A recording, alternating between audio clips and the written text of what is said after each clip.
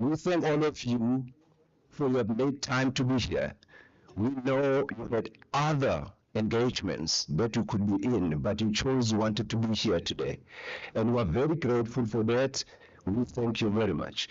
We have got a jam-packed program here with an impressive lineup of our speakers who are really eager. They are itching to impart knowledge to us. And we are going to give them that, all of them. So we will ask all our speakers to please observe our time. We will not be giving people more than 20 minutes. Others will be given 10 minutes. Don't ask me who will be given 20 and who will be given 10 minutes. It will depend. I'm sorry. Some people are more equal than others. You know that. Right. So I'm now tempted to welcome all of you here, but no, I can't do that because that's not my place. There's somebody whom I respect very much who is tasked to do that and give us our universal welcome. Professor Makwe, she is the Executive Dean of the College of Education at the University of South Africa. Professor, over to you. As she's coming, just put your hands together for her. Thank you.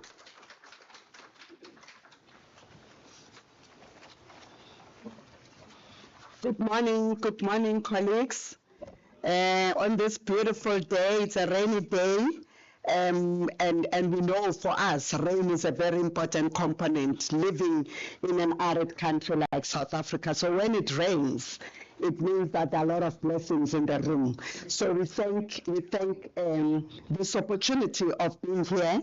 On behalf of the Vice Chancellor of the University of South Africa, Professor Puleng Lenkabula, I would like to say you're most welcome, and we are really appreciative of your presence here.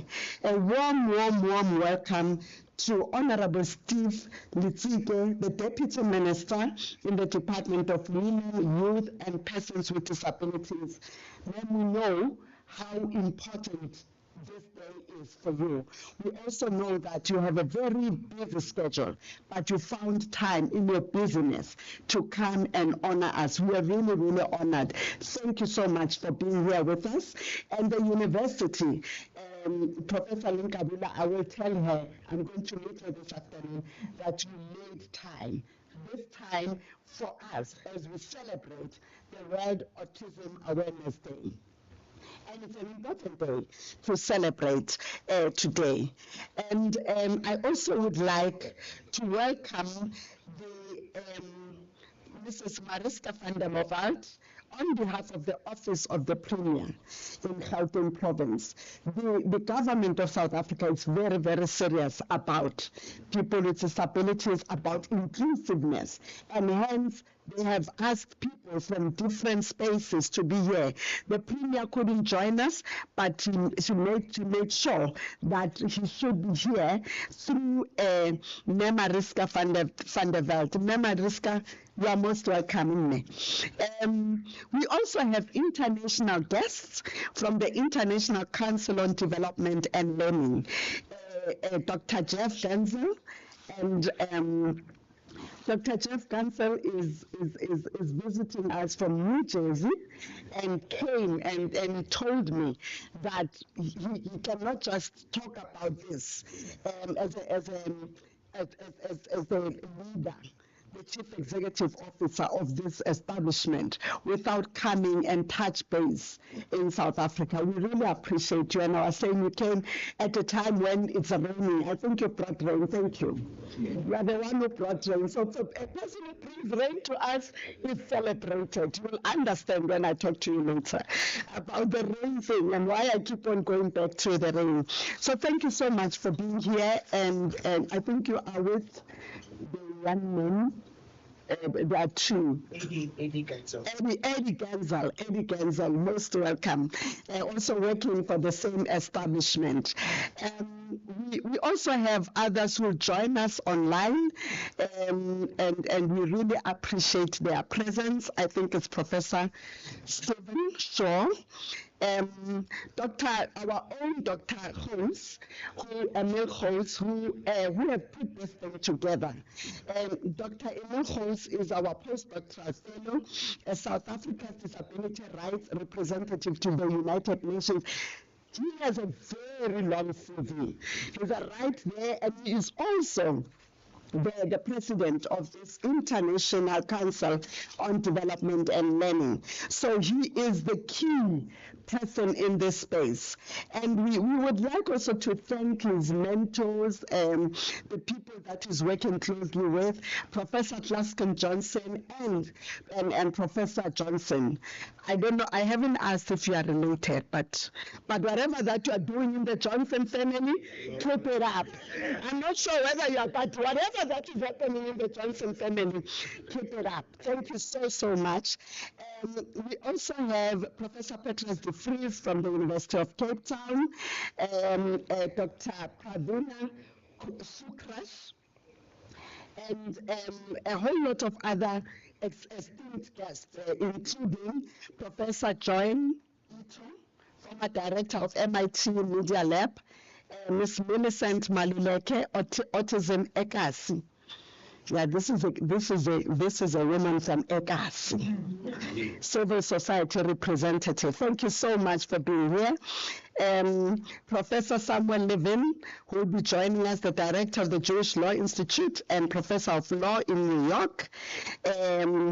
Luke Lambert of Child Protection and Development, Zekwande Matenjwa, a non-speaking autism self-advocate and director of Zekwande. I think she was with us in the holding room. You are most welcome. Colleagues, you are all of you, each one of you, are special and you are warm welcome. When I was invited to this, I always look at the theme, but I also look at the color.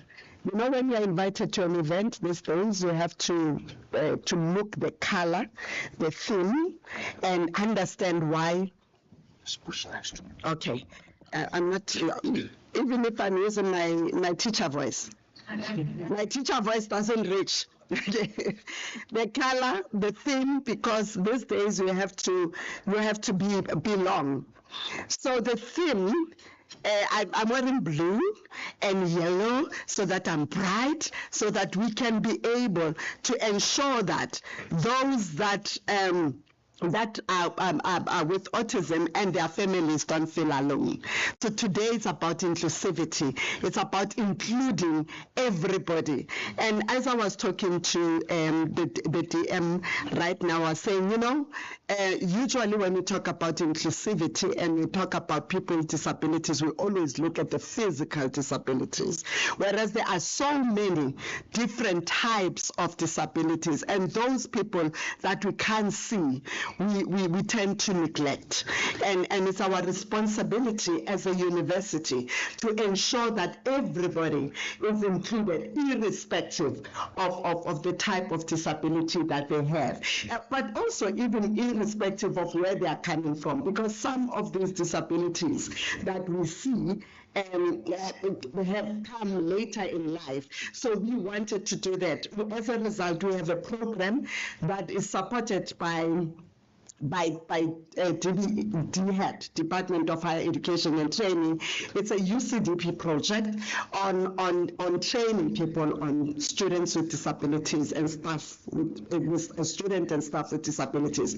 And Professor Mahlo, who is here, also is working on that project, where she's running workshops across the university, across regions, because UNISA has a spread of places where they are at. So they go to regions to run these workshops to ensure that people understand how to deal with people with disabilities. Not only that, but to identify them. So we need to have a program in the Department of Inclusive Education, because we train teachers. We train most of the teachers in this country. 50% of the teachers in this country are trained by us. So they need to know right at the beginning how to identify, how to provide a particular type of support to students. Because if they don't have that understanding, they will not be able to support our students, and learners will give up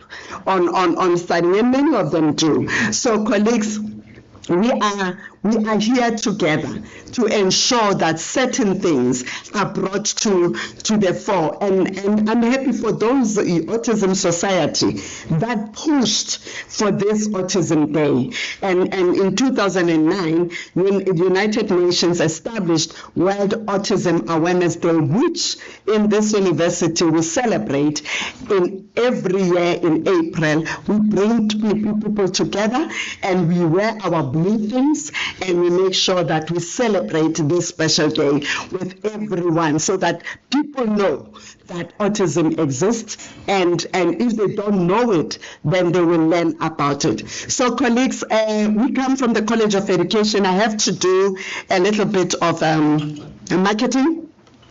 In the College of Education, we welcome everyone. As I said, it's a big college with close to 90,000 students, and every one of you in this room have either met a teacher who taught you, or you have been in this university, or you have an aunt, a sister, an uncle, whoever, but someone from this university has touched your life one way or the other. So we come from that big college. In that college, we have departments, we have schools, we have schools, two schools, a School of Educational Studies that is run by Professor Tabani, and the School of Teacher Education.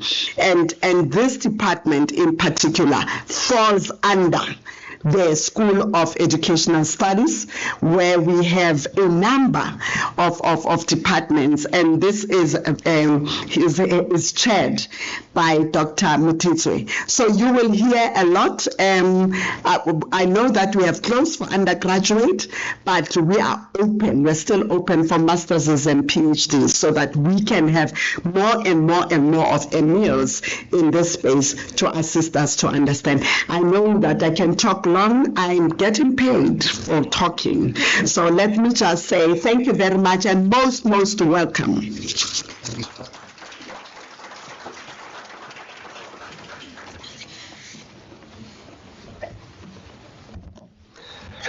Thank you very much to the Executive Dean. The round of applause, yes. I've been told that unfortunately she's got to leave us very soon. She has got another commitment elsewhere, but she made it a point that she puts it first. That is why she's here. Thank you very much. Thank you. We appreciate that. Ladies and gentlemen, let me say again, the language interpreter here is Sophie Mahabatso. Yeah. No, not the other one. No.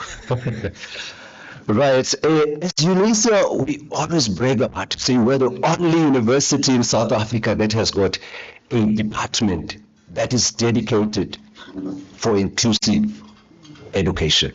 We are the only one in South Africa, and probably in the whole world. Others do whatever they do in the name of inclusivity. We are very practical. We establish a department of inclusive education, and right now, I'm going to give the chair of that department an opportunity to come on stage and tell us what is the purpose of today's gathering. Dr. Mutitswe, over to you.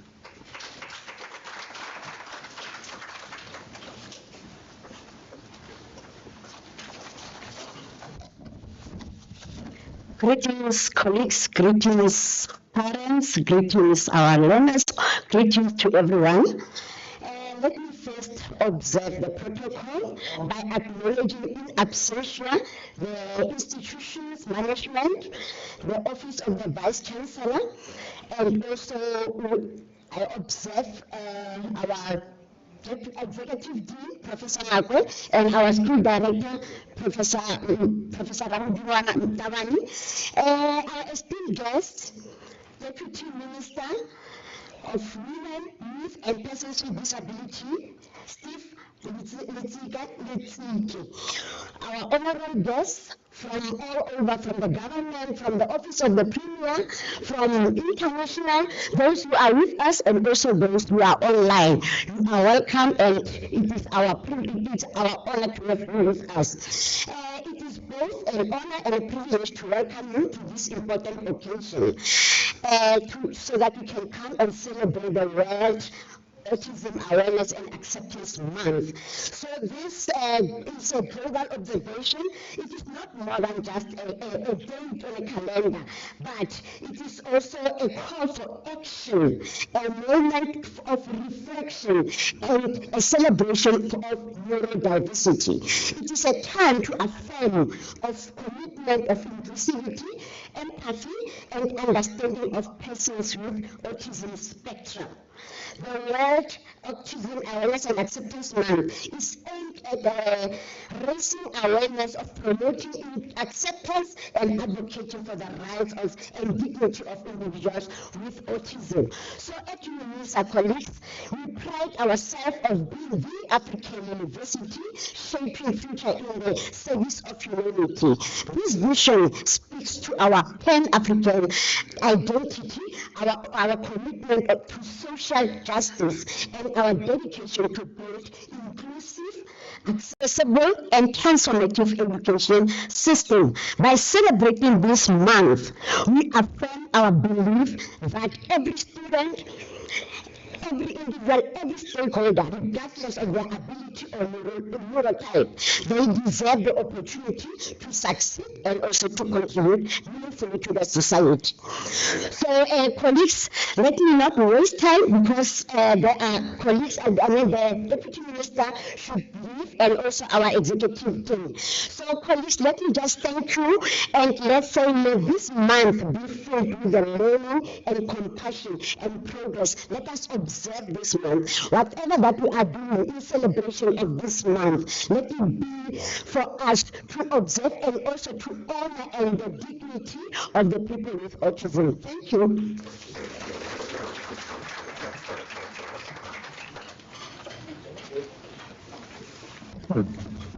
Thanks, Dr. Mutise, for keeping the time. First, Ramodu and Tabane is the school director for the School of Educational Studies in the College of Education at the University of South Africa. Prof, I just want to call you upon now so that you introduce our guests. The next two guests will be introduced by you. I am telling you, it's an instruction, Prof.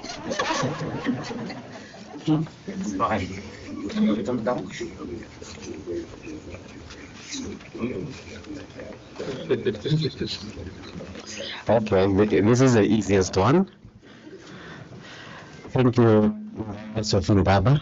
Sorry, generations. Sorry.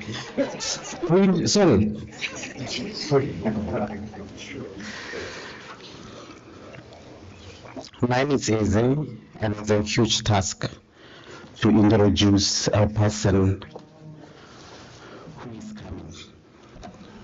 Our Honorable esteemed Letsike, our Deputy Minister in the Department of Women, Youth, and Persons with Disabilities.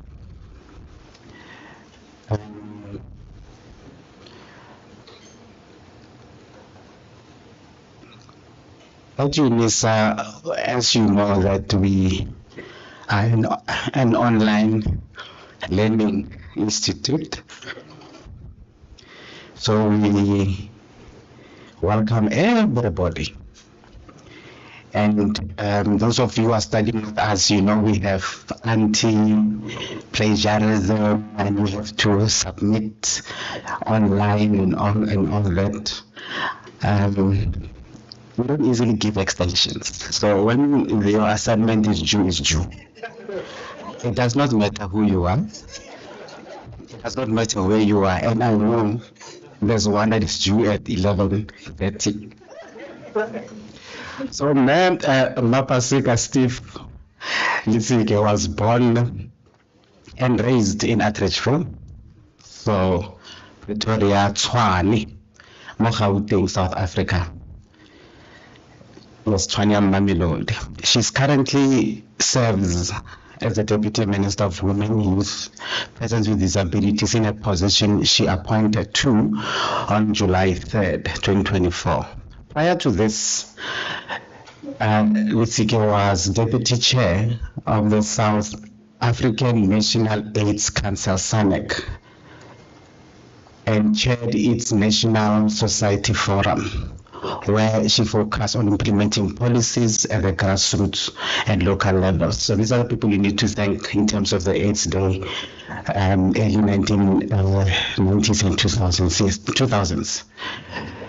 For several years, Litsike worked alongside Cyril Ramaphosa, who is the president, who later became the president of South Africa. Yes. Through her efforts with SANEC, she devoted for increased psychosocial support alongside antiretroviral programs for individuals diagnosed with HIV. Furthermore, she has held various significant roles, including serving as a member of the African National Congress, National Executive Committee, and as a member of Parliament. She has also been a prominent and vocal member of the LGBTIQ plus community, with a notable history of activism in this field. I thought you looked familiar, like, I saw you on TV. In her previous roles, she served as a chairperson of the Commonwealth Equity Network, co-chair of SANEC, and was part of the National Task Team addressing the LGBTIQ plus hate crimes. Litsike founded Access Chapter 2. Work, a non-governmental organization dedicated to raising awareness of the intersectional issues that impact South Africa's marginalized communities, including Black individuals, women, children, and the LGBTIQ plus community.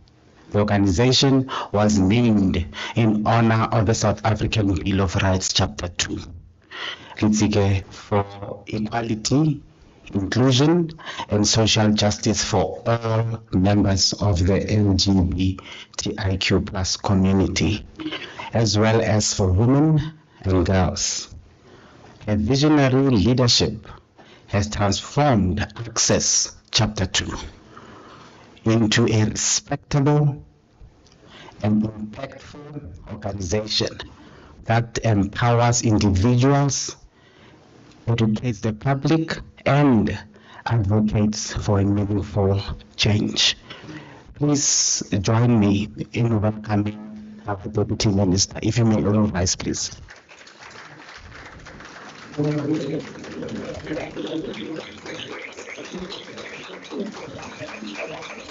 Very kind of you. Thank you so much, Prof. Daban, for the warm introduction. Let me also thank the program director, Dr. Mbelu, really for steering this program very well. I hope you last the whole day.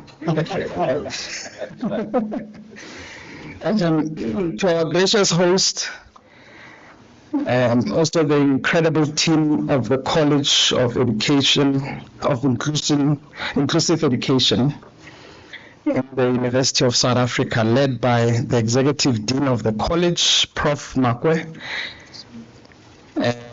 And let me really appreciate your entire team. But in that team, allow me to single out Dr. Hose, who I've met last year upon my return from Samoa. He was introduced to me when I was in Samoa, because he served in the Commonwealth platform. He still does now, but I served in another institution of Commonwealth Equality Network. So I really want to single him out because of his dedication internationally, but also domestically so much. So thank you so much, Dr. Hos, and thanks, Prof. Mpung. Let me also appreciate Dr. Gonzel coming from International Council of Development and Learning. Welcome to South Africa, you and also your team that is here.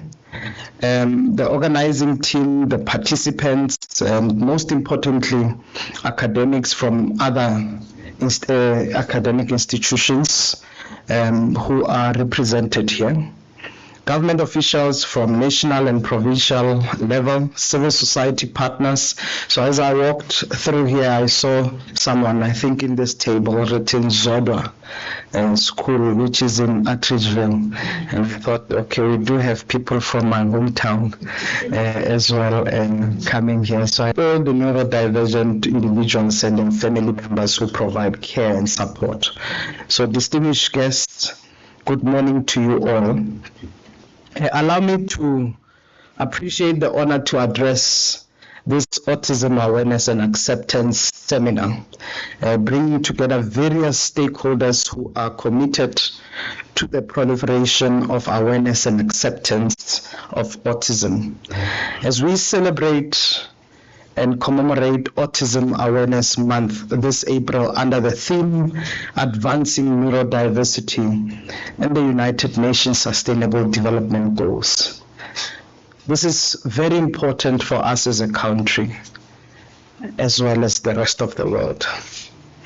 I feel jealous for you all because you'll be spending the whole day. I went through the agenda, I saw the speakers outlined, and I thought, oh my God, I'm not going to be here the whole day listening. But I said to one of the team members, please, I do need a report. And they said to me, there's a recording. You will even get the recording of this seminar. So I want to really thank you for that because I want to hear everything that is being said in this seminar. So the college, this is really important seminar for all of us to take lessons from, as the chairperson has articulated. We need to take the message out and see what are some of the best practice that we can replicate or upscale everywhere else. But let me mention that since the United Nations General Assembly designated 2nd April as World Autism Awareness Day in 2007, autism awareness and acceptance advocates worldwide have expanded their reach tirelessly to promote the full realization of human rights and fundamental freedoms for neurodivergent individuals, ensuring their equal and meaningful participation in society and all areas of human endeavor. Over the years, significant progress have been made, driven in large part by autism or autistic advocates who have worked tirelessly to bring the life experience of autistic individuals to the forefront of global discussion. Any kind of change is driven by people affected. And we have to really understand that. Once you are affected, you know and you have lived realities, and that brings about change. And it's quite important that we honor the individuals who continue to advocate in the space. In 2007, the General Assembly Resolution 62 of 139 highlighted the need to raise public awareness and acceptance of autism and affirmed that ensuring and promoting the full realization of all human rights and fundamental freedom for all persons with disabilities is critical to achieving internationally agreed development goals, including the United Nations Sustainable Development Goals, the UN Convention on the Rights of Persons with Disabilities, in the Pact for the Future, thus underpinning other progressive multilateral policy instruments to advocate for the full recognition and assimilation of neurodivergent individuals by all of society. So as the African community, these multilateral instruments have translated into our own prescripts, such as the Agenda 2063, the Africa we want, and the African Charter on Human and People's Rights, and the African Disability Protocol, amongst others, addressing the unique African context and promoting the rights of persons with disabilities. We are now more than 17 years into the adoption of the UN resolution, and the global movement have expanded beyond awareness to actively promoting acceptance, appreciation, and inclusion, recognizing the contributions autistic people make to their communities and the world at large. So today we gather here not only to observe Autism Awareness Month, but to renew, bolster, and act on our collective commitment to a more inclusive and compassionate world where every individual, regardless of their neurodiversity, has the opportunity to thrive. Autism spectrum disorder affects millions of people around the world. I must emphasize, and remind all of us that autism is not a tragedy. Ignorance and exclusion are. Here in South Africa, countless of children, youth, and adults live with autism, each with unique strength, challenges, and varied stories to tell. So it is our duty, not only as government, but as all of society, to ensure that all these stories, the good, the bad, are heard, understood, and supported. And most importantly, accepted as part of our narrative that we are proliferate, and when necessary, we must put in the work to ensure neurodivergent individuals fully take part in the human experience as equals. Again, I want to emphasize, autism is not a disease. It is a different way of experiencing the world. With understanding, support, and inclusion, autistic people can live full, independent, and meaningful lives. We've seen it amongst us, and I've experienced it also through many of the people I've come across, Kim supporting Dr. Ho's. We do have in our department a number of individuals, including parents, by the way. So it's quite important that we realize these meaningful lives that individuals must live. So we must, program director, acknowledge that for this to happen, awareness is not enough. We must move beyond awareness into acceptance and meaningful inclusion. You know, to some extent, Prof. Makwe, because I've been involved in the human rights world for many years, to some extent, the word even acceptance I have a problem with. Because who should accept us? Who defines acceptance? Because that means you have to undergo a process to be accepted.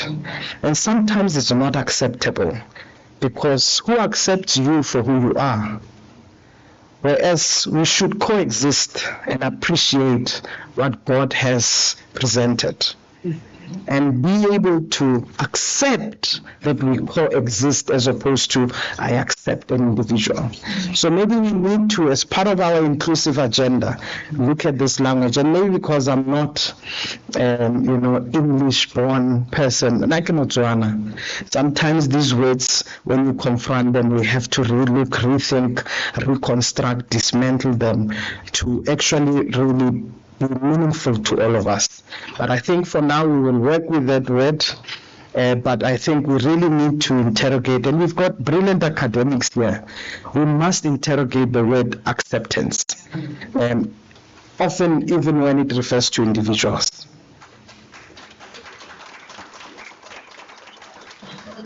And this also brings me to a point around how we must challenge the stigma that still persists in our communities. As neurodivergent individuals are not meant to be hidden away, as a shameful part of our society that must be shunned. They should be enabled to participate in their areas of human endeavor. There's no room in our society for myth and untruth that isolate families and limit opportunity. The preamble of our Constitution is progressive, and in its enshrines as the founding principle that equality of all South African is that it seeks to improve the quality of life of all citizens and free the potential of each person. This founding principle includes the quality of life of all South Africans, including persons with disability. Amongst the yardstick by which to measure a society's respect for human rights, to evaluate the levels of maturity and the generosity of the spirit, is by looking at the status that the same society accords to those of its members who are most vulnerable, persons with disability, senior citizens, and its children. So we must actually observe the status of the most vulnerable in our society, and that will actually tell us the measure of which we actually ensure or implement our own constitution. So the concept of caring society is strengthened and deepened when we recognize persons with disability enjoy the same rights as members of our society. So our responsibility, even as part of this conversation of inclusivity, we have to underpin this around the quality of life of individuals, those who are neurodivergent, but also of their caregivers. So sometimes we don't speak so much about caregivers and the burden of care or unpaid labor that goes with it. And I think we have to also interrogate that. Program Director, our gathering must not just raise awareness, we must also look at how we celebrate the brilliance we have come to observe in these contributions of neurodivergent individuals. I think the college itself must serve as best practice, because inclusion is not just in words, it's practical. It's looking at how you shape your agenda, how you influence the education sector, but how you also bring about knowledge to the country. Because it's through academics, it's through colleges or institutions of learning where we get to understand and have knowledge, but also how we can influence our policies, because it's evidence-based for that matter. So I'm just really highlighting this, that we must look at how we can consistently celebrate the brilliance of institutions and individuals in it.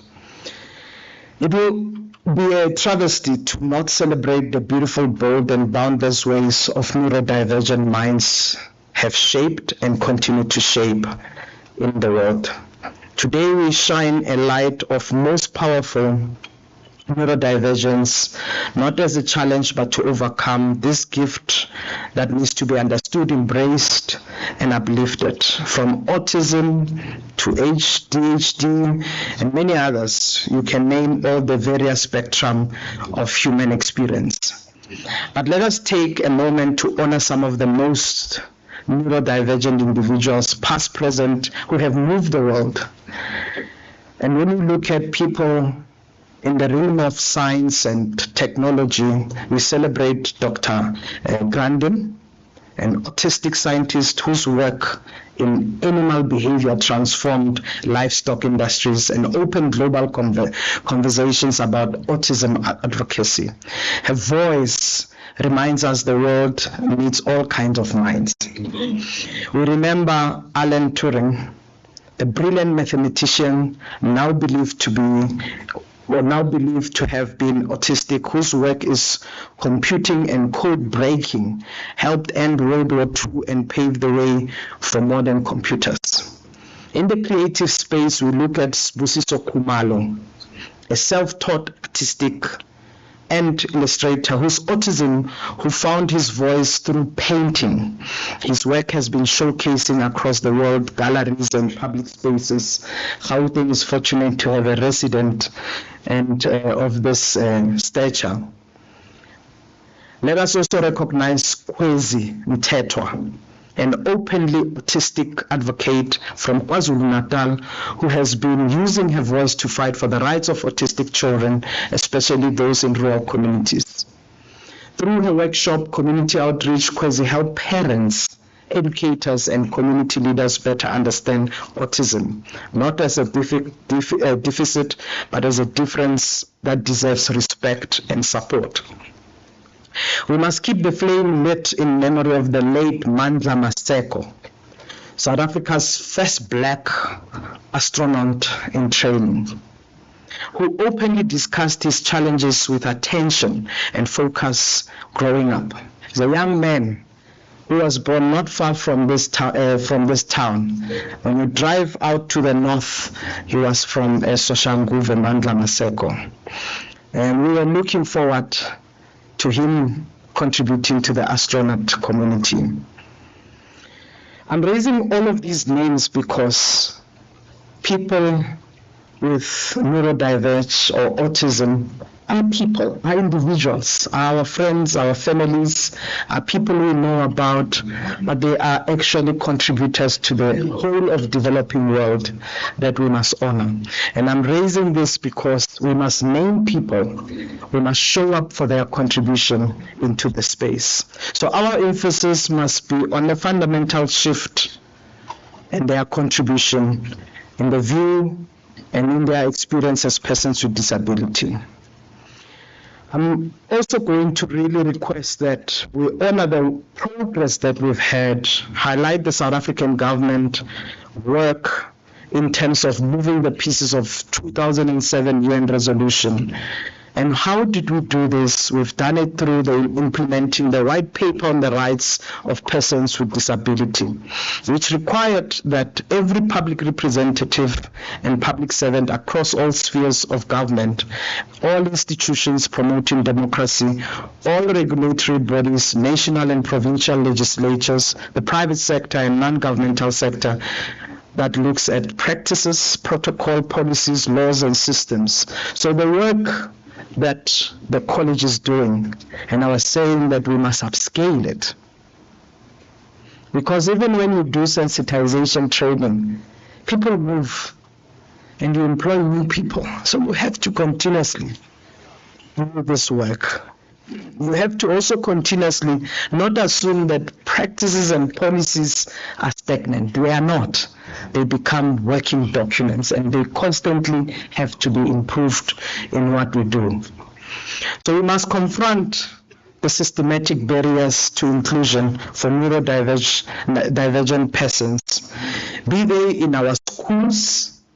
We know the challenges of many young children who are not necessarily accessing the right kind of support at school level. Be they in workplaces. Workplaces must not just tick a box to say we have a person with disability. The environment matters, the policies matter, the kind of care and support matters for persons with disability. Our health system must not just be about commodity exchanges or assistive devices and so forth. The health system must look at prevention, care, and support, ultimately. But all of these must really get towards autistic individuals to access a thoroughly competent support they need, so that they too can participate meaningfully in society. So I'm raising all of these things that our white paper has looked at around the screening and diagnosis, which is quite key, but it must not happen in urban areas alone. It must go to rural communities. It must go to townships, peri-urban communities, because that's where all of us live. We mustn't be forced to go and seek help elsewhere where it's concentrated everyone in different geographical spectrum must receive equal access to services. Educators and health professionals is what we have also highlighted in our white paper policies. Inclusive education, and I must emphasize this, not because I'm buying the face of Prof. Makwe. I'm not. It's in the white paper, Prof. We must ensure that this becomes a norm. The white paper stipulates that, not an exception reserved for few. It's a norm. Even norm, I don't use in my vocab. I really run away from specific words that are problematic for me. Because if we use normal, we must suggest something is abnormal. But also what our white paper includes is a focus on families and caregivers, that we must not leave them behind. They too navigate this journey, and they mustn't navigate it alone. So supporting it all throughout is quite key. So as government, we believe in partnership with persons with disability, as evidenced by us standing by this motive, nothing about us without us. Therefore, the furtherance of our joint objective in policy formulation are the product of this essential intensive work that we must be part of. This process of consultation with relevant information and organizations come together through various platforms. We do have our quarterly disability forum, but we also have what His Excellency President Ramaphosa champions, which is the Presidential Working Group on Disability. So our responsibility does go at the highest office of the President, for that matter. In our 30-year review report, we reflected the steady progress in realizing the rights of persons with disability as an attempt to improve their quality of life and the status in society. Our report has highlighted the progress of our work in our country, but the decisiveness in breaking these boundaries that has left people behind. We have challenges as a country, we admit to those challenges, but this 7th administration, like we have been building in the previous ones, is remaining committed to continuing the work. I did highlight it to Dr. Ho's, and when we met, he outlined the many challenges. And I said to him, I understand these many challenges, but I'm here today, and I don't want to contribute to the many challenges. I want to contribute to solutions and making things work. So if things did not work in the past, that's not what we want to carry forward. We want to move together to resolve this. But to assume that I have all the solutions, I don't sit with those solutions. Solutions are in this room. Because it is through this partnership, it's through working together, it's through holding each other accountable, it's through also holding each other's hand. As South Africans, we can be very harsh, assuming that people have got answers. Sometimes it's about holding somebody's hand and saying, with your capacity, let's do this right thing this way. And that's what we need to be doing, and that's the spirit of unifying each other and inclusivity.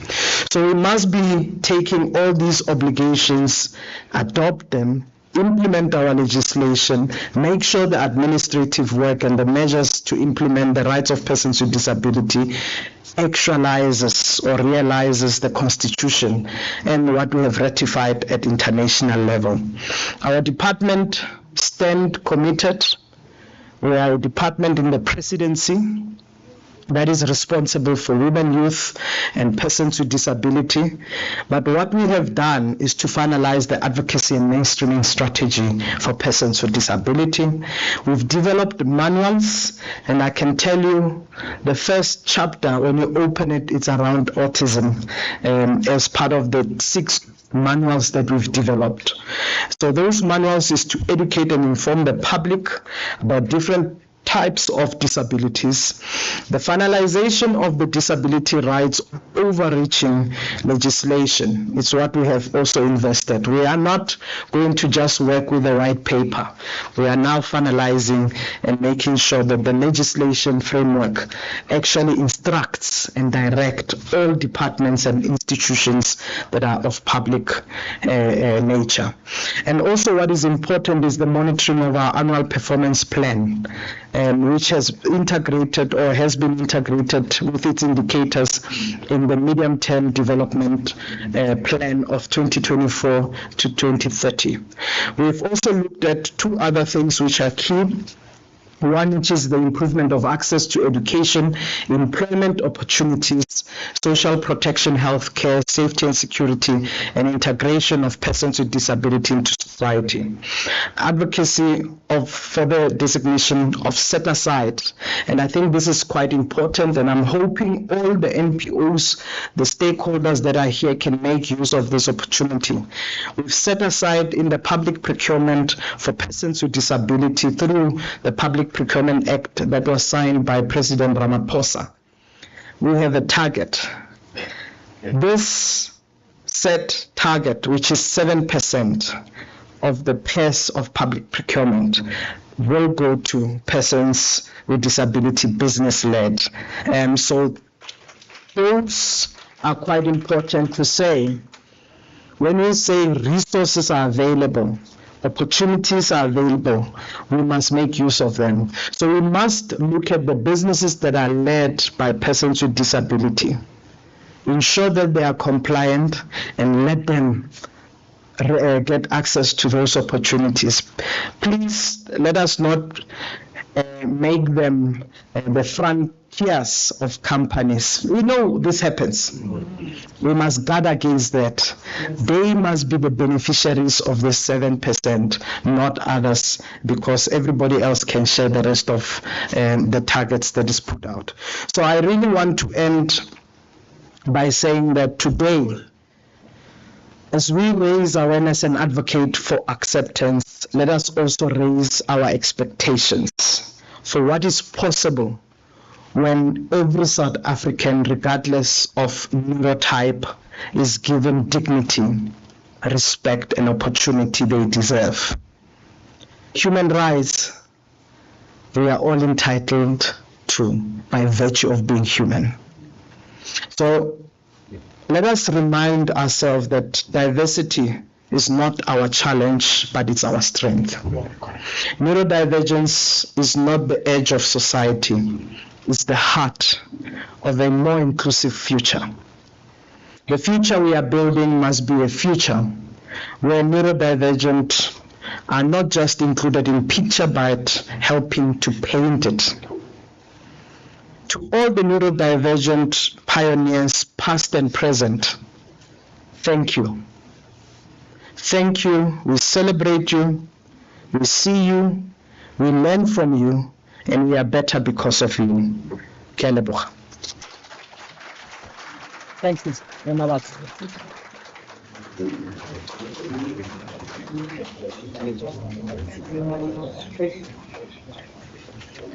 Thank you, Dean. Dr. Mtitsu. It's just children to come in. we are told that Dr. Mbelu, that they are children who are coming to have give us an item. If they can come in, they will work through. Thank you. We want all the family, the college of education.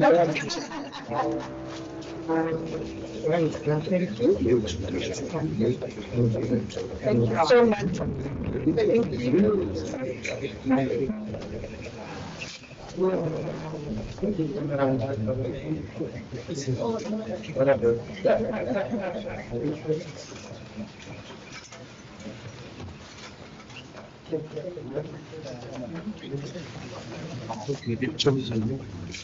Yes, of course.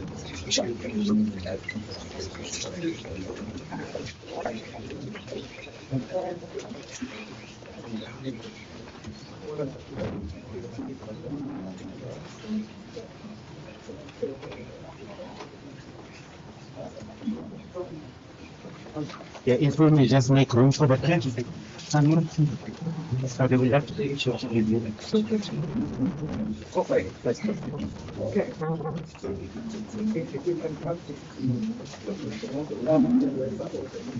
Okay. Excellent. Come please.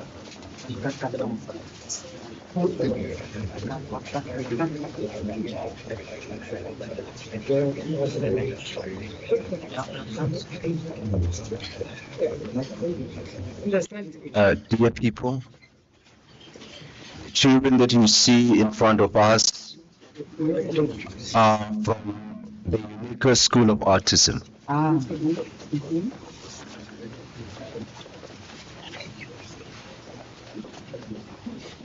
They've got an item for us.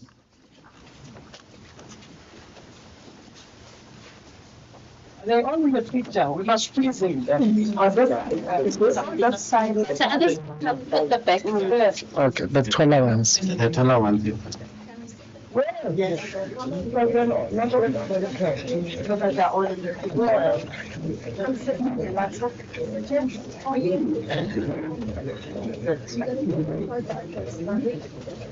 You're going to sing it. Yeah, should be.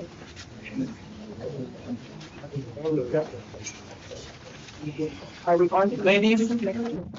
Ready? Yes. Yeah.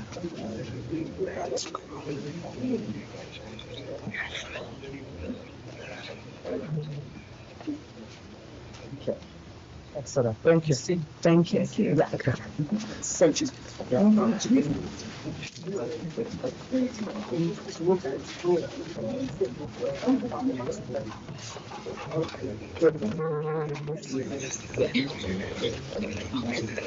Okay, now we are going to listen to the beautiful voices from the Unique School of Autism.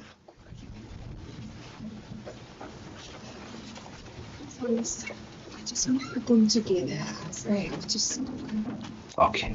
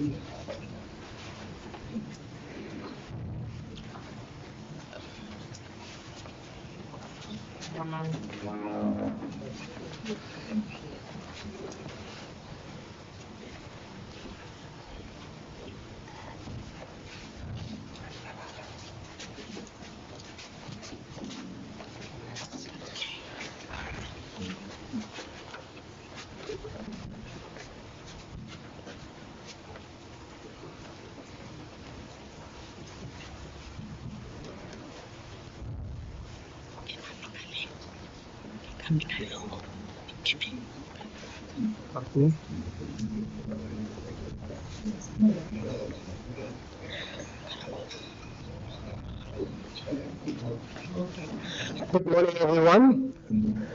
This is Unique School. We hope that you enjoyed today's performance. Can you give them a round of applause?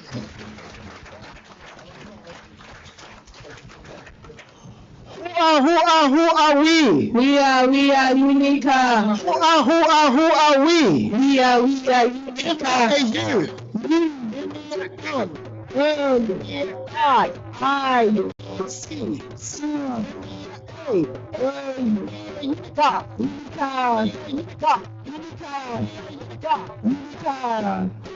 are we? We are unique. Who are we? We are unique. Who are we? We are unique. Who are we? We are unique. I see. Hey, Eureka!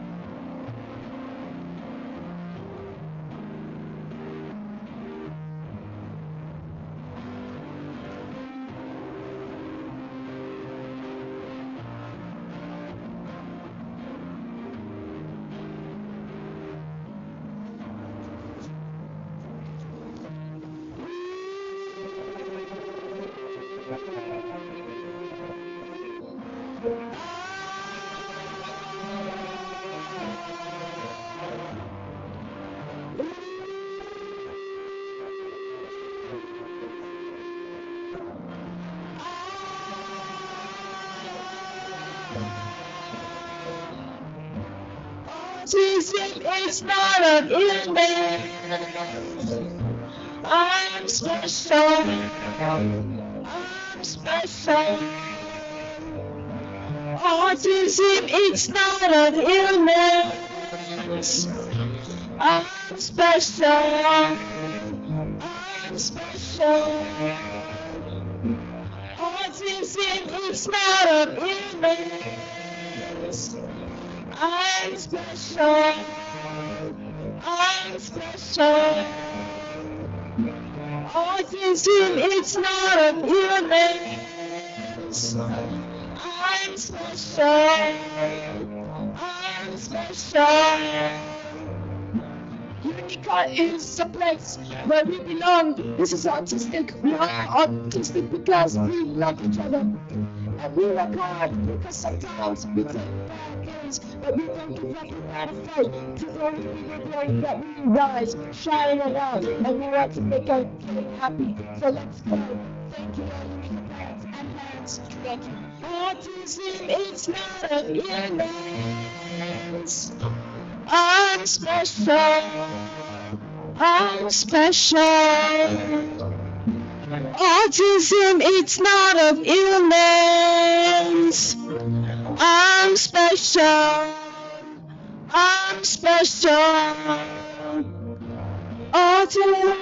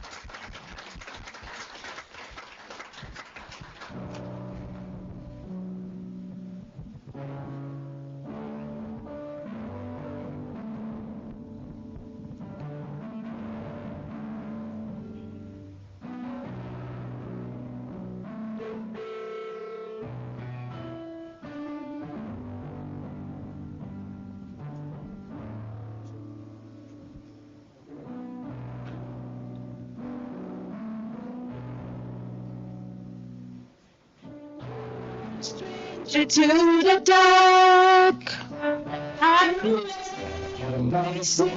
cause we don't want your broken hearts. I want to be a shield of my stars.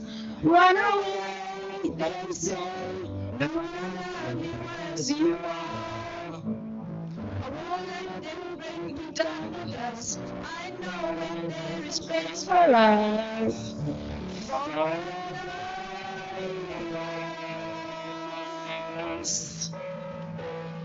When the storm is up, when I got me down,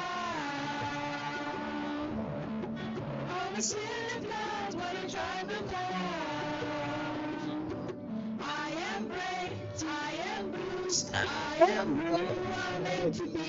It sees me, look at those here I come. And the mountain wants to be a dry. I'm not scared to be seen. I am not apologies. He sees me.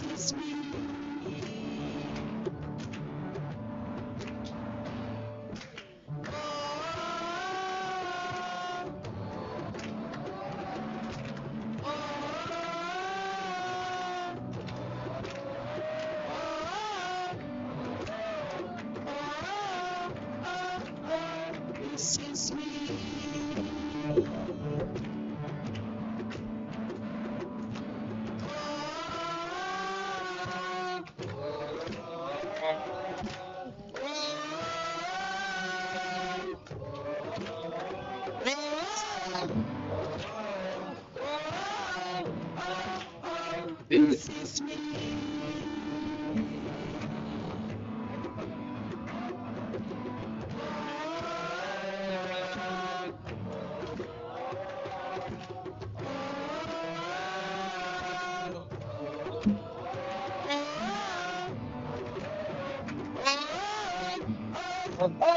This is me.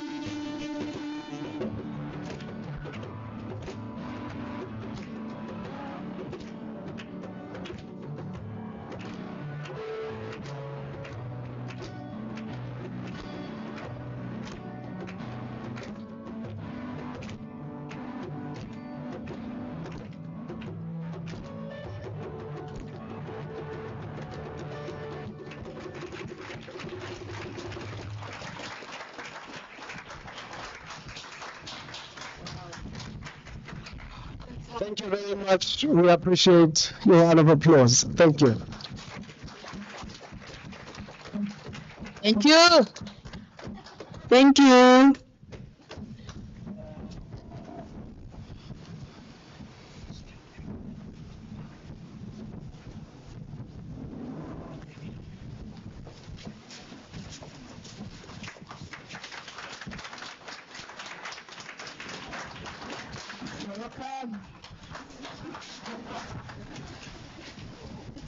Wow. Wow.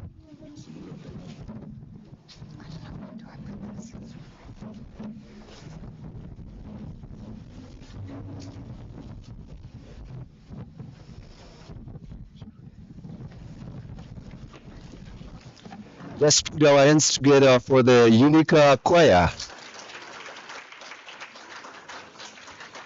Yeah, this was brilliant.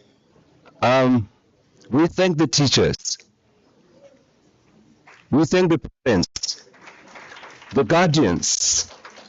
This is a collective work of so many people. That is how education should be. Not only one sector of the community, but a group of people coming together so that we see a product like this. Thank you very much. Where is the minister? Is she gone? Oh, I just wanted to ask for these teachers to get a raise. What they've done. Unfortunately, she's gone. As statistics, we've got non-speakers in the audience, and the clapping is just too much. Can we just all just clap like this, please? Okay, great. All right, sure. I'm sorry. We are reminded of something. The clapping is too much. Can I just use exactly? Another thing, for those of you who will need a program that is interpreted or is in braille or in large font, at the entrance there on the right-hand side of this hall, there is a program that is printed in braille and in large font. Prof. Tabani, please continue and finish your work. Thank you.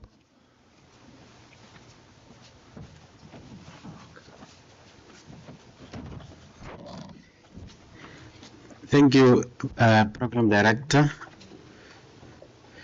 My next task is to introduce our next speaker, Mama Riska van der Vaart, who holds a master's degree in social work, which she passed in cum laude in 2005.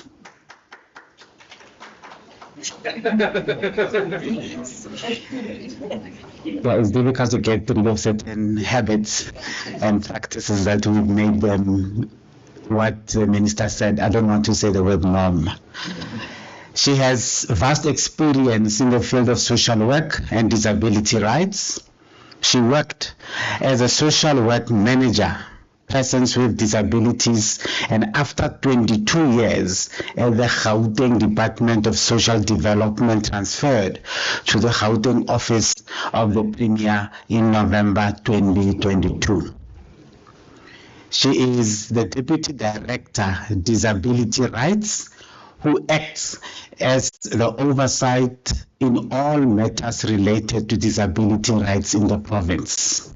The province is here, people. Her experience and knowledge base has been broadened by the continued attendance, relevance, workshop, trainings, national conferences, and summits. She has further developed various training programs and policies in her career, which has been presented at relevant platforms. She represented South Africa at the Independent Living and Mainstreaming of Persons with Disabilities program, as hosted by Japan International Cooperation Agency, the JICA, DPI, and Human Care Association in 2016 for 4 weeks in Japan, Thailand, and also in 2020 by attending the Mashav Israel course to support people with disabilities in times of crisis. Ladies and gentlemen, let's wave. Put your hands together, wave, for Mariska van der Walt from the Office of the Premier.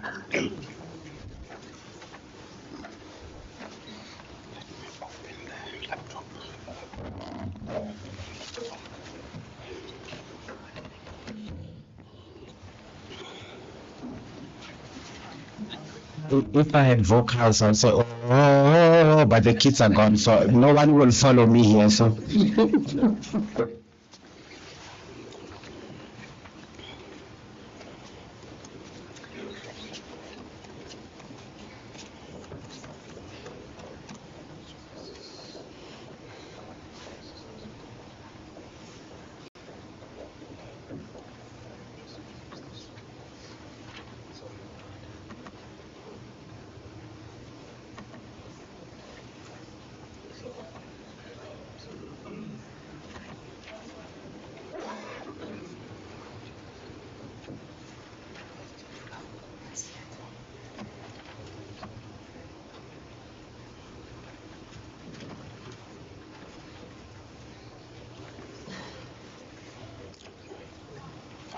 Thanks. I'll use the arrows. Thank you. Good morning, everybody. Thank you very much for the honor of standing here. It is indeed intimidating to speak after the Deputy Minister, so thank you, Program Directors, for bringing the choir. I'm extremely relieved. Then also, all protocol observed, we are in the midst of greatness here at UNISA. I'm just checking that my presentation, I was hoping my presentation would be on and that I don't have to see myself there at the back. Can we just have the presentation, please? Is that fine? There it goes. So, I want to say firstly that you will see that I deliberately used puzzle pieces as part of things in my presentation. Now, I am very well aware about the movement saying that this is not the symbol for autism and that we are not puzzling and all of that, but that it indeed stands for putting things together in a perfect sequence of ways, and that if we try that we will achieve it. So I was hoping to bring a bit of a diverse look at that, because even then linking to what the Deputy Minister has been saying, that each piece comes up when it is needed, and sometimes it also needs to be moved around. So we are not here as Gauteng province to say that we've gotten it right, but we are saying that we are doing a concerted effort and that all of us needs to be part of the solution. So each one of us makes up these different puzzle pieces, and that we indeed need to move together. Program Director, you said that some people get more or less time. I'm not sure in which category I fall, but I will move as quick as possible, and also some of the slides I am known to be long-winded, but the information will be shared with you, and I hope that it is then a document document that you can indeed use. So we are well aware that persons with disabilities experience three main types of interrelated barriers. The one is social, high cost, lack of disability awareness and communication difficulties, psychosocial, as well as structural. And that is not just the environment, but also operations and information. So we would like to say that a lot of progress has been made, but we still need a lot of work to be done with related to poverty, unemployment, physical and attitudinal barriers, lack of access, inclusive education, and economic empowerment. So progress has indeed not been equal with regard to where people live, whether they are male or female, whether they belong to the LGBTIQA. Hey, Benny, I thought you were going to tell my boss how well I'm doing now. Benny is leaving. Sorry, it's just a joke. He is from the Department of Women, Youth and Persons with Disabilities, so I'm accountable to him. So whether we are part of homeless or migrants, our social economic status, type and severity of disability, and then indeed with this gathering looking at invisible disabilities.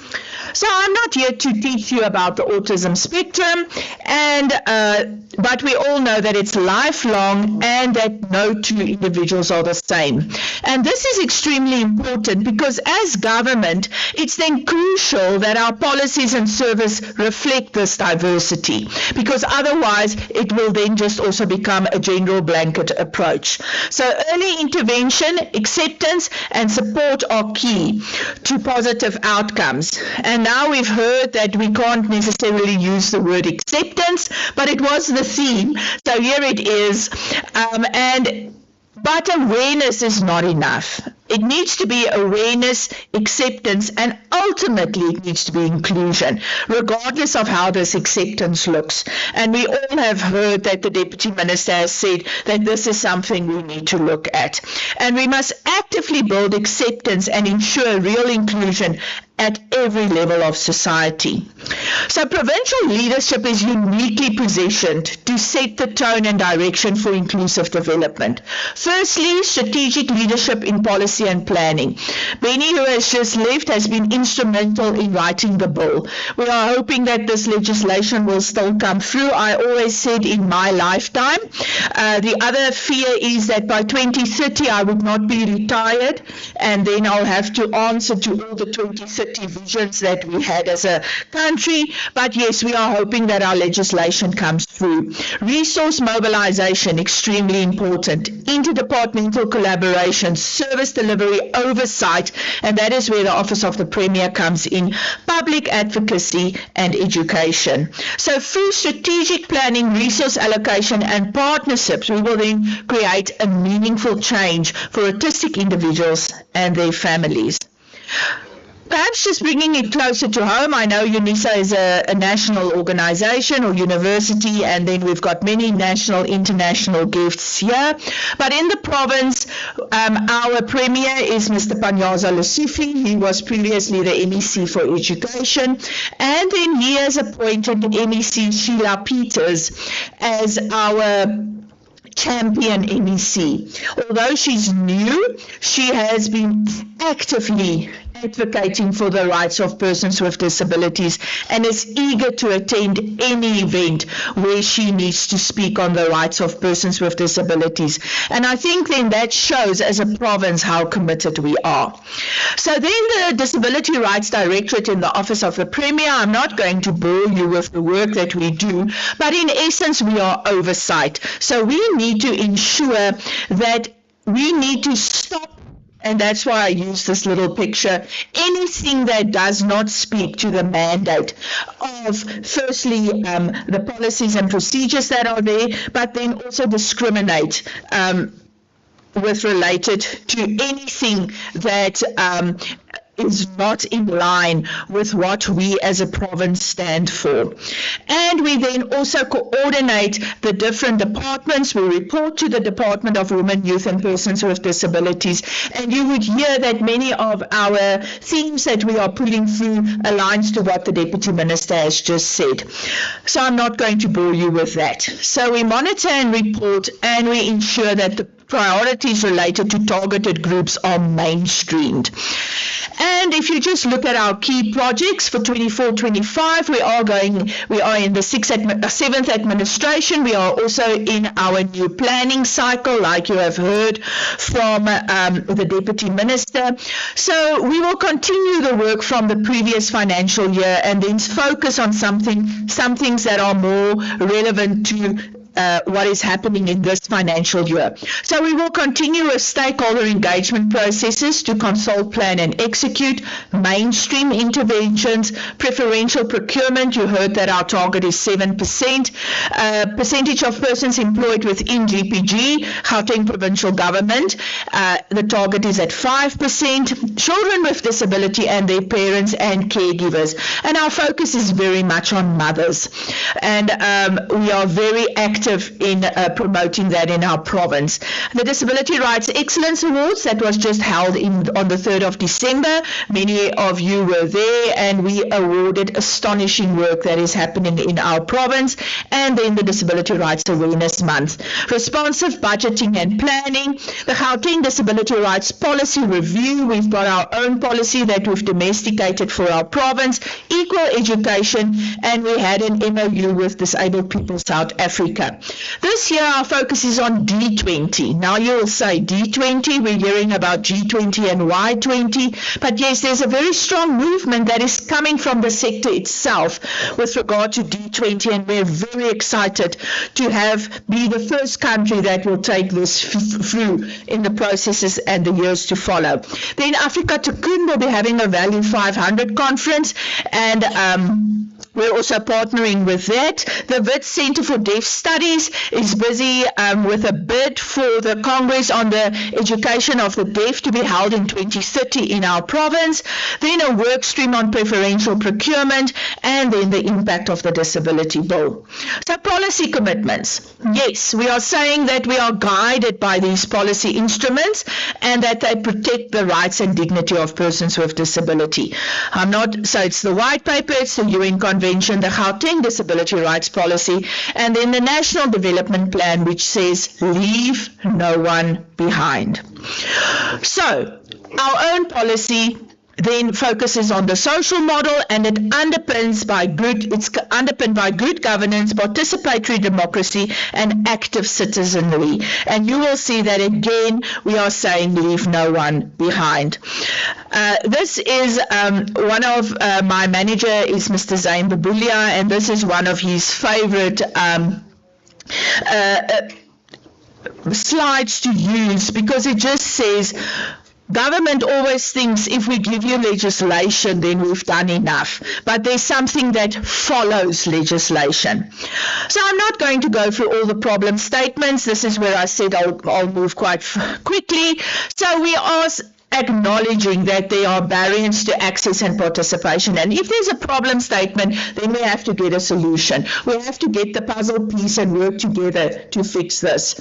Lack of protection to the rights of people of compounded marginalization. Insufficient support for sustainable integrated community life, lack of promotion and empowerment of persons with disability, insufficient education of economic vulnerability and release of human capital, lack of support to strengthen the representative voice of persons with disabilities, and that's also why neurodivergence was celebrated by the DM in her speech. Delay in building a disability equitable state machinery, insufficient promotion of regional and international cooperation, and insufficient monitoring and evaluation. I'm not going to focus on the key principles too much, but it's looking at individual autonomy. And I think, again, if we look at the neurodivergent society, it is so important to acknowledge individual autonomy. Non-discrimination, full and effective participation, respect for the differences, equalization of opportunities, accessibility, equality between men and women, respect for the evolving capacity of children with disabilities. And are we indeed doing enough for children with disabilities, because they will become our leaders in the future? Then just for those of you who don't know, Gauteng province has 15 departments. We have a new department which MEC Sheila is our MEC for. It's the Department of Environment. But what I think is important is that you understand, although there are 15 departments in the province, that the social cluster is the departments that are actually focusing on the work that we are here for. The rest is very much internal. So it's social development, community safety, education, health, human settlements, and Department of Sports, Arts, Culture and Recreation. But no single department can address the complexity of autism support. We must prioritize the integrated service model, and it's always easy to look at health, for screening, diagnosis and therapy pathways, for education, for inclusive classrooms, educator training and school placements. And our current Premier, who was once the MEC for education, has been there's 13 schools for autism that has been established in our province. Social development, then for family support and funding. Interdepartmental collaboration. As the province, we have, or Office of the Premier in our oversight role, we've got 2 forums that meets on a quarterly basis. The one is where all departments need to be accountable to us as the Office of the Premier and the work that they do. And then there's a Gauteng Disability Rights Forum. And I'm actually urging people in this room to contact us to become part of this, because this is where we, on a quarterly basis, give feedback, and we are accountable to the sector for the work that we are doing. So also then looking at how do we do this through the HODs in all the departments, and looking at the theory of change. Community-based actions, we heard the Minister speak about, the Deputy Minister speak about it, and then he got clapped, so I was wondering if I bring it in, if I'll also be acknowledged. But it is very important to look at community-level action, because that is where we see the visible change. So we need to support a range of localized initiatives. You'll also know that our Premier is very focused on the TISH areas, which is townships, informal settlements and hostels. And then public autism awareness campaigns needs to happen in all regions, support for caregiver groups and autism centers, inclusion in ECD and school readiness programs, outreach and mobile services in the underserviced areas. But there are still challenges. So despite the progress, we realize that there is a lack of specialized schools and educators, high cost of private therapies, social stigma and exclusion, insufficient adult support programs, and limited diagnostic services and waiting times. So it's our priority to address these systemic barriers and extend access and support throughout the life course, from not just focusing on children, but also to youth and adults with autism. This is one of my favorite words, disableism. And this slide went wrong. I saw the version that I gave. So I always say, if we leave here and we forget everything that we heard today, we must remember the word disableism, and we must use it in a sentence tonight when we have dinner. Because disableism says negative attitudes, behaviors, practices, and environmental factors which discriminate, and I crossed it out, intentionally or unintentionally. Because if we say it's intentionally, what does that say about us as a society? So I cannot believe that it can be intentional. If we've not done the awareness, by all means, it can be intentional. But once we have done awareness and you have heard, then there's no excuse. So we need to then say negative attitudes, behaviors, practices, and environmental factors which discriminate unintentionally against persons with disability and create barriers to their equal participation in mainstream society. So we need to focus on future strategies. So as the province, we are committed to inclusive education, and the expansion of autism-specific training, job readiness and skills training for autistic youth, public education and to combat the stigma, research and data-driven planning, early screening and intervention pathways. And inclusion must just not end at childhood. It should be lifelong, especially in the transitioning to adulthood. So the call for action is, it's not just a government project, it's a societal mission.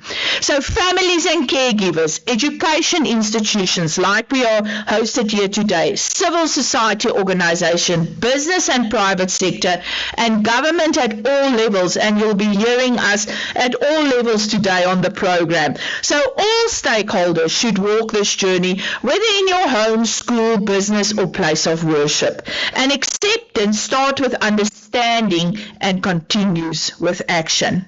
This is probably my second favorite slide. And those of you who know me, I will always speak about disableism, and I'll always speak about the formula. Because disability inclusion is simple. We need to familiarize ourselves and become knowledgeable on disability. We need to look at our attitude. We must examine and adjust our own attitude. We must use disability policies and guidelines to the benefit of persons with disabilities, and we must incorporate mainstreaming approach in all our programs, and then it will become second nature. All activities must include the participation of persons with disabilities. Nothing about us without us. And government stands committed to equality and dignity. Inclusion is not optional. It is a right. We will continue to honor the lived experience of autistic individuals and families, and together let us move from awareness to full inclusion. I thank you.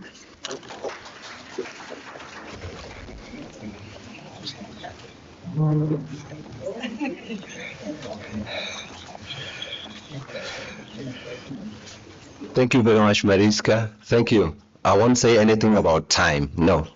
Nothing at all. You know what that means. It's nice to hear that the government realizes that the time for policies and legislation is over. People want action. People with disabilities need action. People with disabilities demand action from the government. Dora, please introduce our next speaker.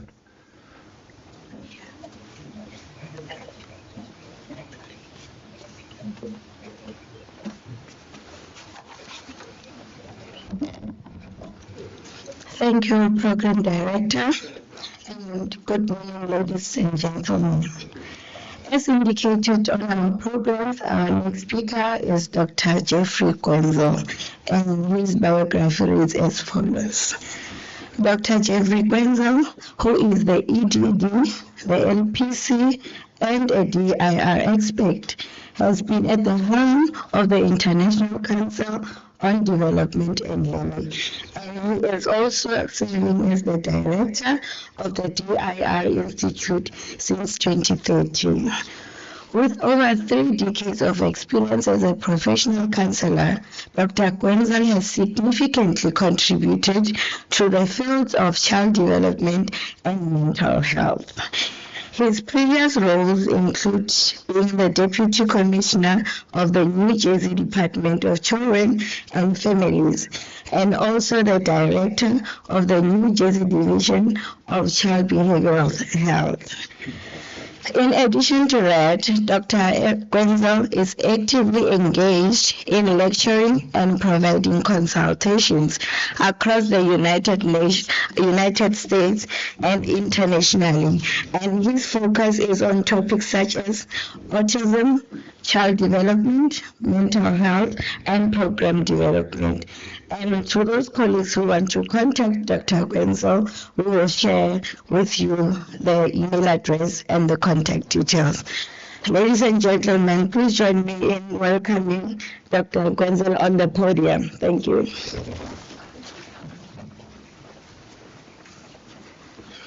Thank you very much. I want to start by thanking the distinguished government officials, including the Deputy Minister and everyone from the university for inviting me here today to speak to all of you. And in a particular thanks to Dr. Emil Ho for ensuring that it all happened. Dr. Ho is the board president of the International Council on Development and Learning and officially my boss. So thank you for having me here. And I'm proud to have an autistic self-advocate and an expert like Dr. Ho as my boss. It is part of what we are doing as an organization to support inclusion and truly having a voice in all the work that we do throughout our organization. I traveled here from the United States, and I feel that it's important for me to be really clear that the International Council on Development and Learning, over the last 35 years, we've been focused on how best to support development and learning, but we've also been clearly focused on inclusion. And that has not changed one bit. We remain focused on inclusion of all people, and for today, talking about autism in particular. The word action just came up in the last segment about what action are we taking. We as an organization, our primary action is to promote a developmental approach to helping all people, but for the sake of today, for autistic people to grow and develop just like everyone else. And the approach that we use is called DIR. It's a developmental, individual difference, and relationship-based approach. When I think about awareness, I hope everyone that is coming to a presentation on autism is aware of DIR and aware of DIR floor time, because it is really the leading developmental approach. There's been many people out there focused on changing the behaviors of autistic people, of thinking about only one domain of a person's life, and that's their behaviors, and trying to change those behaviors and shape those behaviors. And I raised the question that many autistic self-advocates do, is who is that designed to benefit? Is it designed to benefit the autistic person to change those behaviors? Or is the world trying to normalize them so they look more like the rest of the world wants them to look? That is not the goal of therapy. That is not the goal of ICDL or DIR flow time. Our goal is to work with all the domains of a person's life. They're emotional, they're cognitive, they're social, they're spiritual. Every aspect, they're physical, every aspect of their life and how we can help them grow and develop. So the D of DIR is about understanding how human development happens. It is a very robust framework for understanding how human development happens. The I, these individual differences, is understanding how each person is uniquely wired, how their biology, their culture, who they are, how that interconnects with their development. And when we truly understand that connection of how development happens and how a person's individual differences interconnect with that developmental process, we then have a very functional way of understanding the unique neurodiverse development of that particular person. And the word that I would add to acceptance that's been talked about is understanding. When we truly understand someone's individual differences, they can not only feel understood, but truly be understood. And to what Dr. Greenspan, the original developer of DIR, said, is there is no greater feeling than the feeling of being understood. And I encourage all of you to think about how you can truly, not just on the surface, acknowledge people and show some level of appreciation, but really to take the time take the time to truly understand the people around you, and especially in thinking about today, those that are in our community around the world that are autistic. I am very proud of the work we've done at ICDL to try to advocate for developmental ways to approach autistic individuals. And floor time is the therapeutic approach that we use. Floor time is a way to get joy with a respect and appreciation for individuals, to help them in the context of their own authentic selves to grow and develop.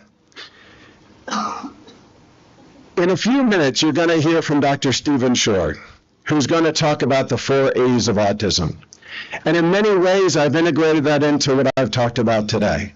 Awareness of DIR and awareness of floor time as a really functional way to put words into action, to support individuals to grow and develop in the context of their own selves. Because one of the things that I say to parents and professionals all the time, we have a responsibility. We're entrusted with a responsibility to help the children in our care to grow and develop. We can do that with fully respecting who they are and still challenging them to grow and develop, and to grow and develop each day. And floor time allows us to do that. And that is part of the appreciation that Dr. Stephen Shore, who you're going to hear from in a moment, talks about. And then we get to the action. What is our action? My action, personally, is to be here with all of you, to travel across the world, to spend a few days here in South Africa, where we have many DLR floor time providers. We actually have providers in 150 different countries around the world. But South Africa is very strong with a number of people that have come and got training in floor time. But my action is to be here today. My action is to promote an approach that I am very confident is extremely helpful and extremely respectful. My question to you is, what is your action? What will you walk away from today, and what will you do better tomorrow? Thank you for having me.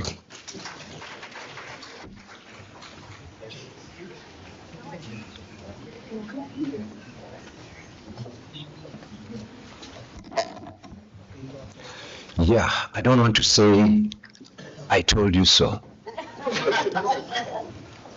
But I'm forced to say it. I told you so at the beginning of this program, that my lineup is rich with information, with knowledge. My lineup is very impressive. Thank you very much. Thank you very much. This is all the way from the United States of America. Listen to that. Here, at the seminar today, that was Dr. Gansel. Thank you very much, Doc. We'll invite you again next year. Please come. Our next presentation will be online. Dora, do your duties diligently.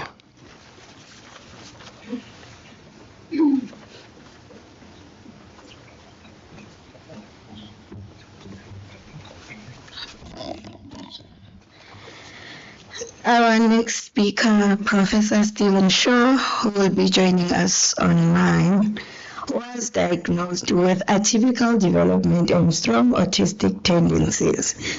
Prof. Shore faced significant challenges early in the life, including being deemed too sick for outpatient treatment, which led him to be institutionalized. Non-verbal until the age of 4, Stephen, with the unwavering support of his parents, the teachers, his wife, and others, has since transformed his journey and is now a full-time professor at Adelphi University and also adjunct faculty member at the NYU Steinhardt School of Culture education, and human development. His work focuses on implementing the best practices to support autistic individuals in leading fulfilling and productive lives. In addition to his role as an educator, specializing in children and discussing life on the autism spectrum, Prof. Stephen has gained international recognition as a consultant and also as an author on lifespan issues related to education, related to relationships, employment, and self-advocacy. His latest publication, titled College for Students with Disabilities, intertwines personal narratives with research to advocate for success in higher education. Prof. Shaw is an active board member of Autism Speaks, the Organization for Autism Research, the Boston Higashi School, and he serves as the President Emeritus of the Association for Autism and Neurodiversity. He is also an advisory board member of the Autism Society and also holds position on the boards of several other autism-related organizations. By integrating his personal experiences with practical insights and academic knowledge, Dr. Prof. Stephen Shaw is dedicated to promoting the notion that fulfilling and productive lives for autistic and neurodivergent individuals should be the norm rather than the exception. Over to Prof. Shaw online. Thank you.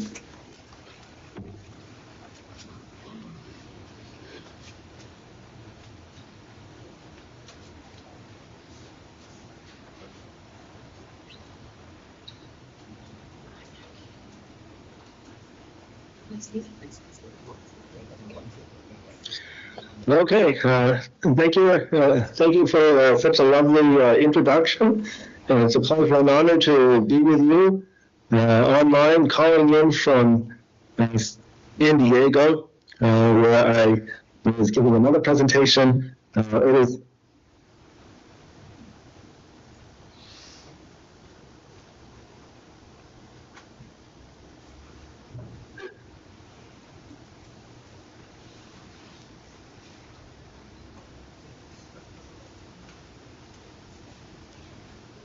and there's a terrible echo. I hope there's a way to get rid of it, so it's easier to talk. Anyways, so we're talking about the 4 A's of autism. And I was here a little bit earlier, and I heard about awareness and acceptance. I'm going to take that to new levels. So we begin with awareness. And awareness is what we've been at for the past at least 30 years. Back when I was diagnosed, back when I was in school, autism was thought to be this rare psychiatric disorder caused by poor parenting, with a prevalence rate of about 1 in 10,000.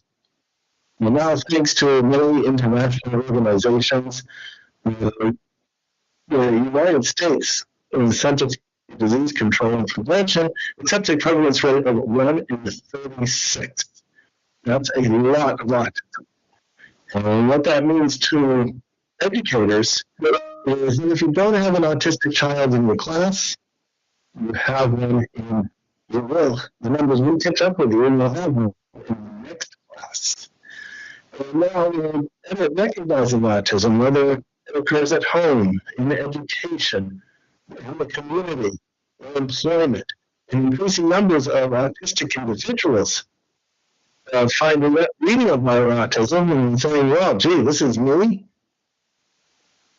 Sort of informal diagnosis, self-diagnosis, and then getting that validated by more frightened leads. And all of this awareness builds a solid foundation for the next step, which is acceptance. And acceptance is when we turn away from trying to cure, eliminate, or make the autistic person more like a non-autistic person. Whereas the best we can get, perhaps, is a poor imitation of a non-autistic person. And turning towards accepting and working with the characteristics. So a school example of that might be between the educator who wants to motivate a child to do something, say do better in math, by restricting access to its favorite activity. Well, let's just say using a computerized flight simulator until they reach their goals in math.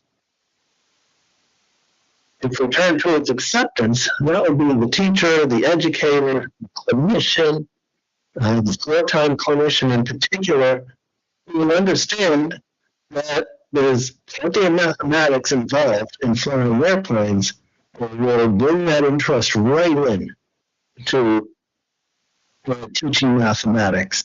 And now mathematics will become intrinsically reinforcing, to use behavioral speak, because it involves an aspect of that individual's highly focused interest, which is a characteristic of autism, is accepted. And eventually the child learns that if they get better at math, that will make them even better at using a flight simulator. Now, taking this to the next level, where we're now in Autism Acceptance Month, which used to be called Autism Awareness Month, we can go to step 3, which is autism appreciation. In autism appreciation, where autistic individuals are valued for who we are and what we contribute to society. We saw this initially with large IT companies that would actively seek autistic individuals as their employees because they know many of us engage in computerized geekery at levels that nobody else can. However, when I hear about, think about, and see all of this autistic computerized geekery, which is wonderful, it's important to note that only a minority of us are computer geeks. And the question is, well, what about everybody else? What about those of us who have skills in the arts and physical fitness or other areas? And also including with everybody else, what about those of us who need more support? Perhaps we need support in communication, managing daily scheduling, social interaction, transportation. And to that end, I know of a fellow in Florida who fits this description and with support in many aspects of his life. He communicates by pointing to pictures on an iPad, and at the same time he has this highly focused interest, again there's the characteristic, of folding laundry perfectly at home. There must be something about the creases that this person loves. Maybe it's the sensation of freshly laundered clothes. Whatever it is, that's enjoyable. We'd be happy to help you too. And in fact, he'd be on the first plane to South Africa to help you with your laundry. However, the thing is that you'd have to pay him to do it because that is his job. His job is folding laundry in a hot laundry mat. He does it all day. He does it with enthusiasm. He does it better than anybody else. And therefore, because he is autistic, because we are aware of, accept, and appreciate his characteristics, he outperforms his typical co-workers. And then we have action. That's the fourth area. Action represents all the efforts that we put into being aware that autism exists, accepting the characteristics and working with them, appreciating autistic individuals for who we are, and that is exactly what we're doing here at this Philly conference. Learning more about autistic individuals, about being with as opposed to working against. So what brings me here to talk about autism to you? Well, at 24 hours of age, my wife says I look like an egg. Then at 18 months, like what happened with about 30% of us autistic individuals, I was struck with the regressive autism bomb, where I lost functional communication, had meltdowns, withdrew from the environment, and in brief, I became a very autistic little kid. There was so little known about autism in those days.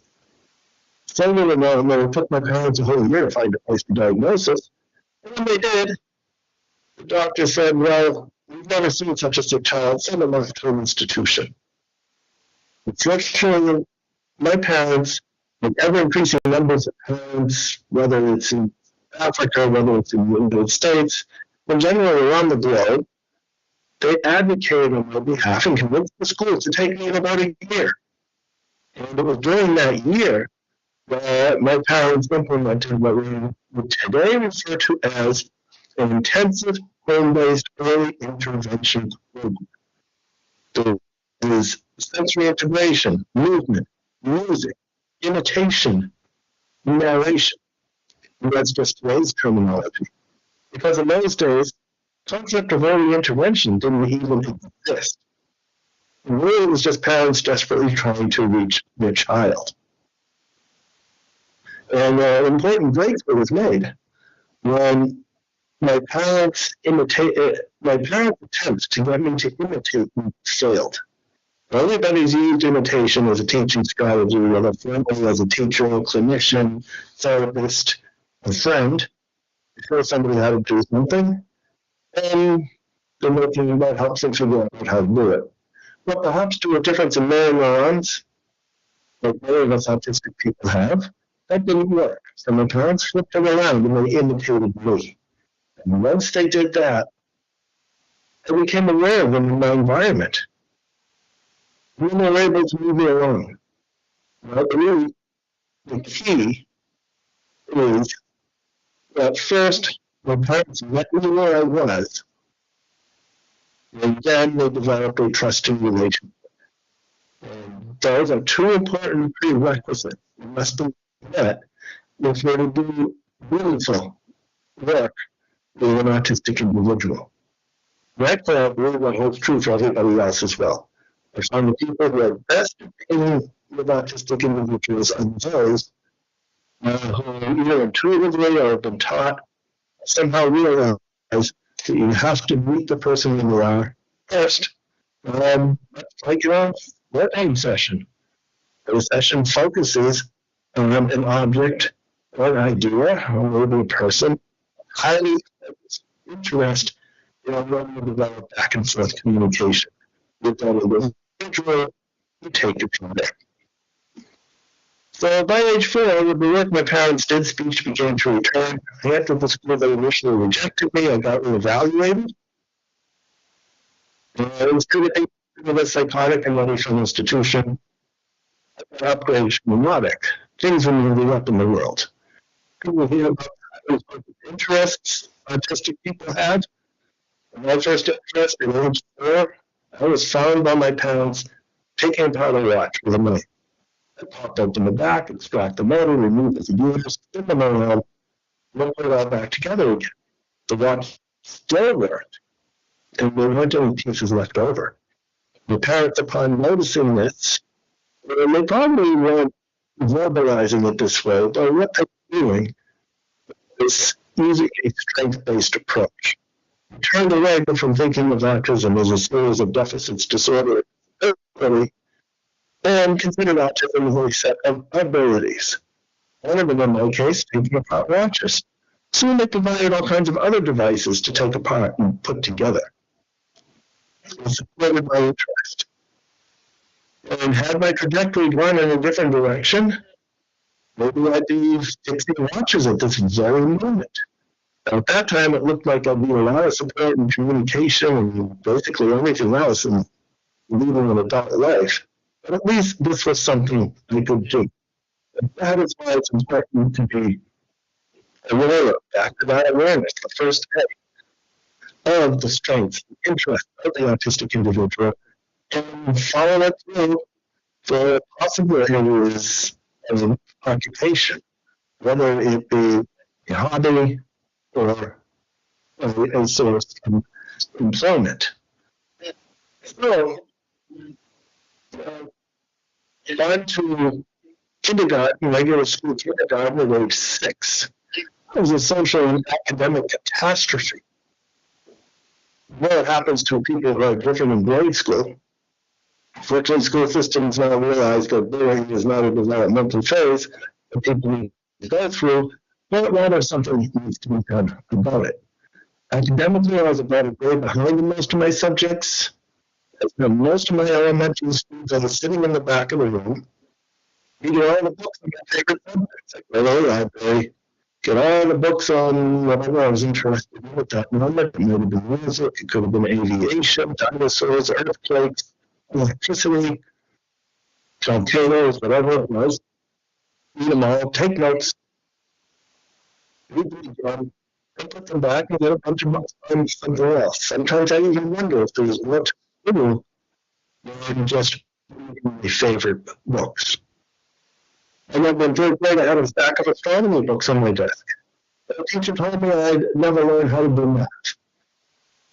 And the teacher got the awareness piece right, more than autistic, but failed at acceptance and understanding that maybe the teacher could have taught me mathematics.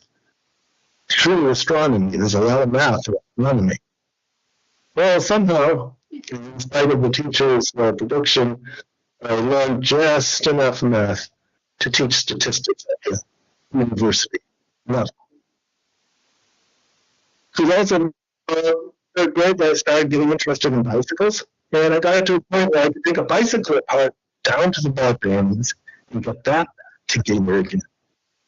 Well, maybe my trajectory could have been bicycle repair.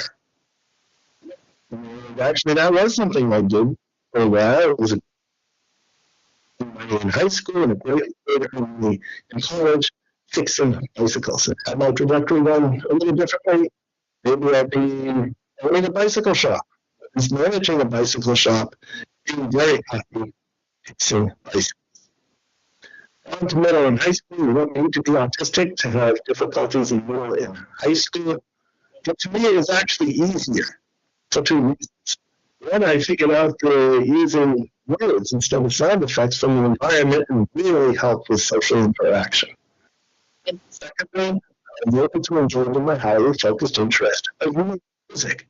I joined the band. Now I had a structured activity in which to mediate my interactions with others. And that's one of the silver linings in middle and high school, even though it tends to be a difficult time. It's also a time where, I guess I can only speak of the United States, really begin seeing courses, clubs, and activities based on these focused interests. Music is one of them, art and acting, and it can be another, workshop, mental shop, computer class, whatever it may be.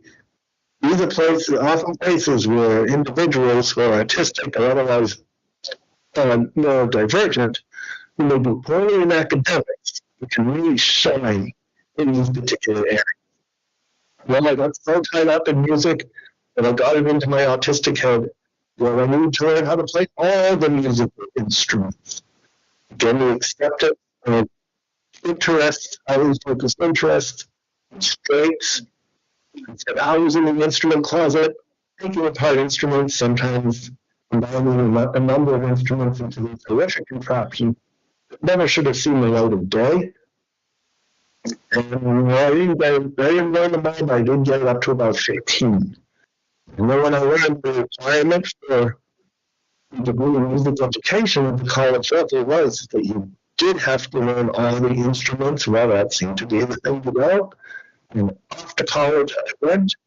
College was a utopia. I had my friends. If we wanted to ride my bicycle at midnight, I could find someone just as trained as I was to also ride at midnight. Come on early. And I studied music all through my doctoral coursework, finished my doctoral coursework in music education, and then I started getting more interested in autism and special education, and got my doctorate in special education with a focus on autism. College is where we often meet our significant others, and that's exactly where I met my wife.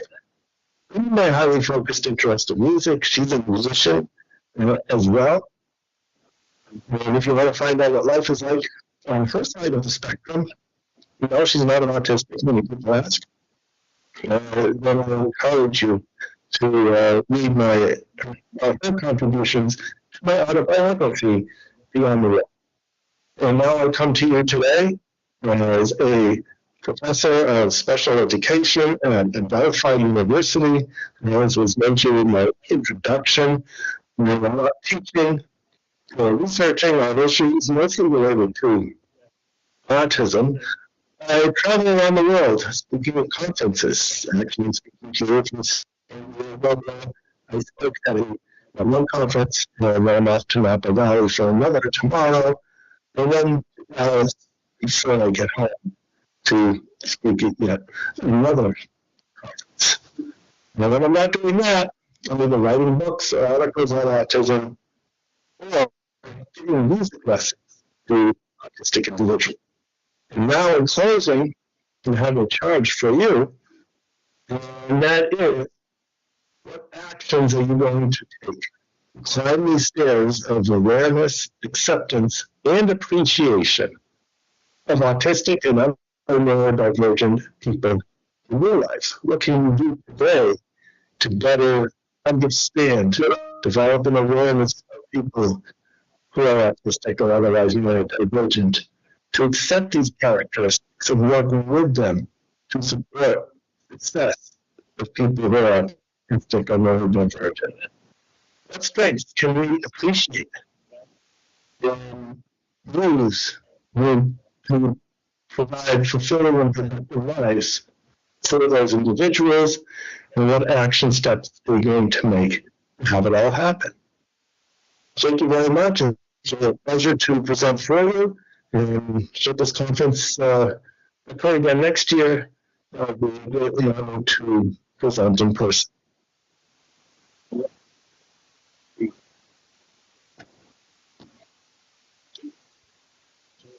So Stephen Shaw,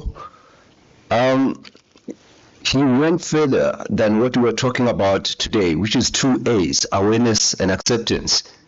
He's talking about 4 A's. And in addition, he talks about appreciation and action. And we do appreciate you, Prof. Thank you very much. Yeah. No, verse 1, the next one, he started as a self-advocate for autism, but he developed further. Now he's advocating for the broader neurodiverse community. And who's this one? Rhoda knows.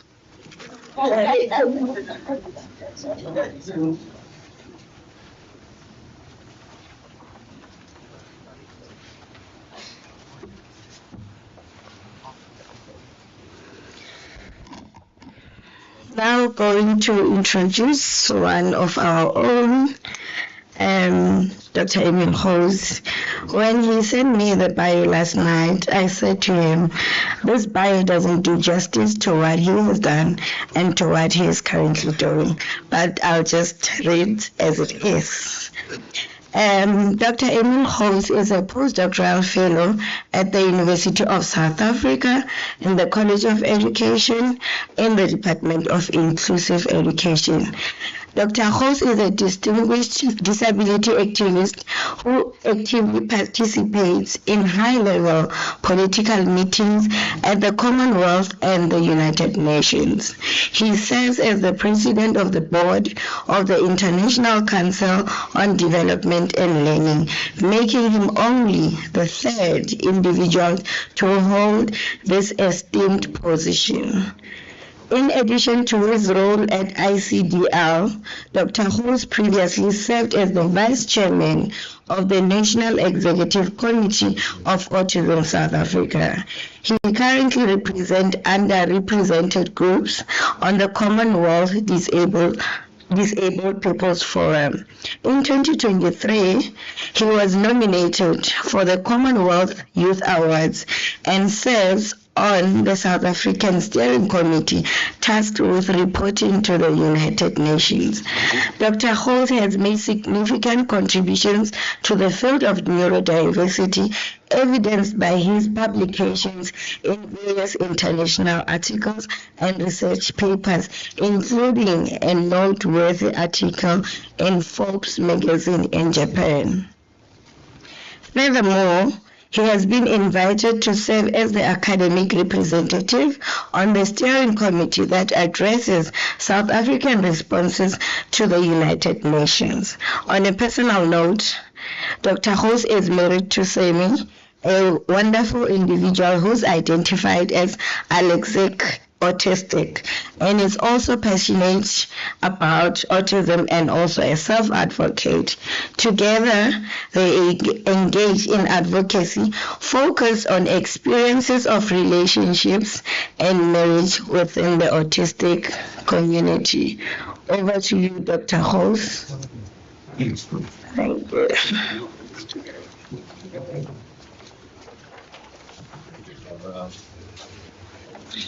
You said you've got a presentation, yes? Thank you. So just flip page. Oh, where's the cable?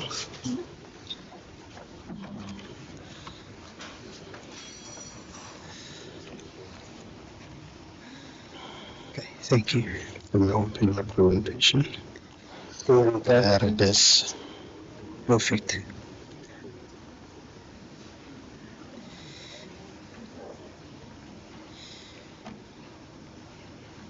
Thank you. Well, good morning, everyone. I hope you are well. And it's a major honor for me to be able to be part of this wonderful initiative, to have attendance from all of you, and also to be able to contribute to this wonderful seminar. I really appreciate it, and I want to thank each and every one for attending today and to make this event very special. From the bottom of my heart, I really want to say thank you. I also want to thank Malcolm for always supporting me. I want to thank Prof. Mary Glasgow-Johnson that believed in this, Prof. Enza, RNA, and the whole department, Dr. Matitswe, as well as our school director and our dean. So I really want to thank you for making this a success and believing that we can pursue this important event in this specific time. I just want to make two notes. The first one is that I want to acknowledge the CEO of ICL. I want to acknowledge, of course, the Honourable Minister for accommodating and for being here with us today, with all of their responsibilities. And I also want to acknowledge our international speakers, Professor Stephen Shaw.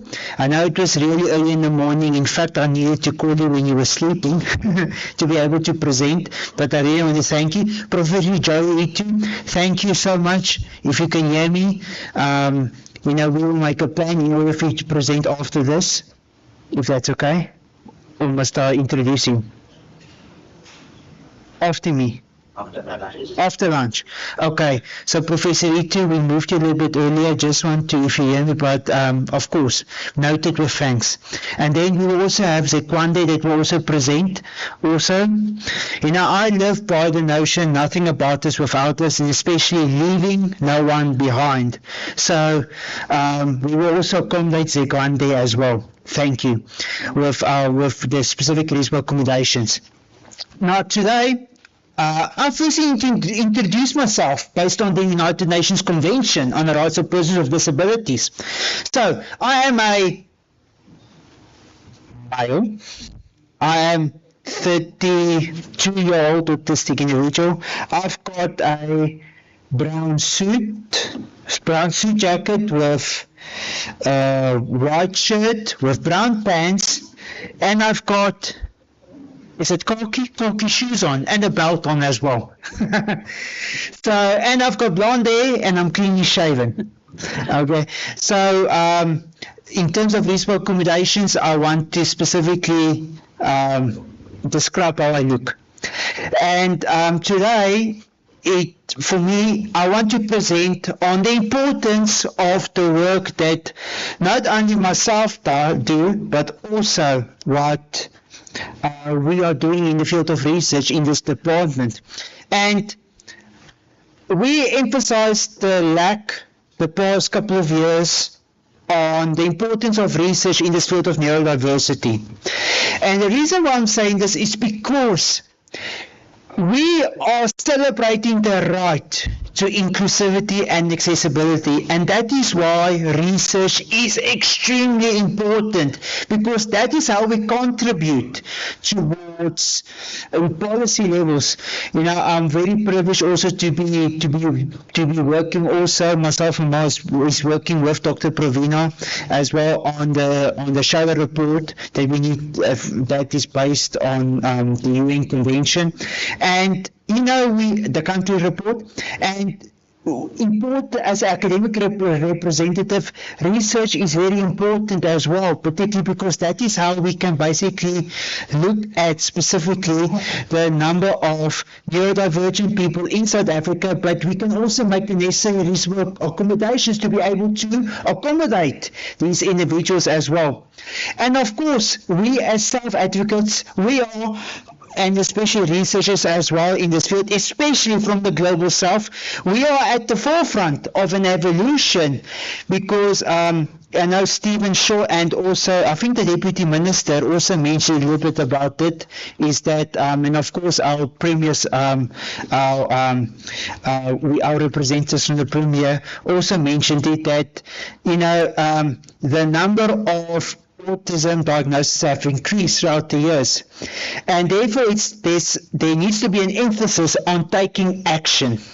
Action is a very important word, because first there needs to be awareness, then there needs to be understanding, and then action is specifically the one thing that we all want. A world of inclusion and accessibility is not a dream. It is a reality that we can create together. And by holding hands with the Department of Women, Youth and Persons with Disabilities and different stakeholders in different departments and even civil society, each and every one of you, we can reach that dream.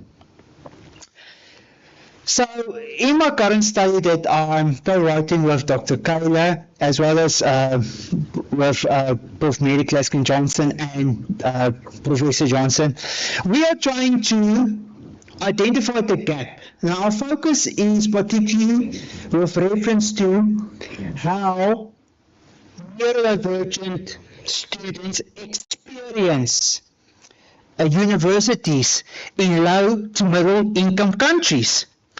And the gap that we identified is that there is a lack of research, not only in low to middle income countries, but in globally, referring to the global south. And I'm going to give you simple examples, practical examples. First of all, in South Africa, we need to take note of the following. We've got the highest unemployment rate of neurodivergent individuals in the world, which is at 32%. We've got also the highest suicide rate of neurodivergent individuals in the world. The living age of a neurodivergent individual in South Africa is 35 years old. It's a reality, it's a dream. It's not a dream, sorry. It's a reality. We work with it. We see it every day on a daily basis. It is a reality in South Africa. And reviewing different research, especially focusing on, what is out there, especially in Europe, the suicide cases is also not as much as South Africa, but it's also a big reality. In Britain, for instance, out of 10,000 cases of suicide attempts that are reported every year, 15% of those individuals are neurodiverse. Now, relating to where we found ourselves now, I want to share with you, I'm also busy working on a questionnaire that we're sending out to different students that are neurodiverse at UNISA. And just looking at the student responses from those students, I've got 52% of those students that basically came back in those responses that said they are in prison, that are neurodiverse themselves. So there's a major gap, and it goes back down to what are we doing on the ground when it comes to neurodiversity. So where do we find ourselves now? So societies that focuses on mental health, you know, that's a very big understatement when you think about that, because and that forms part of the underrepresented groups, because we do not understand how society affects these individuals in this holistic cycle. I mentioned the higher suicide rate, and everything goes back. The highest unemployment rate, the higher suicide rate because of depression. It all goes back to education. Apologies, I'm very passionate about this, but it's very important. But societies need to focus on the mental health, because, and that is where the advocacy comes in. You know, that child becomes an adult, and that adult needs to contribute towards society. That adult needs to make an impact, and you know, and to be able to make a living and to contribute. There's a significant focus on early childhood development, but we also need to remember, you know, those students that want to focus particularly on neurodiversity themselves, neurodivergence, they've got a personal connection towards autism. We found that siblings that are specializing in autism have got either a brother or sister on the autism spectrum. We have got postdoctoral fellows that are focusing on autism research, and I'm referring now to the global south, especially Africa, and that's significant. That contributes towards the paradigm shift. We've got neurodiversity centers in South African universities.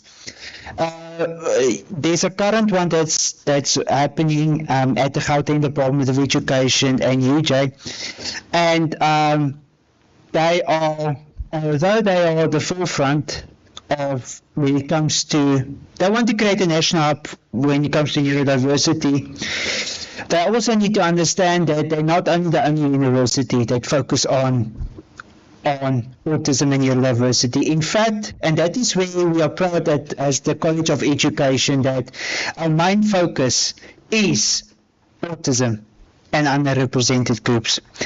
So why is it important for us to have partnerships with government? Because with partnerships with government, we can provide, implement support structures to be able to make sure that policies are in place to accommodate the carers, the teacher, and as well as the neurodivergent individual themselves. So the current work that I'm doing, what does the scoping review reveal so far?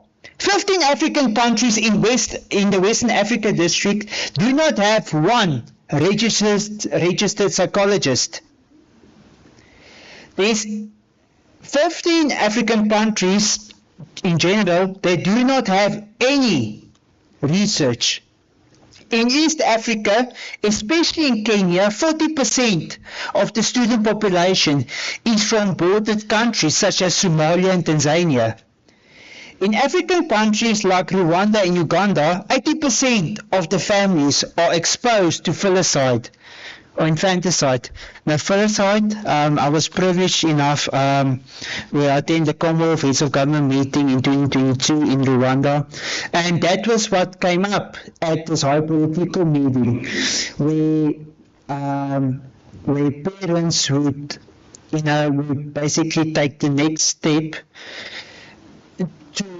to be included in their families, and it's very sad, but it's a reality on our continent. The lifetime cost of caring for autistic individual is $3.2 million, and I got that from the journal article, How Deep Is Your Pocket? So worldwide, And I'm giving you an overview just to explain to you that we are currently in a crisis and what needs to be done in order for us to make a paradigm shift. Based on the 2020 report, a report from the International Disability Alliance conducted, the global unemployment rate of individuals living with autism is at 80%. In Australia, the unemployment rate of neurodiverse individuals is at 70%. Although they've got a lot of advantages, it's still a big reality. In the United States, the unemployment rate is also between 70 and 80% based on the United Nations Convention on the Rights of Persons with Disabilities report in June 2024. And we can see the correlation, more or less. It's real. As self-advocates, we are trying to get rid of this medical perspective, this medical model views that disable people, and we look at it from a deficiency perspective. Consequently, the emphasis is placed on, and this is based on a perception that we're trying to get rid of, is the fact that people, well, autistic people, need to be treated or cured. They need to be made as normal as possible, trying to fit into this box. And if they do not fit into this box, they will be segregated and institutionalized. You know, we heard of a lot of stories. You know, Stephen Shaw explained it. You know, we look particularly at King and Sammy. You know, it's a reality. You know, it's a reality, and in this room, we can correlate when it comes to this, because you know the struggle is real. Or what happens is that these children, because the parents can't find a suitable school, or the school segregate the child because of their difference, parents do not have a choice. They will be isolated or sit at home. And again, that holistic cycle, it contributes towards the high unemployment rate and then depression and so forth. So, how can we contribute towards this? And I think that is where my role comes in, is that we need to make sure that we advocate, number one. Number two, we need to make sure that we improve as academics in this field, and also as civil society that contributes and that forms part of, you know, research projects. We need to make sure that we publish more articles from where we are here, because although we can learn from the global north, our socioeconomic circumstances are different. Our cultures are different. We've got also our socioeconomic circumstances, if I repeated that, apologies, are totally different from the global north. And considering context, you know, there's a brilliant definition that a researcher from the United Kingdom said, that if you want to explain the definition of autism, you look at three things: context, place, and time. It will be a couple of seconds. And therefore, you know, we can form affiliations with these organizations, these people, and the community of practice, all of us here present. Let me quickly see here. I think, yeah. So what are the challenges of what individuals are experiencing in higher education and also general society? Discrimination in the workplace. Again, what I repeated, segregation, social communication difficulties, and also a lack of skills development. And of course, we also need to remember, also reality, according to 2017 census, 88% of adults on the autism spectrum receive an income below the minimum wage. And therefore, just having a purpose, builds self-confidence, it creates routine and structure, it helps to formalize identity and skills development. And this is where ICDL comes in, when you can look particularly at meeting the individual on their level, forming connection, and to be able to reasonably accommodate the individual. And my last thing I want to say is, together we are strong. So I provided you a context of what we're currently experiencing and what we need to do together. And look, although we came far, which the Deputy Minister acknowledged, we still have a long way to go. But we need to make sure, and that's what my advocacy is based. My advocacy is based on the United Nations Convention on the Rights of Persons with Disabilities. And we advocate on our platform called the Special Needs Cafe on Facebook, where you can join us as well and listen to us. And that's where we advocate, where we make a difference on social media. Thank you very much.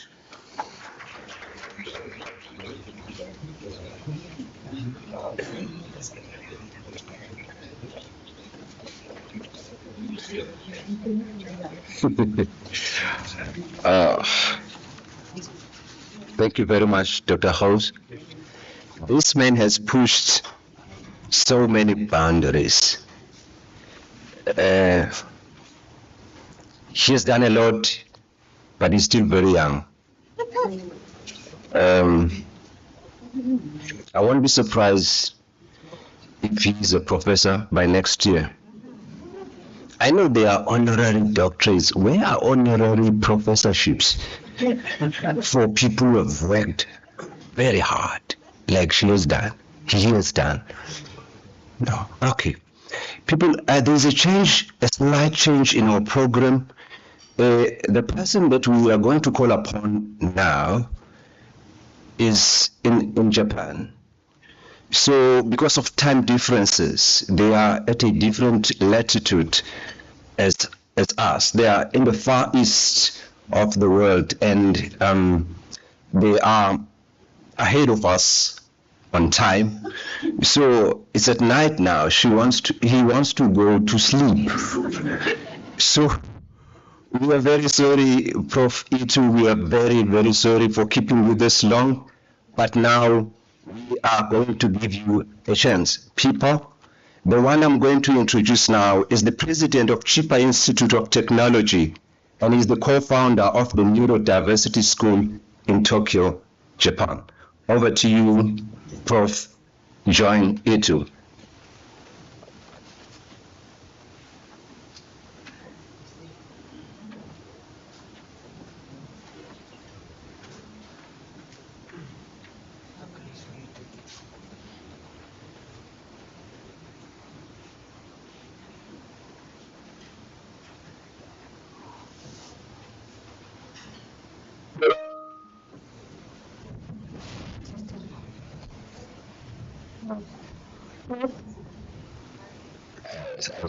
Hi, thank you for moving the time. I have one last thing before bed, but hopefully I'll get to bed soon. I'm going to talk both of my personal life and my professional life, and hopefully this is useful. And so I'll start out. I think we already went through most of this neurodiversity stuff, so I won't dwell here. I think I agree with everyone, and I'm glad to see there's many third-time ICDL, DIR people here, because that's kind of our focus right now. And I'll go back. So in 2011, I started at the MIT Media Lab, and so my father is clearly autistic, and my sister now self-identifies as autistic, and I had a challenge going through traditional, more typical schools. So I already came in with a bias. But at MIT, at the Media Lab, I talked to some mental health members, and they were guessing that about 60 or 70% of MIT students are autistic. And MIT is quite proud of being autistic. And we had there was a joke that at the Media Lab we were much more outgoing than the rest of MIT. Everyone else at MIT looked at their own shoes, and the Media Lab students looked at the other person's shoes. But the thing that's quite interesting is that MIT is quite socially tuned to support non-neurotypical people.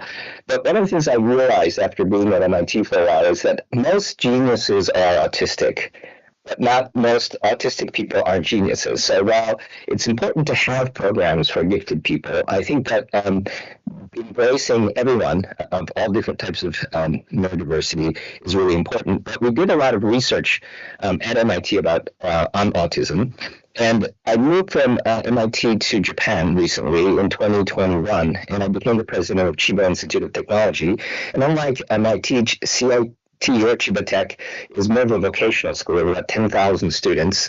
And this year we became the most popular university by admissions applicants.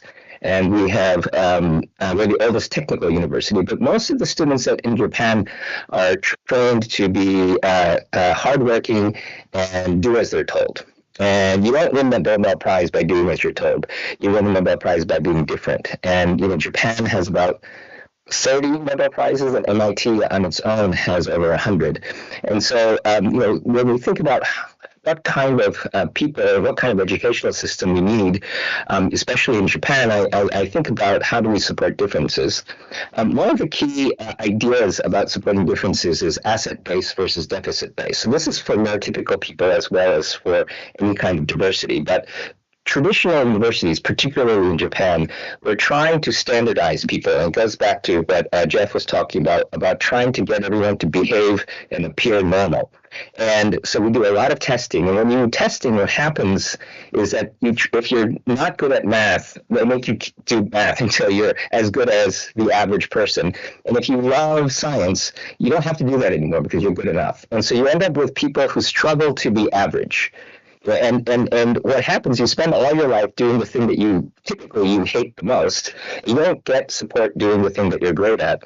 And when you look at the history of Nobel Prize winners, there's actually a field of study where people study Nobel Prize winners. And most of them had somebody, often not their parent, who goes up behind somebody who's kind of obsessed about something and taps up and says, wow, that's so interesting. That's so cool. And then the kid is allowed to focus and allowed to build the asset without dwelling so much on the thing that they're not so great at. And in the past, you had to be able to do math by hand and things like that. But now you have AI that can translate. You have tools that can help you express yourself even if you don't speak. And with robots and AI, there'll be more and more technology to support our deficits and more availability to support our assets. And with asset-based learning, I think we'll end up creating an educational system that is also much more capable of being inclusive of neurodiversity. There's another area that my sister worked on, which is called connected learning. So when you look at a traditional educational system, you say, okay, if you get into elementary, you go to high school, you go to college, and then you get the career. And as long as you follow these milestones, you'll get a job. But when you actually look at somebody, like this is my sister's work, if you look at a game developer and you talk to them about all of the different things they did, they've networked, they've gone to clubs, they have internships, there's a whole web of support around people in order for them to develop. And these support systems are an important part of learning. And connected learning is about connecting all of the activities outside of school that you encounter and tying them back into the school system. And a key piece of connected learning, which again is very suitable for kids who learn differently, is first you have to meet them where they are. If they're on YouTube in the comments, go there. If they're in Minecraft, go there. But don't drag the learners to you. Go to where the learners are. And the relationships about kids teaching each other and communities. And if you look at otaku communities, which are quite common in Japan, or fandoms, you have very high incidence of autism and neurodiversity. And the peer learning is an amazing place where people can support each other. And then the other important thing is if they're learning in their place in an informal way, interest-driven learning, you have to create opportunities for that learning to be recognized in the world. And so creating networks like this that include the school, but focus on the individual interests of the learner and supporting it through communities and things like that. This is a kind of, and this isn't just about neurodiversity. I think this is the future of where we need to go with our educational systems. But it's kind of easier to help people who are not already on the track in the neurotypical systems because we can have a little bit more flexibility with the curriculum. So one of the things that I'm doing at a university, we have a very traditional 10,000 student educational system that cranks out a lot of engineers, but we're starting a new interest-driven connected learning type graduate program called the Graduate School of Design and Science, where we'll also be working on AI, autism, design, and a lot of our design is about self-advocacy, and people is the phrase earlier that came up, which is not about us without us. We have a few people who are autistic also in this community. But this is sort of the academic side. So the journey with my daughter, so I was at MIT, we had a daughter, and at 3 years old, she was diagnosed as autistic. And when I decided to move back to Japan, one of the things that I was most concerned about was that in Japan, it's well known that we have poor neurodiversity and poor support for autistic kids. And even the UN, I think a couple of years ago, singled out Japan as the country that segregated people with disabilities more than anyone else. And so I was struggling with the idea. And at the same time, I was trying to find the right support system for my daughter. And we were doing ABA at the time. And for my daughter, and I think for many other kids, the idea of having a reinforcement learning kind of system. So for instance, getting kids to make eye contact because you're going to praise them rather than making eye contact because they want to communicate. You end up with kids who look normal, but who are motivated for the wrong reasons and aren't developing well. And partway through, the head of medicine at Larry suggested that we check out Floor Time. And so my wife and my daughter Keo went to ICDL headquarters in New Jersey and met with Jeff and also with this wonderful therapist named Colette. And after 5 days, we were completely convinced that Floor Time and DIR were the way to go. The problem was there were two therapists in Japan who had taken the courses and they weren't actively available for us. So we started a program to try to introduce ICDL in Japan, and we're continuing to do that. And we already heard from Jeff about what DIR stands for, but this is really a key thing. And earlier I was talking about learning, but one of the things that I realized with my daughter is that you can't really talk about learning before you talk about development. And even college students sometimes don't have some basic emotional and developmental capacities, and that's a critical thing that we want to focus on. And once you get the kid motivated for the right reasons, connected with other people, and feeling safe, the learning can come naturally for many of these kids. And so I for my daughter, and as well as my thinking around early development, this DIR system is key for us.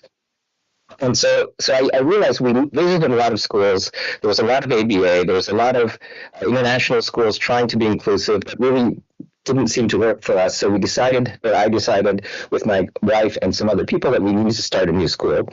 And so it's called the Neurodiversity School in Tokyo. And I started with a co-founder that I met. He has a network of Reggio Emilia nursery schools and kindergartens, and we explored the idea of Reggio as an interesting, progressive, child-centric learning system. And DIR Floor Time is very strong on the developmental side, and there are several great schools that are based on Floor Time.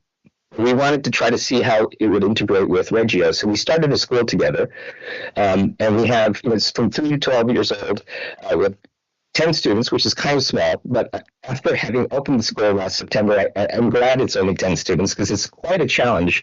One of the key things that we tried to do was to make it completely inclusive. So we allow the typical kids to come. We have kids with Down syndrome, we have kids with autism, and we have kids with other types of developmental challenges. But one of the things that we realized, I thought we would get, maybe half and half neurotypical, not so neurotypical. But we ended up with mostly kids with challenges. And in retrospect, we should have predicted that because they're the kids that have the least choice right now in Japan. But we've started. The parents are very happy. The kids are really happy, and we're still working on trying to come up with an approach that's very integrated and that is based primarily on DI flow time. And I think the challenge for us is going to be, I think we're coming up with some ideas, we're coming up with methods, but having 7 adults with 10 students doesn't scale to the average public school. So I think the challenge that we're doing, both on the research side as well as the practice side, is how can we get this system to work at scale, and is there something that we can learn from doing a school well with 10 students that we can then scale up to a larger number, and that's one piece. And also, we're 3 to 12 years old. We kind of intentionally ended it before puberty because it's a little bit easier. But my kid is going to be in junior high school, and earlier we had some conversation about opportunities for adults in Japan. Even though the opportunities for kids is quite poor, it's even harder for us for adults. So we're starting at the easy spot, which is a small number of kids at an early age. But we're going to go older, we're going to go bigger, and we're trying to scale it to different types of families. But this is started in September. It's kind of a work in progress. This is what the school looks like. It's a small space, and so when you have kids that aren't regulated and kids running around, then it's quite a challenge to wrangle all the kids here. But this is in Japan is a little bit tight, so this is kind of our look. This is what it looks like with our kids. We're bilingual and bicultural or multicultural. We have about 1/3 Japanese, 1/3 American English speakers, and then we have a third sort of in between other languages. Lots of sensory play, and again, we're one of the key things here for us is that it's pretty easy to be a wonderful neurodiverse daycare center, but daycare doesn't push the kids to the next step in each of their developments, and this was also came up in Jeff's talk. But you really have to understand the kid, and you have to look at the world from the kid's perspective. And once you understand the kid and you understand brains, you can start to imagine what's the thing that can unlock if you do this, and what's the pathway to get there. But you have to do it individually. And again, this is quite challenging at scale, but we're starting to be able to do this with our kids. And the interaction between the kids is obviously super important. And we built a family community, which is amazing. That I find I've done multiple programs, but usually the parents who jump in first are the most adventurous and the most kind of confident. So the community of parents is amazing, and we're building a neurodiversity movement in Japan. I wrote a book on neurodiversity, and we've got a nonprofit, and we're trying to communicate with other programs around the world to try to understand and learn, but also to try to share what we know. So we're very open to collaborations, either on the academic research side. So Neil would love to talk to you about that. Also on the parent side, and on the self-advocacy side, and various things. So if any of you plan to or want to visit Japan or have Japanese colleagues in South Africa, please connect them to me. Thank you very much.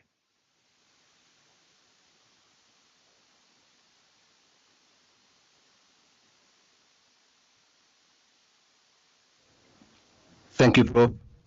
Thank you very much for that presentation. It was really insightful. That presentation is from a person who's not just an academic. He combines both academic issues and parenthood. He's also a parent of a child with autism. So he didn't just feel sorry for himself and his child. When he saw that something needed to be done where he was, he decided to be the first person to do that.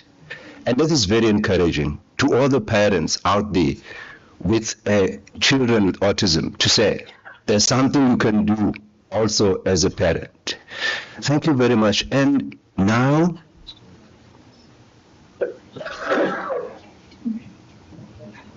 okay, something else. A gift for a person who's about to leave. Very important person. Okay. Oh, we have to be behind the College of Education. Thank you very much. Thank you so much. Thank you so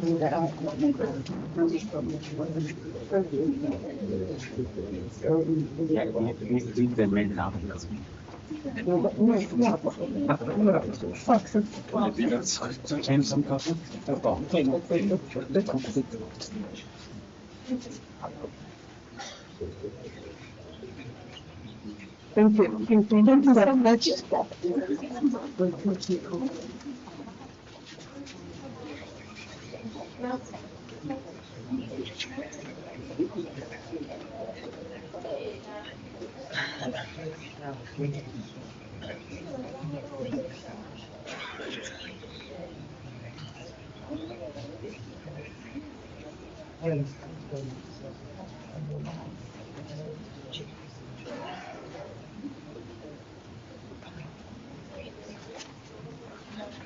Ladies and gentlemen, sorry about this. Our program has been changed a lot, and sometimes we look like we were not sure what we're doing. But we are trying to accommodate diversity. That was what we are trying to do right now. So to the people who saw themselves in a certain position when we started and now they are not there, please understand what we are trying to do. It's not that you are not important. Every presenter, every speaker here is important, but we are trying to maneuver things such that we take care of the diversity that we have right now. So where is my daughter?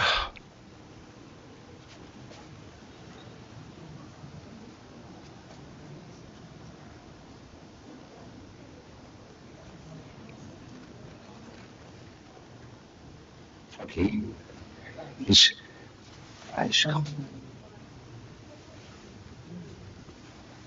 All right, I just want you. Yeah, she's coming. Thank you. Brother, you're going to pay a heavy price for this.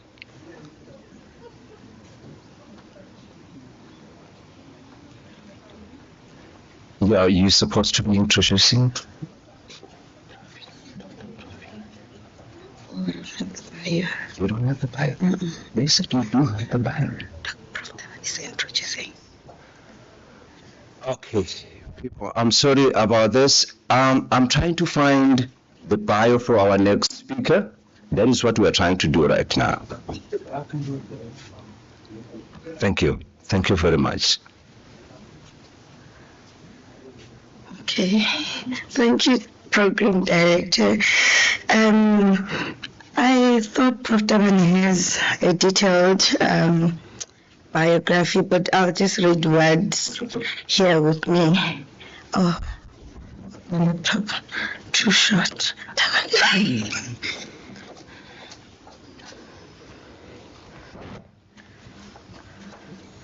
Oh, this Prof. Tabani, I think you can just come in front to do the introduction of Dr. Praveen. Prof. Tabani.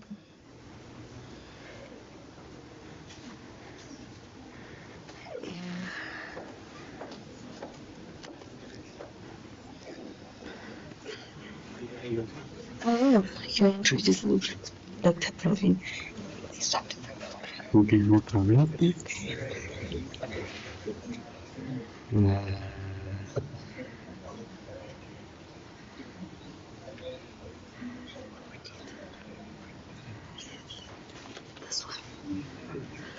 Thank you.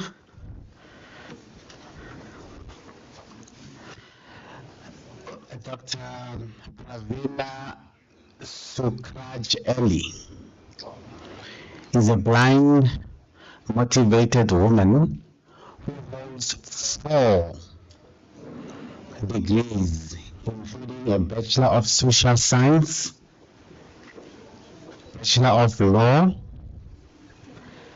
Masters of Arts in Political Science cum laude, and PhD in Public Policy. She is an admitted advocate of the High Court of South Africa. I'm not guilty, by the way, no matter what you heard. And is currently the Chief Director, Governance and Regulations at the National Department of Women, Youth and Persons with Disabilities in the Presidency.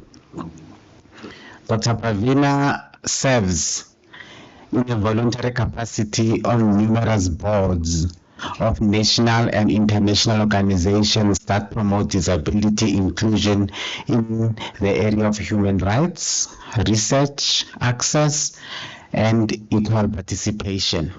Over the past 12 years, she has been active in the International Council of Education of People with Visual Impairment as a principal officer, served as first vice president, and is currently its treasurer. She serves on the Inclusive Education Task Team of the International Disability Alliance, and she also serves on the board of the Accessible Book Consortium established by WIPO, W-I-P-O. Please, let's wave, clap, join hands. Yes, ululate. Dr. Pravina.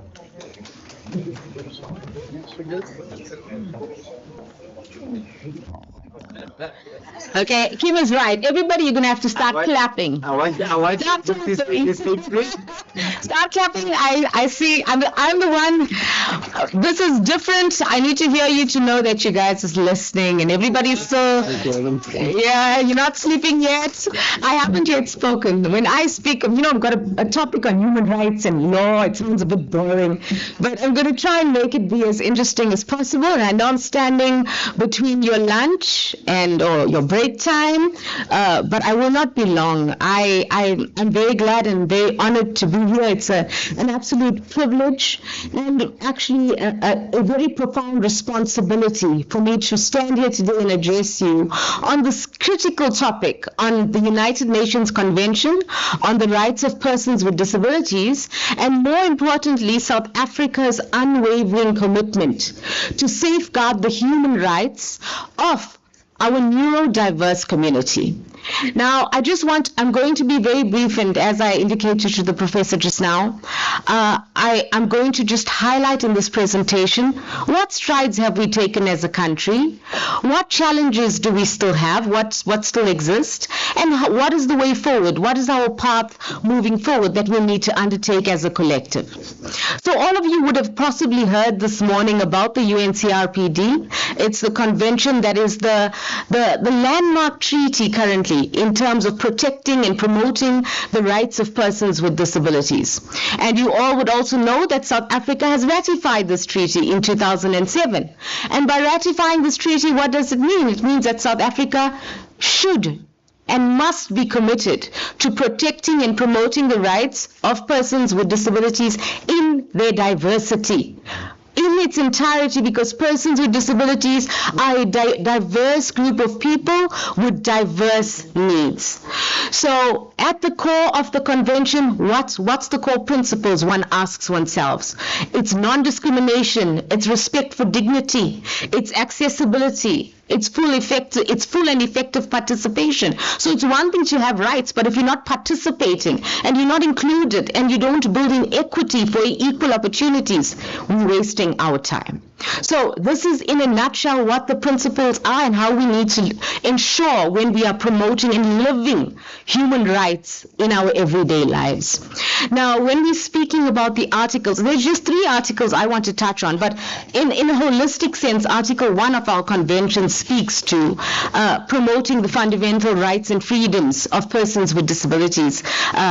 and our constitution in South Africa is very similar, because we all know our constitution. It's all based on equality, human dignity, integrity, etc. And when you look at our promotion of equality and prevention of unfair discrimination act, it's all there in our laws. And we've also got our policy, the white paper on the rights of persons with disabilities, that clearly articulates how we need to support and provide for persons with disabilities with a human rights approach. So not a medical approach, not a segregated approach, but a human rights and social approach.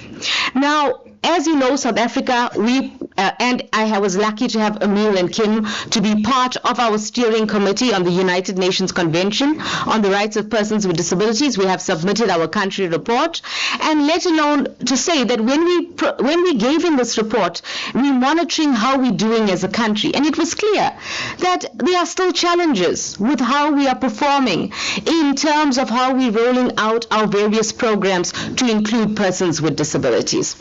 And I just want to touch on certain barriers. Clearly, our society has not embraced persons with disabilities in their entirety yet.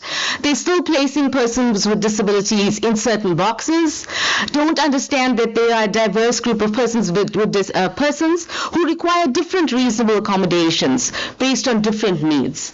There's also clearly a constrained health system limitations, stereotypes, stigma, communication barriers, etc. that exist for persons with neurodiversity. Now, I want to touch on three major areas which actually make you or break you in terms of being a full participating person in society.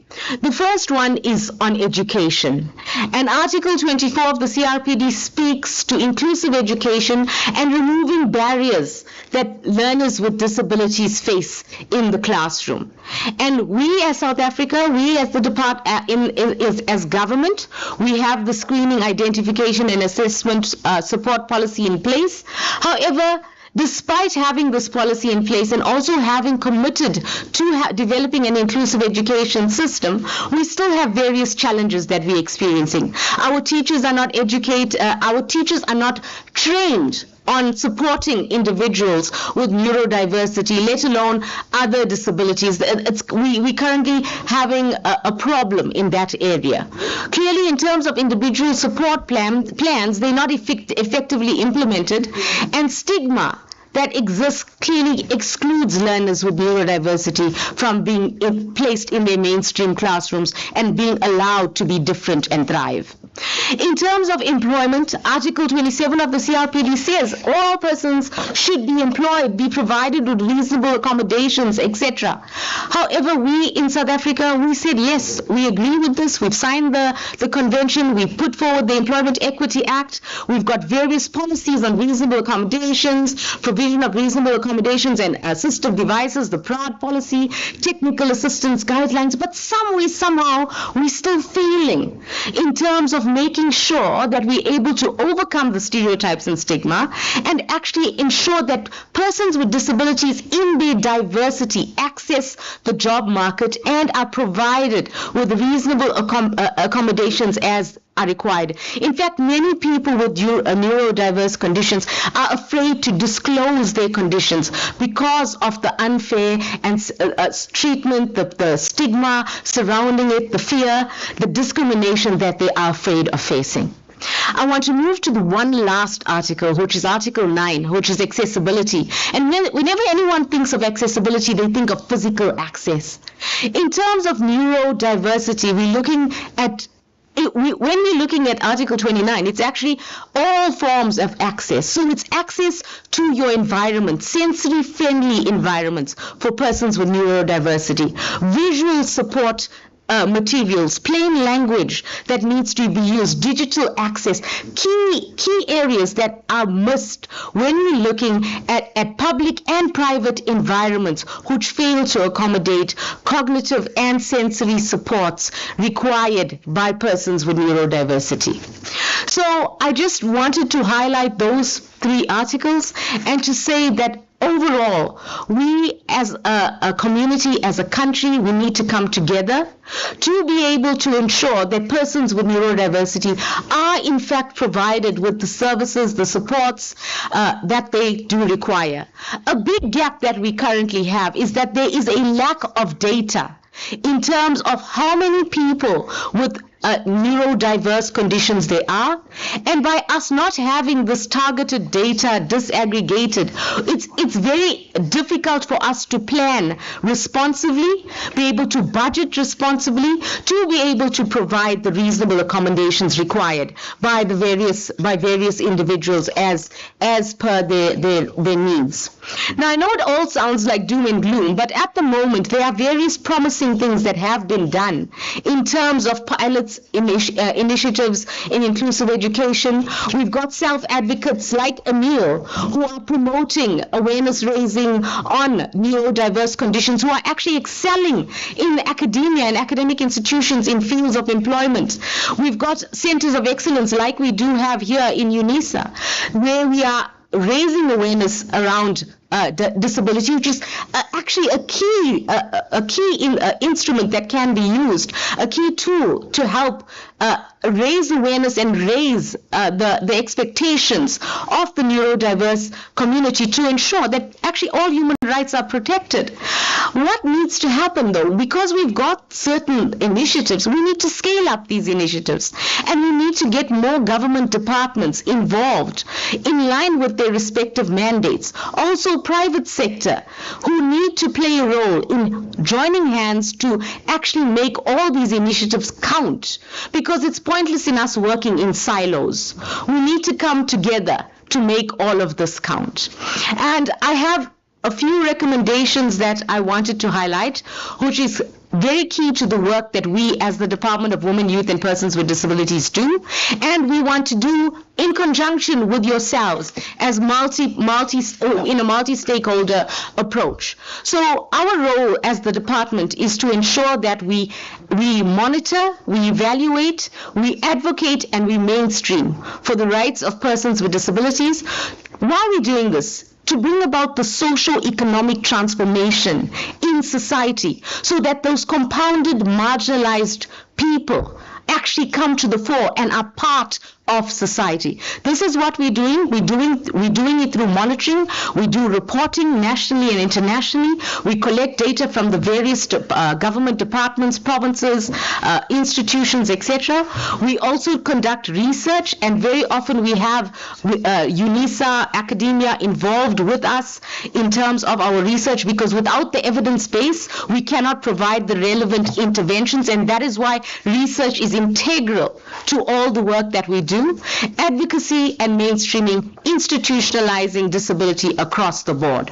So with that, I want to say, in conclusion, let's walk this journey in partnership. We need families, civil society, academia, government departments, most importantly, individuals with neurodiversity themselves, to lead and to be agents of change, and also to be equal citizens in our democratic life in this country. We should uphold the rights of our neurodivergent individuals, not just as a question of charity or goodwill, but as a matter of justice, dignity, equality, and legal obligations. We are obligated by law to do this.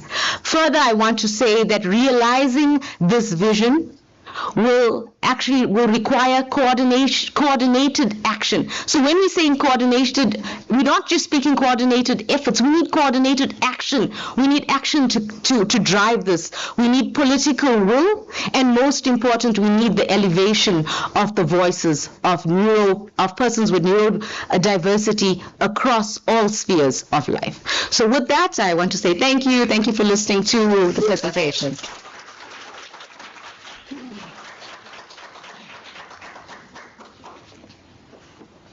Can we have pictures? Don't you know me?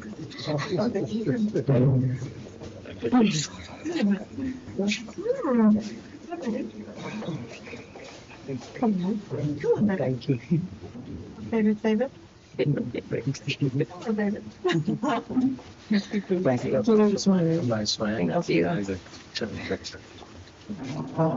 Another relation from Dyson.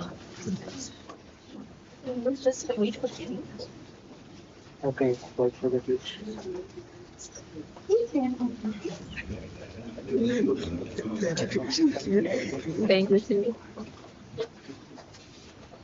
you. Thank you so much. Thank you.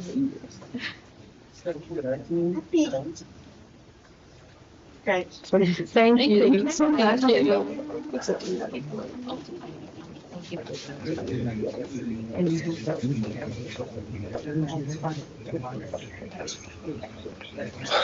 Ladies and gentlemen, thank you very much to Dr. Provin for the presentation. Doctor, we are very appreciative of what we've just delivered here now. Thank you very much. Sure. Ladies and gentlemen, we are behind our time by 25 minutes. We're supposed to be having our lunch at 20 past. But may I have this one, a plea to all of you. I know we all want to go for lunch, but can you please just give this gentleman a chance? He's been waiting for too long as well. So this is Zekwande Matenjwa. Zekwande is a non-speaking autism self-advocate.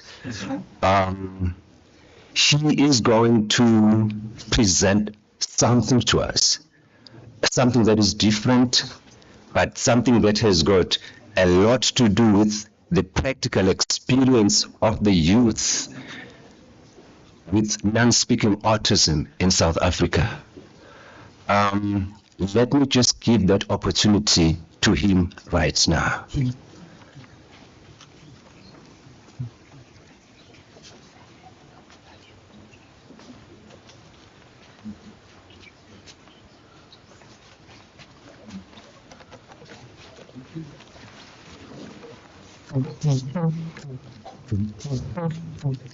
Good morning, everybody, honorable guests, Dr. House, Markian, and everybody joining us online, our international delegates. Thank you for traveling from so far. We are honored to be here today.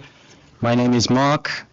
This young man is Zekwande Matenjwa. He runs his own NPO. He spells his communication using a letterboard like this by pointing to every letter to create his words. And in preparation for today, he requested to prepare a short video for you, but he would also like, he said, to spell his intro live and his outro live. So while we were sitting there in the interest of saving some time, he spelled out the following introduction. Good morning, honorable guests. Perhaps before I begin, when it is my voice you are hearing, these words come from this young man's mind. He gets them out through his finger. I write down each letter of every word, and so we construct his paragraph. And I am honored to lend him my voice, but it is his words and it is his story that I am telling. Good morning, honorable guests. Thank you for taking the time to come here today to this event. I am Zekwande, non-speaking and autistic. I hear everything. I understand everything. I am capable of so much more than what most people see. I struggle with controlling my body, how I want it to. There is a short video I would like to play now, please.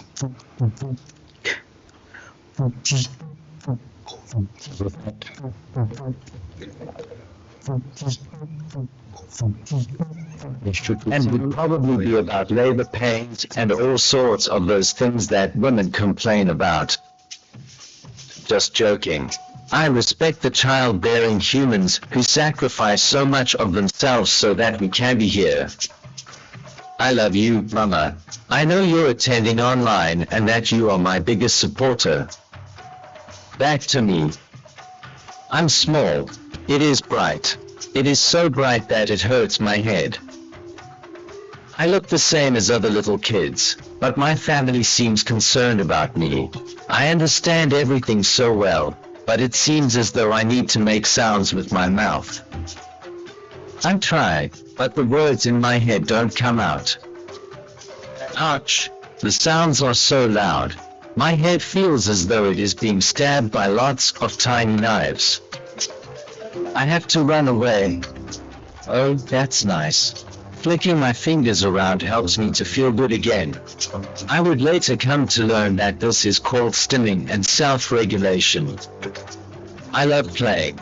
I play by putting toys and other things in a neat order. This world is chaotic, at least playing is fun.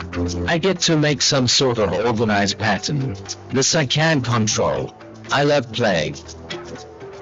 Other kids seem to play differently to me. They cause even more chaos. I don't get it. What I'm starting to notice is that I'm different to other kids. I think we make sense of things differently. The people do call me to come and play, but it is what they call play. Oh well, let me try. Ouch. It's the knives again. It's that bright fire that scorches my brain. I run away. My family is worried. I don't talk and I'm so different. They love me so much and want to help me, so they take me to an expert doctor. Hooray! He will be able to tell them that I'm just fine and he will know how my beautiful brain works. I'm so excited. What? This is absolute rubbish. I thought he is an expert on people like me. Why is he so stupid? He told them I don't understand the world around me and that I'm not smart. He says I won't achieve anything and that they should send me away. Mama, don't cry. He is lying to you. Papa, Mama, it's me. I'm so smart. I love you, but I can't tell you. You love me too. You don't send me away. That man said I'm autistic. Clearly he does not know what autism is. I go with you to so-called specialists. Relief. Maybe one of them knows what autism really is. No, same story. I'm not going through this again, so I bolt outside. A young lady comes with me. She sits with me outside on one of those old wooden swings, and we are opposite each other, but both look in our own way.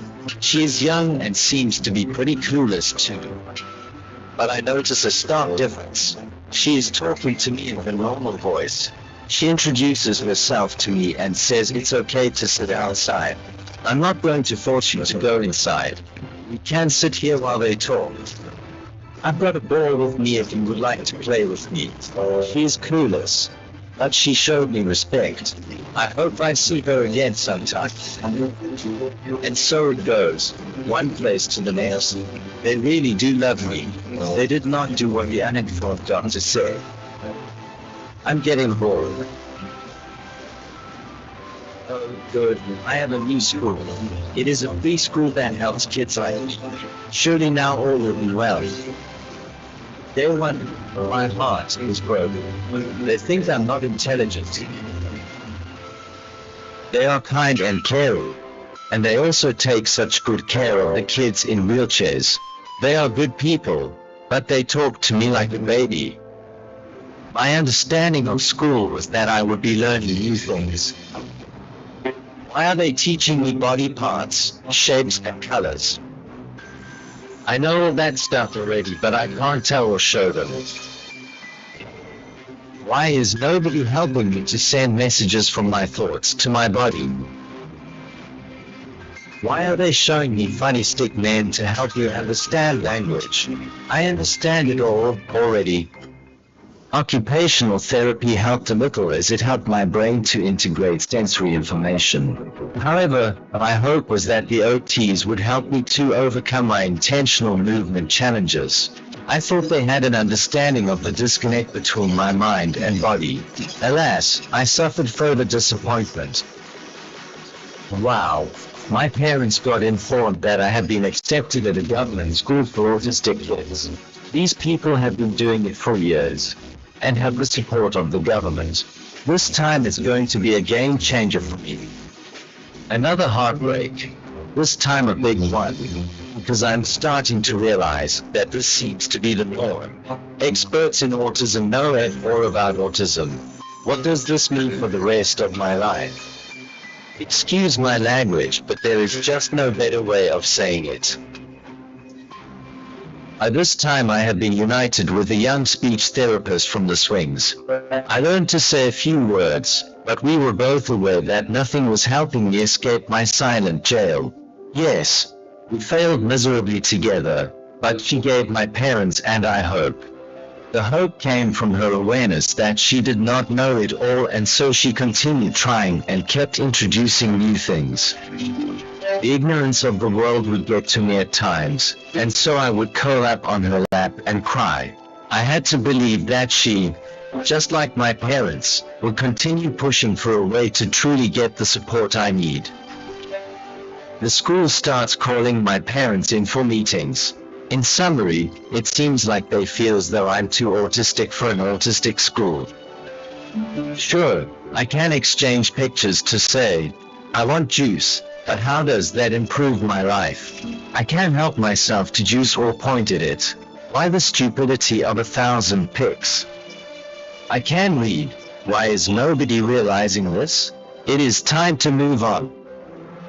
ABA is all the rage these days, and off I go, with new hope that we have finally found the people who have insight on folks like me. Star Academy, here I come with the greatest amount of willingness to embrace the support I truly need. Please, Star, be that shining light in a sky of darkness. Please, Star, light my way, light my way. Here I'm. It's not light. It's a dark black hole.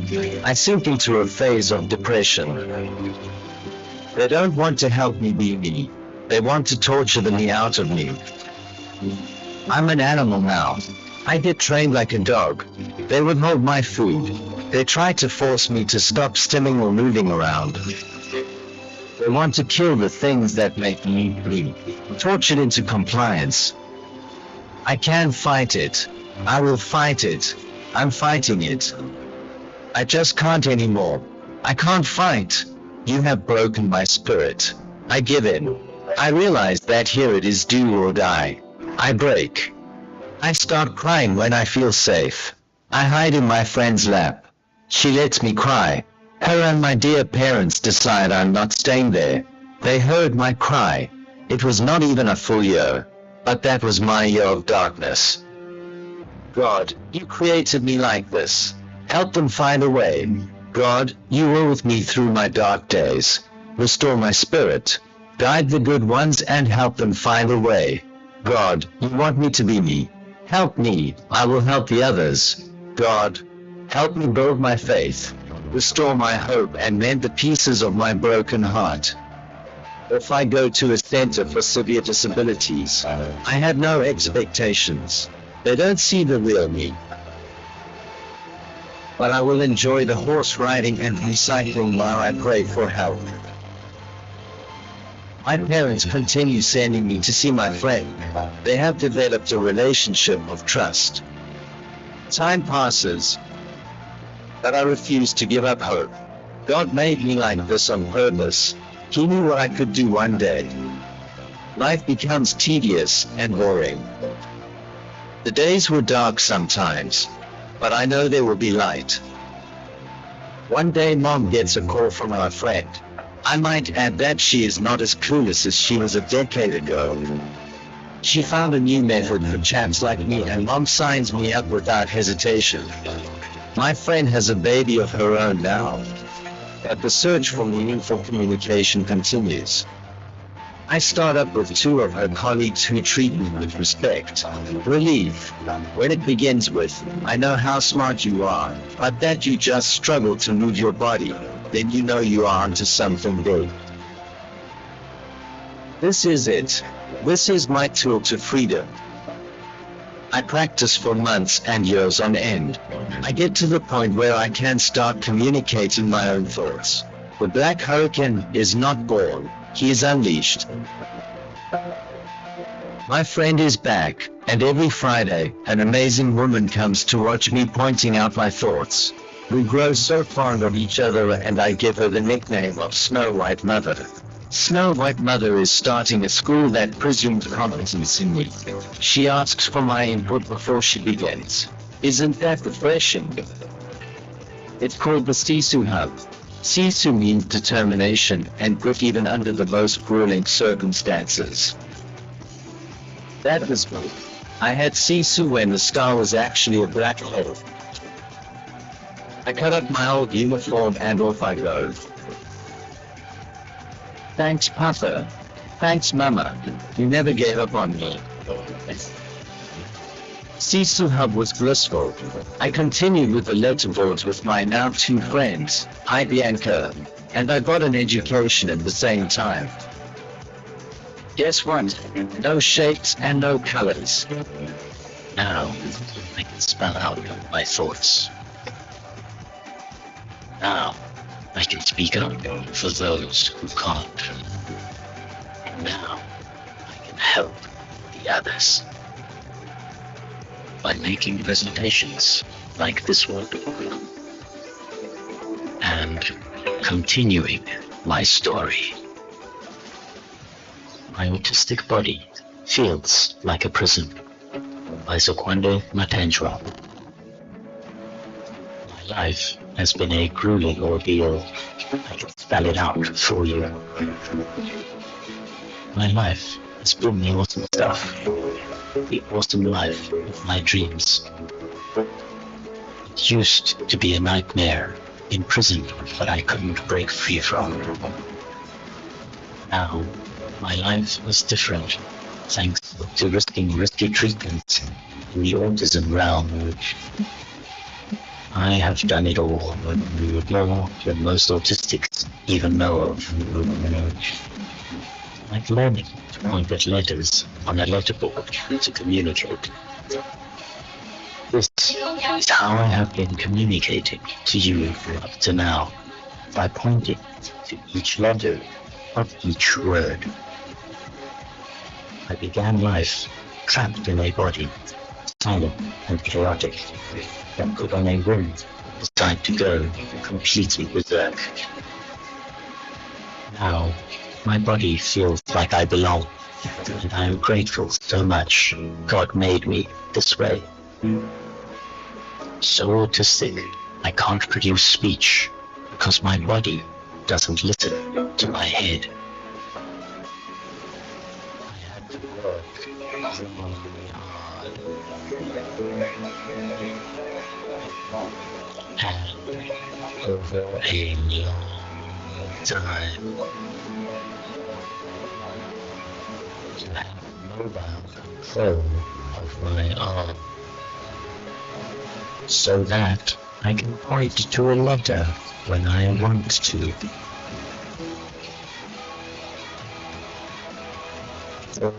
I spell out my words.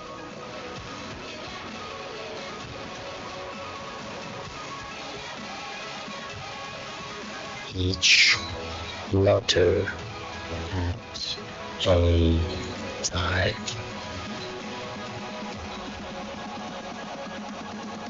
My autistic body doesn't only halt my motor control, but also really can't arrange very sensory inputs. My body is even able to do some great things on its own. Sometimes what I do want it to do, but not often, and not for too long. My mind knows what I really want my body to do. I am unable to make my body fly. My challenge is motor control, not comprehension.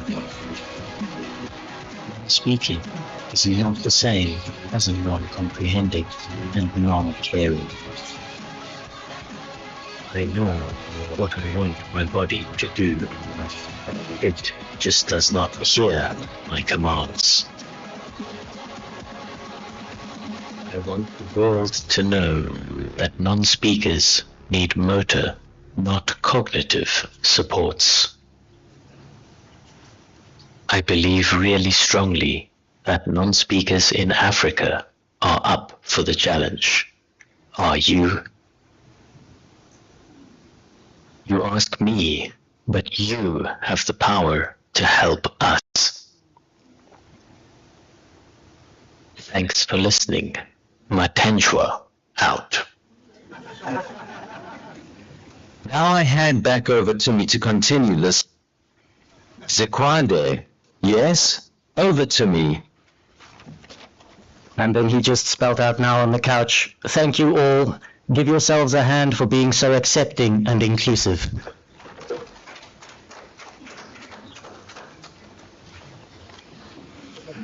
Yeah, first of all, I want to thank all of you for giving him, your few minutes of your lunch. What was it? Just lunch. Compared to what we have just witnessed now. Just lunch. We'll have lunch anytime, any day. This was very important. You know what it says to all of us is how much we are doing nothing to support people with autism. Thank you very much. Thank you very much, Zekwande Mfugamatenjo. Siyabonga. I also want to thank that person who is supporting him, and that is Mark Briere. Big up him. He is a hero. If we've got people like him who need academics in their research, I know I'm sounding very controversial now as an academic, but what I have seen is practical, not theory. Thank you very much. It's time for lunch. Let us break for lunch. But before we break, there's some goodies for Zekwande Matenjo.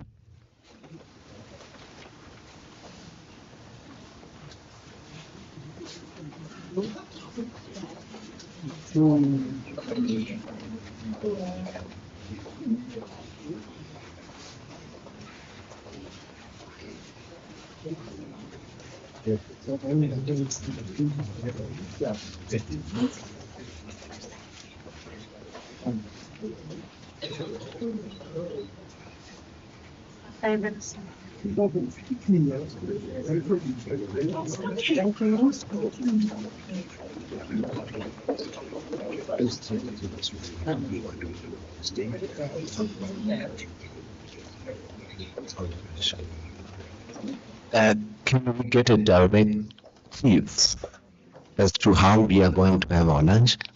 Are we here? Are we going to go somewhere?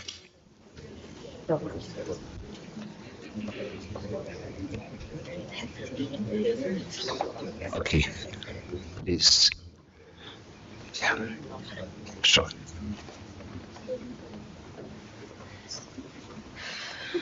Okay. I wasn't given clear instructions on where and how to do it, but I guess we'll start with our distinguished guest and the table of Professor Magwe and our speakers for the day. And this table, it will follow, and the rest of us will follow afterwards. Thank you. You just did it, Dora. Thank you very much. Yeah. So our program continues after lunch, and after that it will be just few speeches, not more than 3, and we'll be done for the day.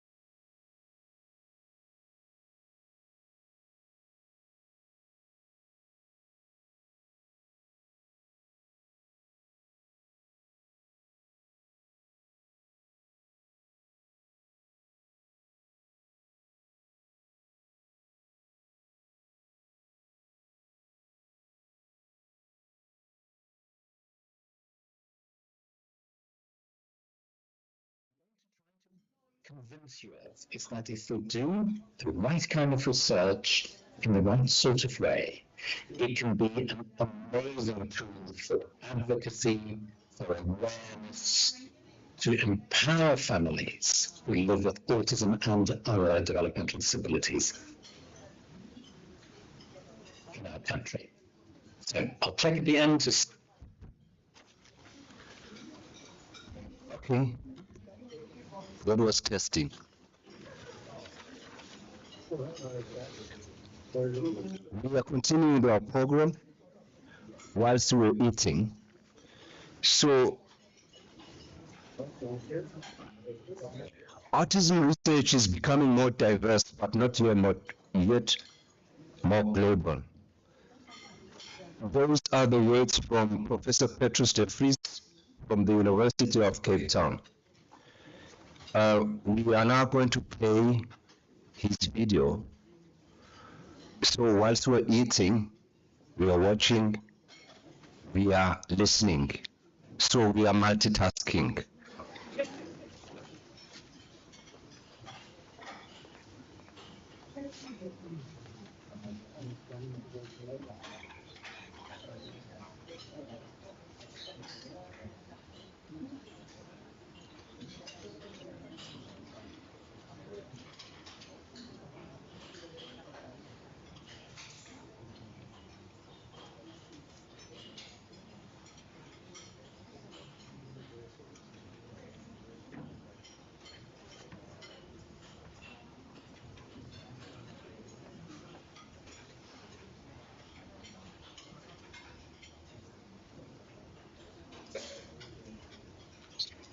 So to start by zooming out first, when the World Health Organization passed a resolution in 2013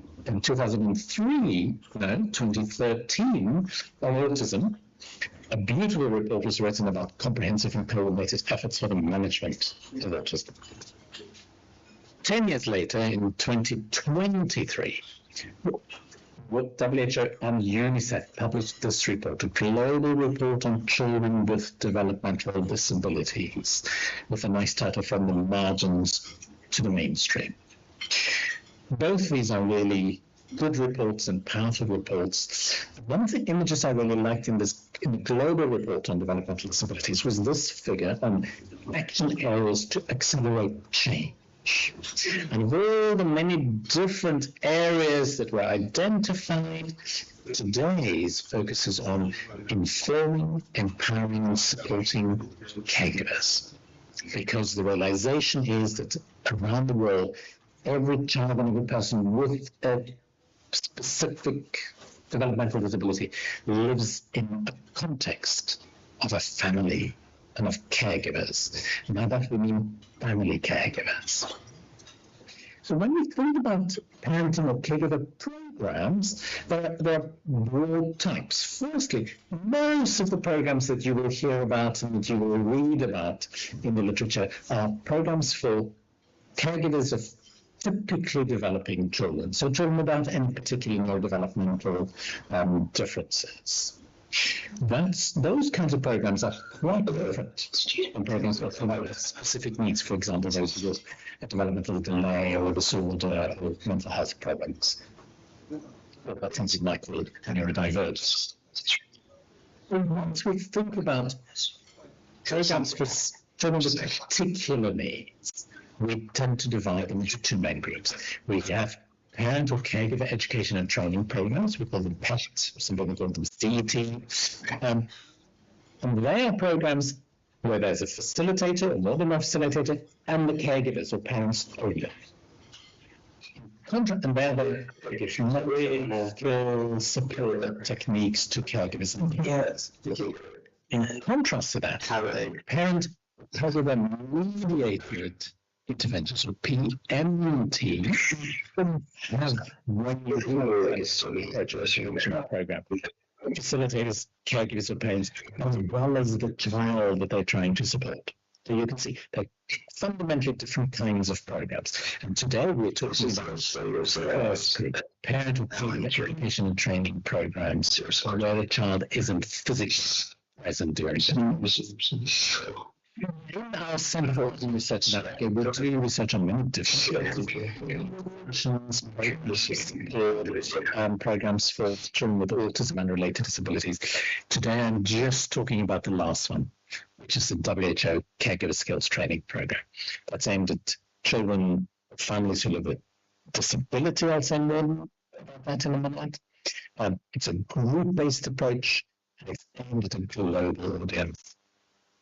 And so, after the resolution in 2013, the World Health Organization and the child team who we worked with them developed this program in response to the need for a caregiver support program, particularly in low and middle-income countries. It's 12 sessions, so it basically consists of 9 group-based sessions and home visits, but if I just focus on the 9 group-based sessions, and then there's an optional 3-session caregiver wellbeing module, and I'm going to say something about that too. It's usually once a week, although people do it differently, about 2 hours, and there are 2 facilitators. It's aimed at caregivers of children aged 2 to 9 who have some developmental delays or disabilities. The important thing is they don't need a diagnosis, because we know in our part of the world, a diagnosis is often a real barrier to accessing care. The goal is for caregivers to promote their child's development, to promote their child's learning and communication through home activities. The other powerful thing about this program is our facilitators are not specialists. It's done by, in different parts of the world, community health workers, nurses, ECD facilitator, teachers, peer caregivers. In the context of South Africa, we have used other mums of autistic children who've all been working for one non-profit organization in our country. So you can see that's how we're going to increase the footprint by actually working with non-specialist people. In the program, we then use evidence-informed strategies, and it's informed by the current global evidence base. We're going to teach children and caregivers how to help their children with active roles, how to enrich their learning environment, how to help manage some of those behaviors. But all of it is done during daily activities at home. This is not something where we're trying to turn a parent or a caregiver into a therapist who has to have dedicated time in a dedicated place.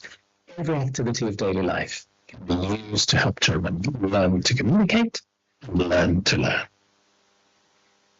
That's a top-line comment about the actual program. And here's the challenge. We've developed a program, but that program needs to fit in particular contexts. So what I'm going to do now is talk about how we took our program, adapted it, and implemented it in real-life settings in South Africa. Very importantly, it was a program which was done in collaboration with the WHO, with the Department of Social Development, National VSD in South Africa, and Autism South Africa as a non-profit partner. And of course, we were the University of Cape Town, we were CARA team, the academic partner. The project's been running for many years now.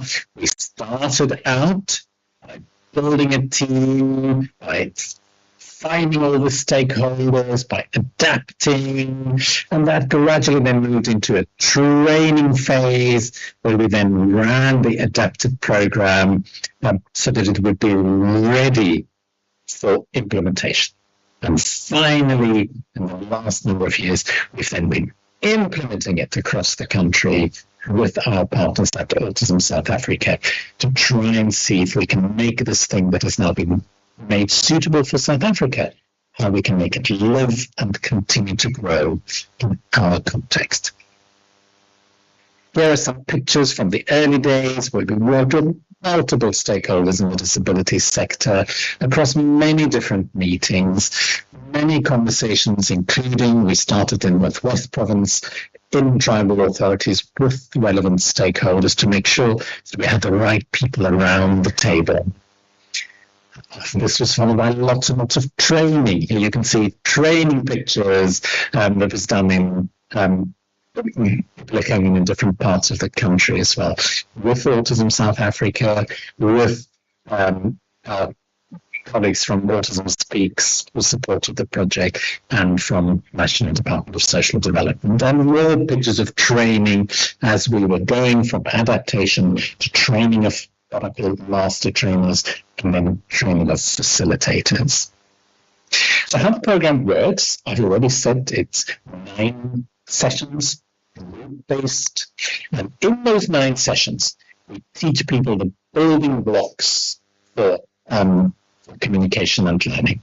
Those building blocks are engagement with your child, communication with your child, helping them learn new skills, helping to understand and manage their behaviors, and then thinking about problem solving and self-care. And the program was adapted in very simple, beautiful visual ways by Liesl and the team. And there are key messages, there are key tips, and there are tools for families and caregivers to use. It was developed in a way that it really can be easily accessible by anyone who lives in our country. We then, all the way from the beginning, included evaluation, some higher level research-based questions earlier on, and more pragmatic, practical evaluation in the more recent years. And that included group-based sessions and feedback from participants, from the facilitators, from the developers, many different conversations. Here you can see informally after each session and after each group, people also gave feedback. And here's a nice picture of families who've done this session, and each one got a certificate. It's been incredibly powerful to see how training people or developing, adapting, and training people on the program has also led to leadership. Here in the picture you can see Autism South Africa leaders. Demir from Northwest Province has really become a champion and a leader in CST in South Africa. Just to remind you that we really worked in real-world communities. This is where the program was run. And community participants took ownership of this. The picture on the right shows families who said, we want to have a celebration ceremony. We want to have our own graduation ceremony. And they found a place and they found a space and they all celebrated together. Not only did the program give people knowledge and skills, but it empowered people in such a way that they started autism and disability awareness raising campaigns. Here you can see Demeo and others doing a march for autism awareness as a result of this new empowerment that they got from the CST project. In the Northern Cape, the team even got the SABC to come and interview people and to talk to them and to hear about this excitement and enthusiasm about this new evidence-informed tool and program is available to families in South Africa. These caregivers have completed 9 weeks of... We don't have time to make you listen to the whole program, but it's absolutely amazing testimonial that come from it. So some of the lessons from this program started in Northwest Province, and then after that first phase of adaptation and implementation, we've actually been rolling it out in the Free State, Limpopo, Mpumalanga, KZN, Eastern Cape, Northern Cape. And interestingly, some spontaneous developments have emerged also in Gauteng and Western Cape, where people have the desire to become trained and to implement the WHO CST program.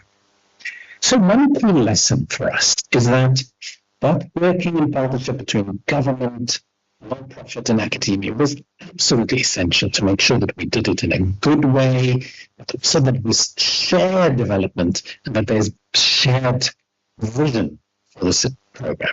But it's important when one does that to remember these things take time, so we can't rush the conversations and the joint development of a shared vision. The second thing we learned is that task sharing, this is the technical term for specialist people training less specialist and less specialist people. We feel that we can do it. Mums and the regional development officers from Autism South Africa have been amazing deliverers and facilitators of the program. But it does mean that we need to keep on supporting people, have more skilled people and specialist people who can keep on training and supervising and supporting those, not to leave them on their own.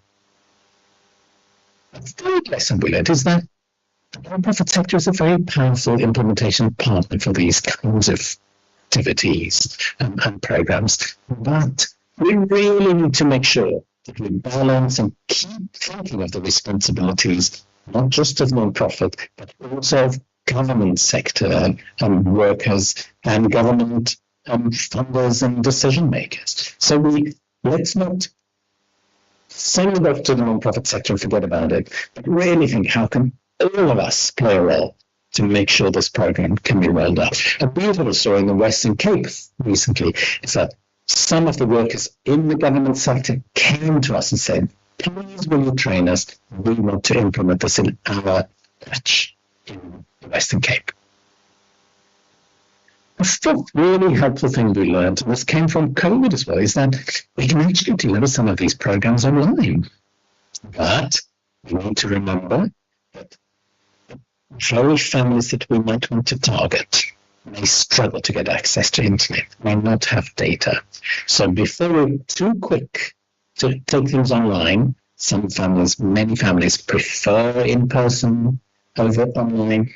And if we're going to go online, let's make sure that we don't, without meaning to, exclude people.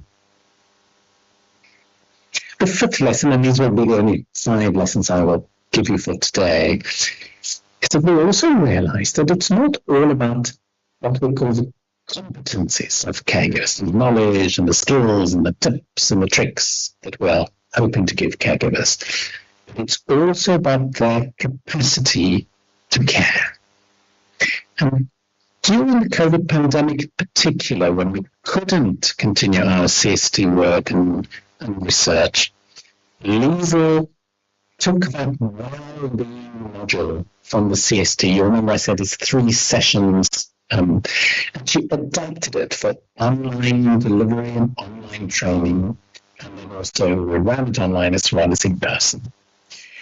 And that was an incredibly powerful lesson for us, and incredibly powerful to find that just giving families tools and caregivers and parents and family members tools to look after themselves, to think of their own well-being, to be able to be present in the moment, to identify their values, to come up with small values-based actions and steps, was transformative to those families.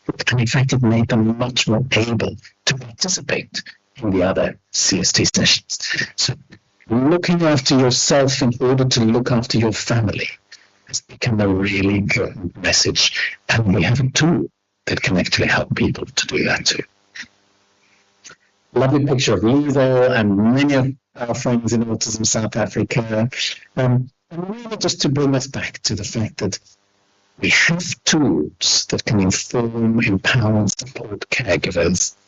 And it's been beautiful to see how this very simple program that can be delivered by non-experts can actually really empower families, give them knowledge and skills, strengthen their communities, support awareness raising and advocacy for autism and for other developmental disabilities.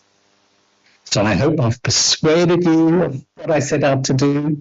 I hope it's stimulated your interest.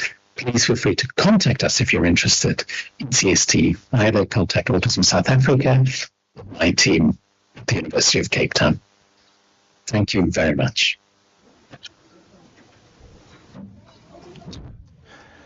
Well, thank you very much to Prof. Petrus de Vries from the University of Cape Town. About the CST program, that is their contribution to the support of autistic people, and we appreciate them. Let's hope the few challenges that they are having will be solved, because what they are doing really is very important. So right now we are left with very few presentations.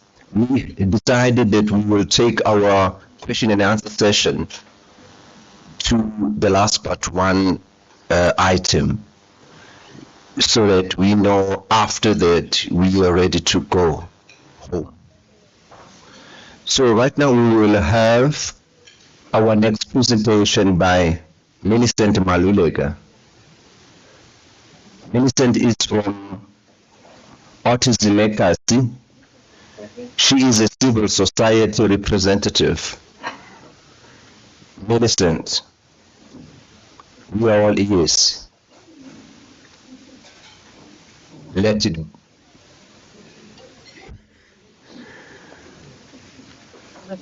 I'm with you. Bless you. Okay. Over to you, Millicent. Thank you. Introduce you. Okay.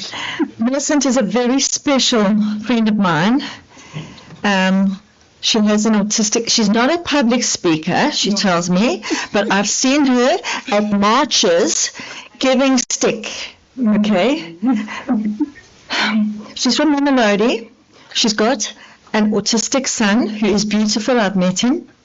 And she's got a lot to say about what civil society needs. So I'm standing with her in solidarity as a mother and as friends. Yes.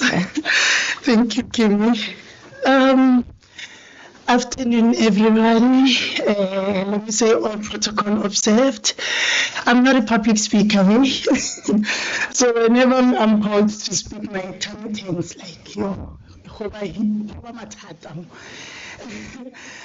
like they said, my name is Millicent Manulega. I'm a self-proclaimed advocate for autism. I'm an activist.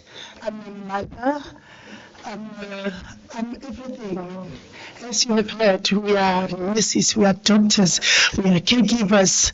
Like we are wearing too many hats. I'm standing here on behalf of Autism Legacy. Autism Legacy was founded by two lovely ladies, Naomi Mambani Wenyapao and Joyce McCandles.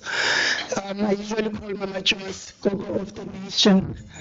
Autism Legacy is based in Mamelodi and also in Westeros.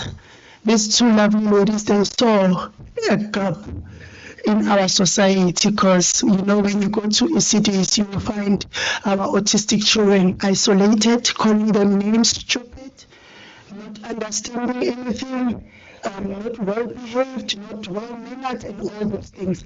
So the two ladies saw a need that, let's stand up and open our own ECD. They are a registered NPO. That NPO, it caters for everybody, even mothers like us who can speak in the public and who needs more support. Autism Legacy is there for them. We support mothers. Challenges are there, guys. It breaks my heart to see officials come in 5 minutes and leave. They tell us whatever they have researched. They don't ask us who will live with autism 365 days, 24/7, every day. You can't go to Google and Google what's autism, how can we support autism, whereas you don't come to us and ask us. It's nice that we are seated here, but one day, Elisa, doctors, professors, why don't you come to Mamelodi and have just one day with us? In our ECD, we've got 9 kids. And according to the way the Department of Education is counting our children, they are saying 1:6, which means in our ECD we've got 56 children, even though they are 9. It's because they are different in their own way. Another thing, we say nothing about us without us. But still, you guys are doing it. You are doing everything about us without us. You can't hold a seminar about us. Why don't you never come to our dusty roads in Mamelodi or in Westeros or anywhere, Hamaskal, wherever? You never came there. You never spent time with our children. You don't understand them just because you read about them. It doesn't mean you know them. So, Unisa, Mina, I'm challenging you. Let's not celebrate autism ka April. Mina, it doesn't work for me. April is a busy month. When April starts, we know it will be autism this, autism that, autism this, because it's April. Autism is January to December, Monday to Monday. It's not once in a year. No, it's not on the 2nd of April. I am sorry, but you will forgive me, professors. But I mean, I'm challenging you to do right by our children. Don't read about us. Come and spend time with us and know us. That's when you will learn more about us, through us, not through books, not through Google, not through Meta. Come to us and learn via us. You know, our children, they're very intelligent. Hey, professors, I can tell you, if I can take you and you stand with my son here, you have a tough match. It's Sundowns and Pirate. It will be 4-1. I'm telling you. That's how it is. That's how intelligent our children are. That's how unique our children are.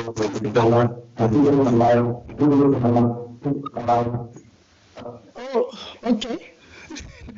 So let's not continue this thing of us holding seminars, preaching the gospel that we don't practice.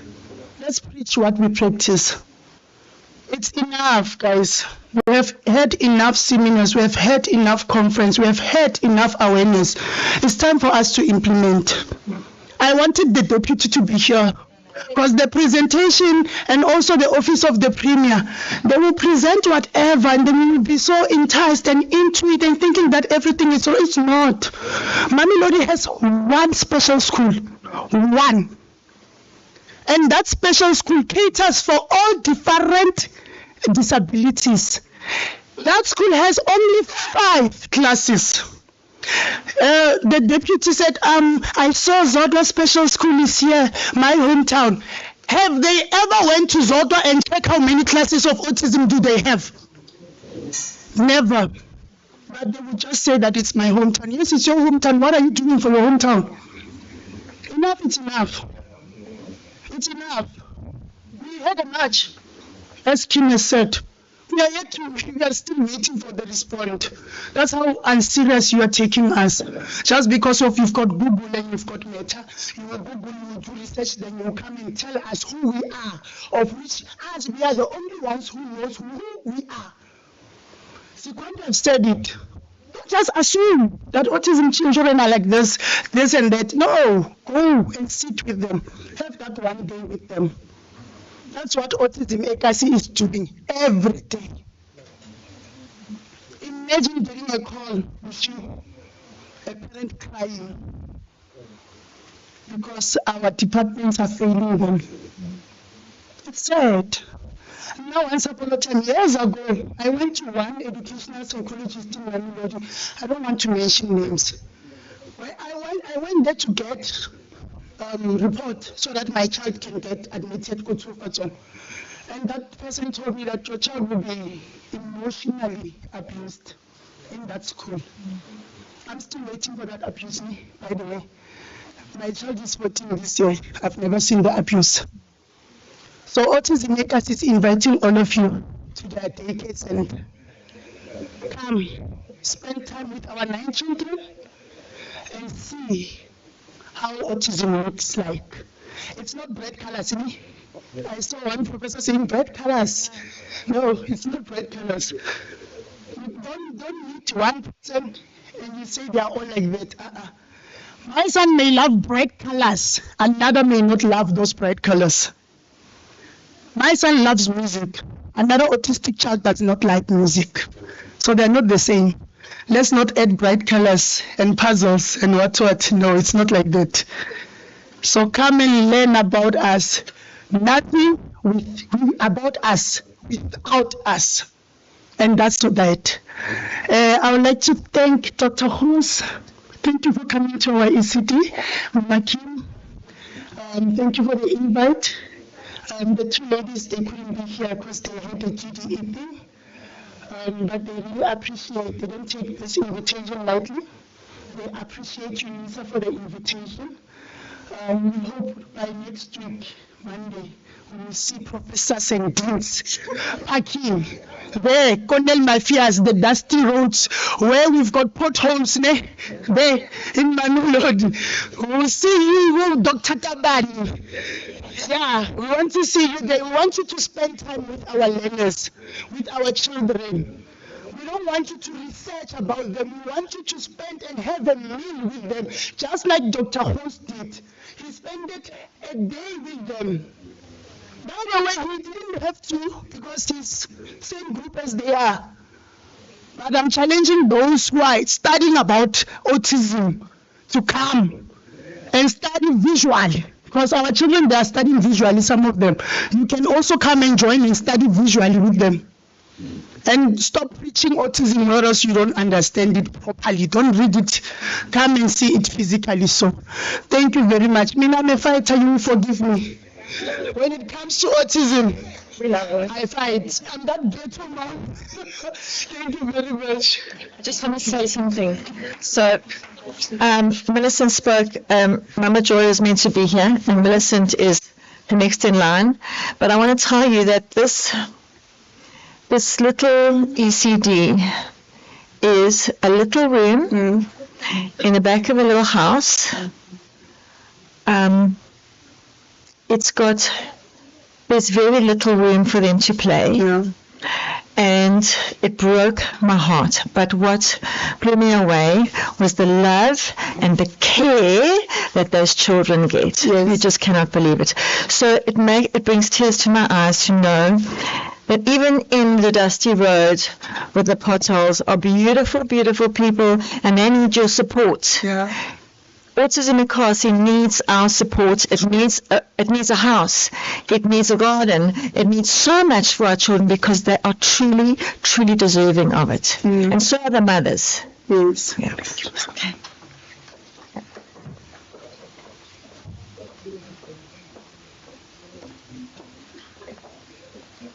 Millicent.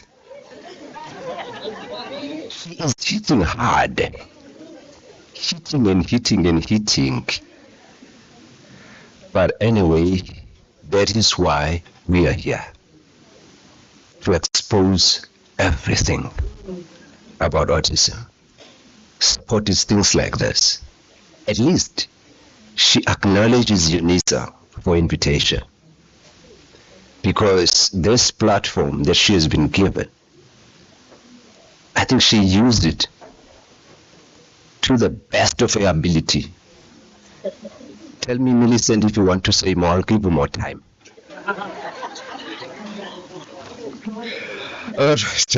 Thank you very much for that presentation. It's a challenge to all of us. She's very specific. She's challenging academics as well as government to say she can see whatever is being done, but it's not enough. She feels it's not action. Maybe she's correct. I don't know. Right. Our next presentation, I think it's the last part one, before we have questions and answers, is going to come from Professor Samuel, the director of the Jewish Law Institute and professor of law in New York. He is online. Let's give it to the professor. Hello, can you hear me? Yes, we can hear you. And you can see you, Professor.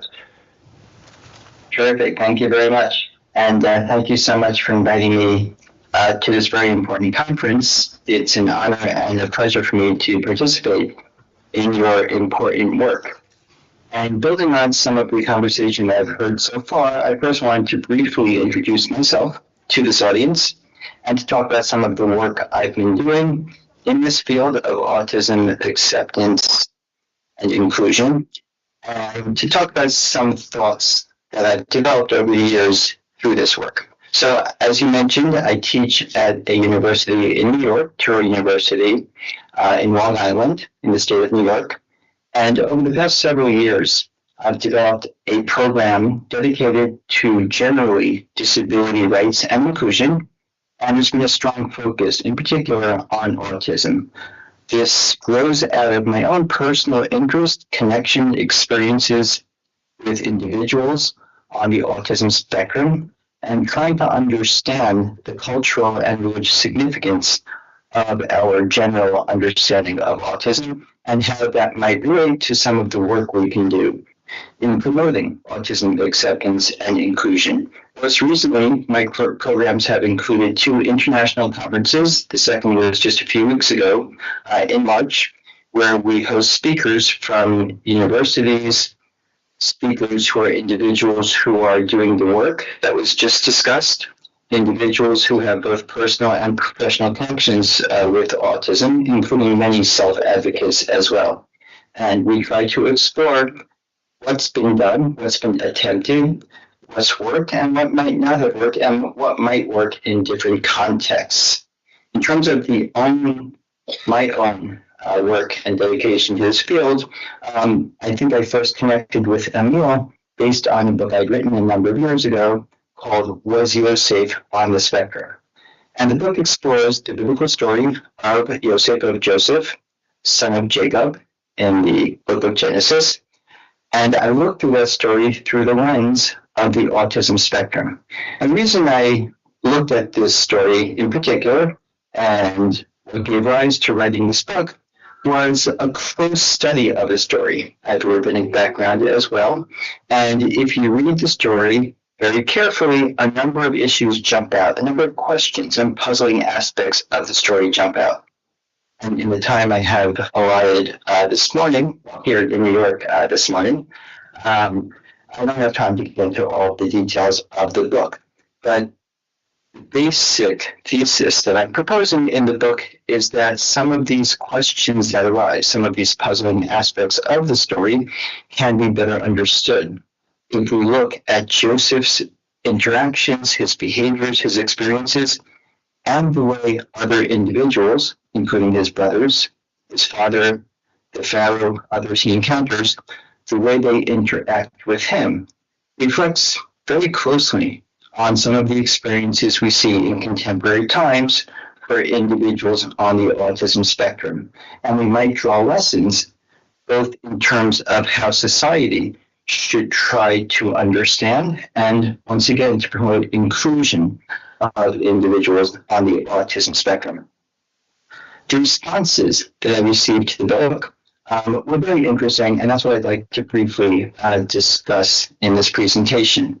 A number of individuals reached out to me, and in particular, individuals who themselves are on the autism spectrum and individuals who, like our previous speaker, have family, friends, those they're close with, who are likewise on the autism spectrum. And what struck me was the positive responses I received from many individuals, many readers, who looked at the story and looked at the way I framed the story and interpreted the events in the biblical text.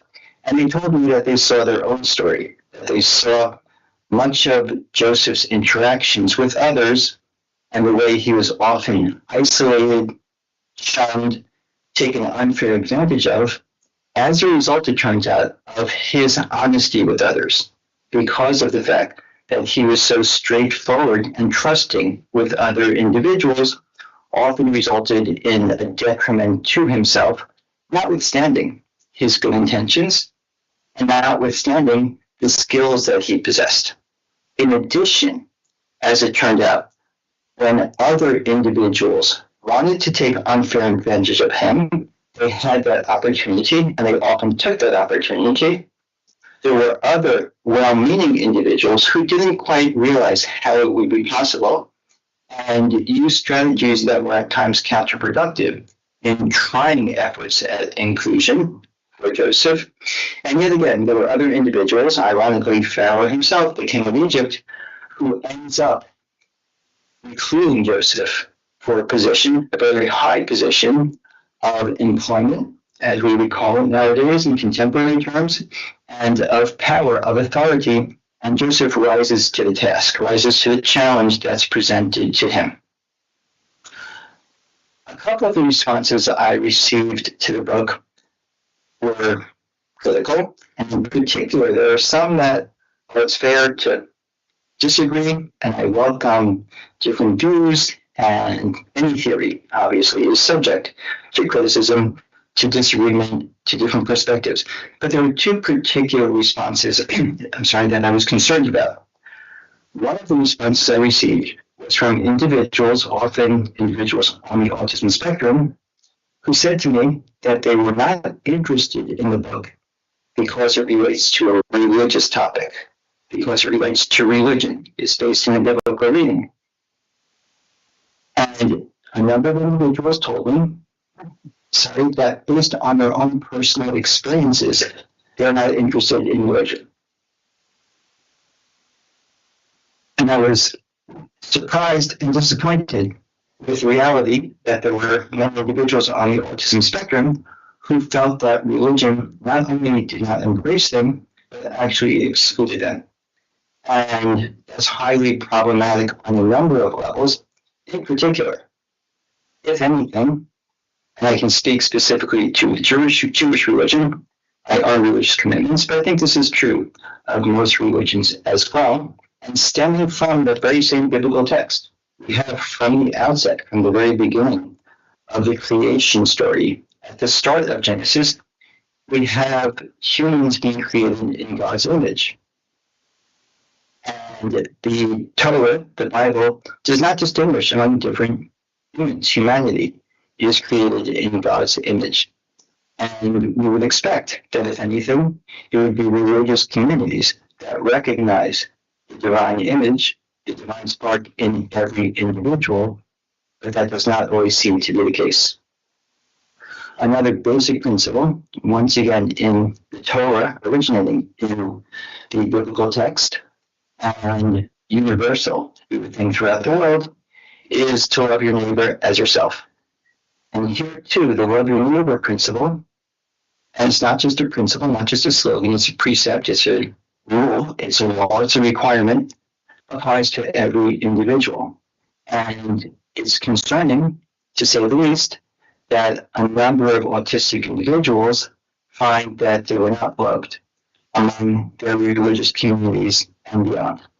The other response I received, and other response I received to the book, which kind of surprised me, was individuals suggesting that readers claiming that individuals on the autism spectrum, autistic individuals, do not have the ability that was provided, for example, to Joseph, do not have the ability to gain employment, to take positions of authority, to play that role of leadership. And what struck me is that this response often was from individuals who themselves are not autistic and leaders who don't have familiarity with autism. And building on what I've heard previously from the speakers, is a great concern to me that there are leaders, and broadly speaking, the society as a whole, and I'm speaking not only about American society, which I've been familiar with, but over the years, based on my experiences, speaking at seminars like this one, speaking with leaders in the autism community from all over the world, there is this common concern and this common problem and challenge that we are facing as a community, where autistic individuals are not valued for who they are. And to emphasize that certainly every individual is different, every autistic individual is different, every person is different.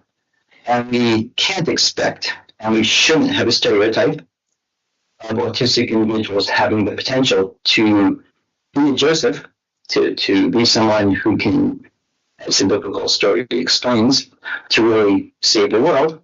But on the other hand, most of anyone is not going to be in that very high position of power and authority and possess those very unique skills. But everyone does have something that they can contribute on some level. And for those who have that ability, for those who have the ability to gain employment, for those who have the potential to have a role where they can contribute to society, they should be accepted, embraced, and included in that role, whatever that role may be. And once again, going to the basic principles of accepting and recognizing everyone's divine spark and recognizing the imperative to love your neighbor, whoever that may be, society could potentially fulfill its own obligations and its own potential to include everyone as well. And finally, in terms of the religious component of the story, I think we might look more broadly. And when we talk about religious communities and inclusion, which I think is one of the topics I was asked to address, I think we also have to broaden that concept to more cultural understandings and cultural inclusion. And going back to my book and going back to the biblical story, there are, of course, many individuals and many communities, millions of people throughout the world, who view the Bible through the lens of a theological commitment, who view the Bible as a religious text guiding them. On the other hand, the Bible itself, and in particular the story of Joseph, might teach us some other lessons. And when it comes to the context of autism, awareness, acceptance, and inclusion, this is a broader story and a broader lesson, I think, for society as a whole, which is to say that the Bible was written thousands of years ago. The Torah is a story that, on the one hand, is a religious text, but on the other hand, is one of the fundamental literary bases of our culture, our civilization. I say our, in the United States at the very least. I think this is worldwide, as you may be familiar with. The story of Joseph gave rise to great literature, gave rise to a Broadway show, gave rise to a DreamWorks animated movie that was very popular. And I think that speaks to the significance of the story, the cultural and societal significance of the story. And so, if we look to this foundational narrative in a way that can help us better appreciate the reality of autism, that can help us better become aware of autism and at the same time promote not only awareness, but also the type of acceptance and inclusion. That's the basic goal of this conference, of the conferences that I've organized, and of the work that I've been promoting.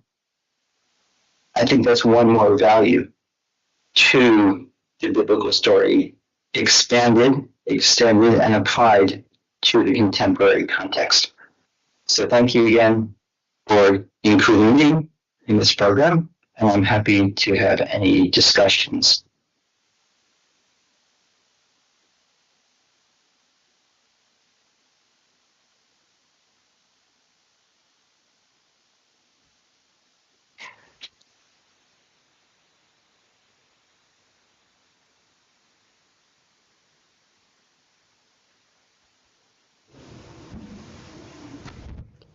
Thank you. Thank you to Prof for exploring the impact of culture and religion in the understanding of neurodiversity and inclusion. That was deep. We appreciate him very much. The last but one, it says here, together in mind, fight with insight. Luke, what are you saying to us? You'll see. Please come. We'll see. Thank you very much for your help. So I just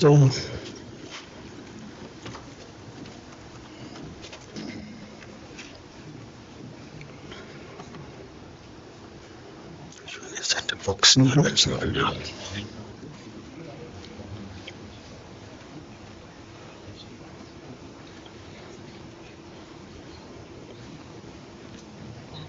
Perfect. Thank you. Switch on the TV screen. Yeah. The what? Oh, the Keynote.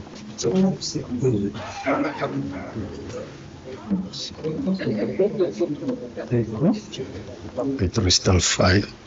should be good. Good.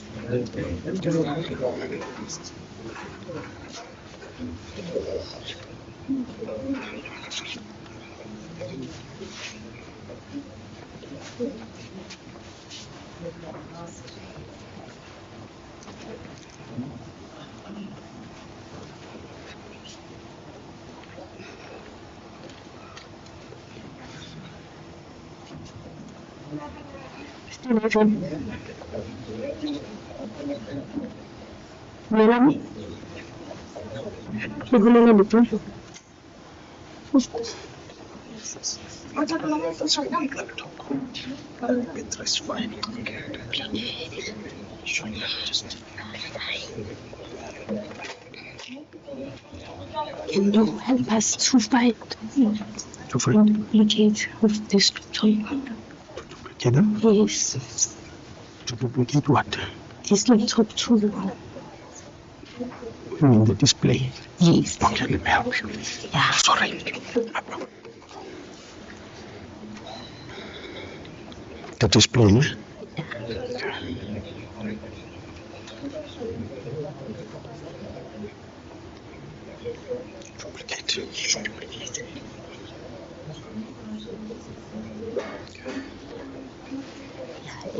In copies, it's fine.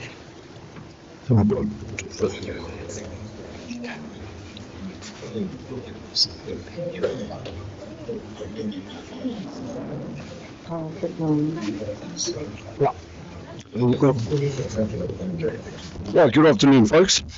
I hope you're all well. I've got the graveyard shift, so let's see if I can entertain, if not teach you something. So, firstly, I'm very proud to be, and thank you very much for the invitation. And it's something that I've been working on for a very long time with a colleague of mine who's sitting at the back. I want to acknowledge Jackie Patterson-Seeley, who's an occupational therapist, and it was actually her idea to start this program. And then the research that I will be presenting on is a PhD in anthropology, interestingly. So we're talking about demedicalizing and destigmatizing autism in the context I work, and our Boxing for Autism program looks at going beyond the label, beyond labeling people and limiting them by their labels. And it's about the embodied experiences of autistic children in our boxing program in the inner city of Johannesburg. So there are two environments we work in. The one on your left is Tara, and the other one is Crossroads Remedial School. And in both contexts, there are children with autism within that. This is who I am. The only thing that's of any interest to you in this whole slide is the fact that I'm a Master of Sciences in Child Health, and I'm a neurodevelopmentalist by training. And you might be interested that I do this work because of an experience I had with chewing gum when I was a child. So that's just my origin story. So in the context of this work, we do this Boxing for Autism program as part of the occupational therapy programs in a variety of spaces. This one being Crossroads. You can see we have coaches that I've trained, which is how we'll conclude, and we have young people we work with. This one, interestingly, was actually a visual perceptual group that we ran within the school under the OT department. I'm not going to go through the whole overview because you can read this yourself. You've learned to read by now, I'm assuming, most of you. And as a result, I'm just going to focus on the OT sensory components. So, Jackie, here's your school. We thought we would honor you. So this is the Center for Autism Research and Education, where we have put up a boxing gym, and we have trained the staff at the school to do the program that we developed. So there you can see us making use of very simple spaces in the school, spaces that are available to us, and spaces that can be sort of multi-purpose and multifunctional. So really what we did was we then got involved in a research project with a PhD student from Wits University who was doing her social anthropology masters in the she called it the atypical minds world, and she was looking at demedicalizing the idea of autism.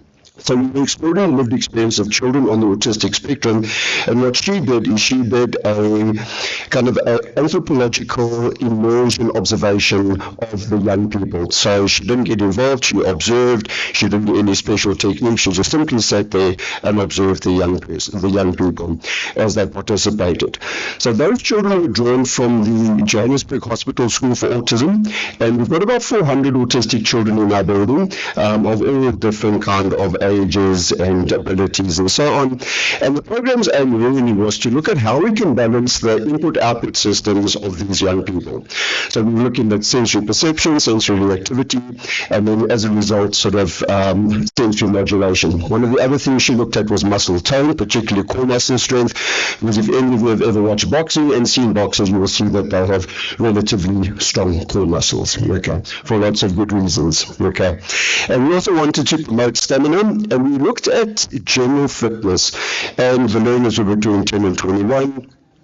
We were linking physical fitness to emotional fitness in terms of looking at heart rate variability and stress responses, as well as recovery from exercise, once you exercise. So the way how fast your heart goes when you exercise, how quickly you can be regulated is how fit you are.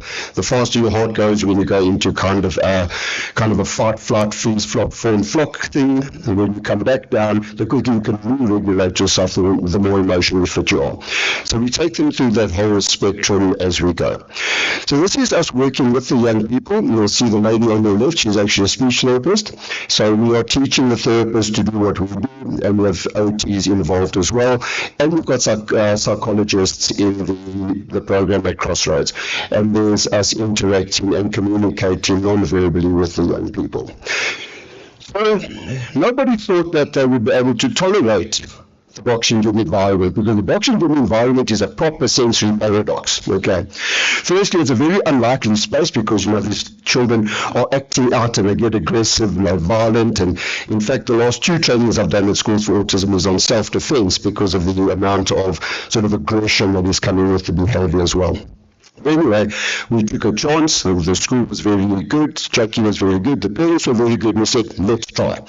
So it's a weird sensory environment if any of you have ever been there. There's a very, very harsh smell, because boxing is the only sport that can make your hands smell like feet. So that's an interesting thing. There's lots of bright colors, there's lots of music, we're shouting, orders, they shouting, there's lots of rough edges, and then there's heavy bags, and then there's mirrors. And suddenly was put up curtains over the mirrors, but look at me, I'm like rough, and posing in front of the mirrors and looking at their guns that they've developed over the course of the year.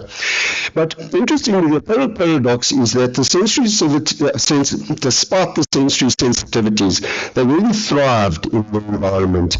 And some of the young guys that I worked with, by the end of the year, they were sparring with me. If you looked at their class and my class for inner city children, they looked no different. You could not tell the difference between the 2 classes.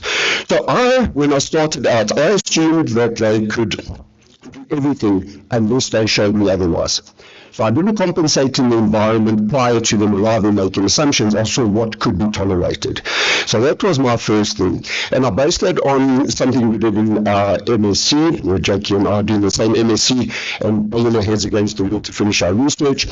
And we used the ICF as a focus. So instead of the International Classification of Disease, which is generally how things are defined in the codes and so on, we look at the International Classification of Functioning. And where you may lack some ability, for example, I've got a cerebral palsy boy in my class, and his challenge is mobility that limits a certain activity's ability to balance. That should not limit his ability to participate in the program. So the whole idea is the ability to participate. So my co-coach said they love the physical feedback, it gets them back into the bodies and into the present. And that's all that proprioceptive input. There's an enormous amount of proprioceptive input in boxing. There's praxis, there's an enormous amount of motor planning. Jackie pointed out that the young man who sadly has left, when he was pointing at the board, that movement you need to control your own to point at the board is the same as a job in boxing. So they're very practical, you relate it to very practical functional things in the world, okay? And one of the most beautiful things I ever saw is that we do an open day where the parents come and participate with their children and they get to show off what they do.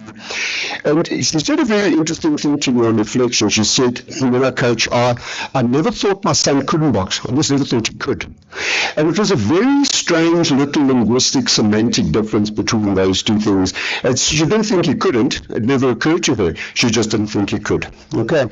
And the one father was sitting, was actually in tears, and we would kind of observe the transformation from the warm-up through the skills into the sparring, where you're getting put under stress, then out through the conditioning, and then the breathing, the relaxation, and then the children are lying there in yoga corpse pose, completely quiet and centered, and the dad says, I've never seen my child that still and that quiet in his whole life. So it's taking them through the whole window of tolerance in one session. So that's a class on a Saturday, and those children are all referred to me, and they all got various neurodiversities, and that's on the other side an individual child who has been diagnosed as being on the spectrum, and we do individual, so we have a group and an individual program. So the rituals are the really important part, because you are becoming. You spoke about identity earlier, and we mentioned it in terms of work. We become where we belong, and we belong where we become. So identity and belonging are two of the most critical tasks of adolescence, and there's a huge need to become something other than your diagnosis, or having everything that you do related to some kind of therapeutic intervention. So it's almost like we trick them into therapy. So we have a very structured program. We have hero posters. We've got Ali and Mandela, and now we've got a few others up. We emphasize the greeting ritual. Someone mentioned earlier, I think it was the professor with DRR, mentioned that the reason I want you to look at me is not because I want you to look at me. I want you to see that I'm praising you. So it's look at me, tell me your name, and shake my hand. And interestingly, even a firm handshake makes them kind of almost like puff up. Okay.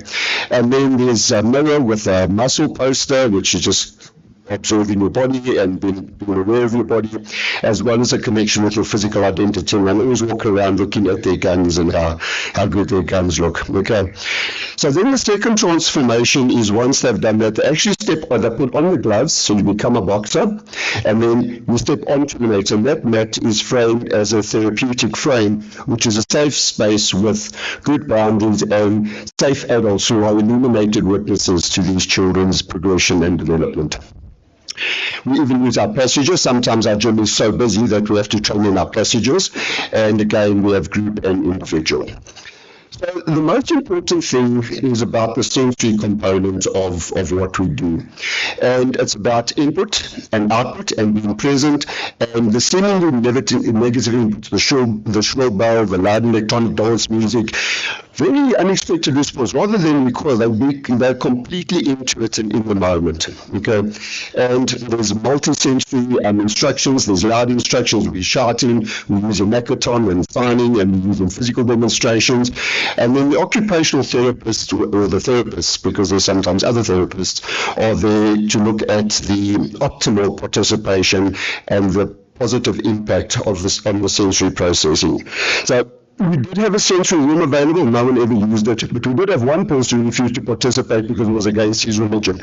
Now we can work out what his religion was that made him not want to do boxing, but we think he conflated it with martial arts, which has like an Eastern religious kind of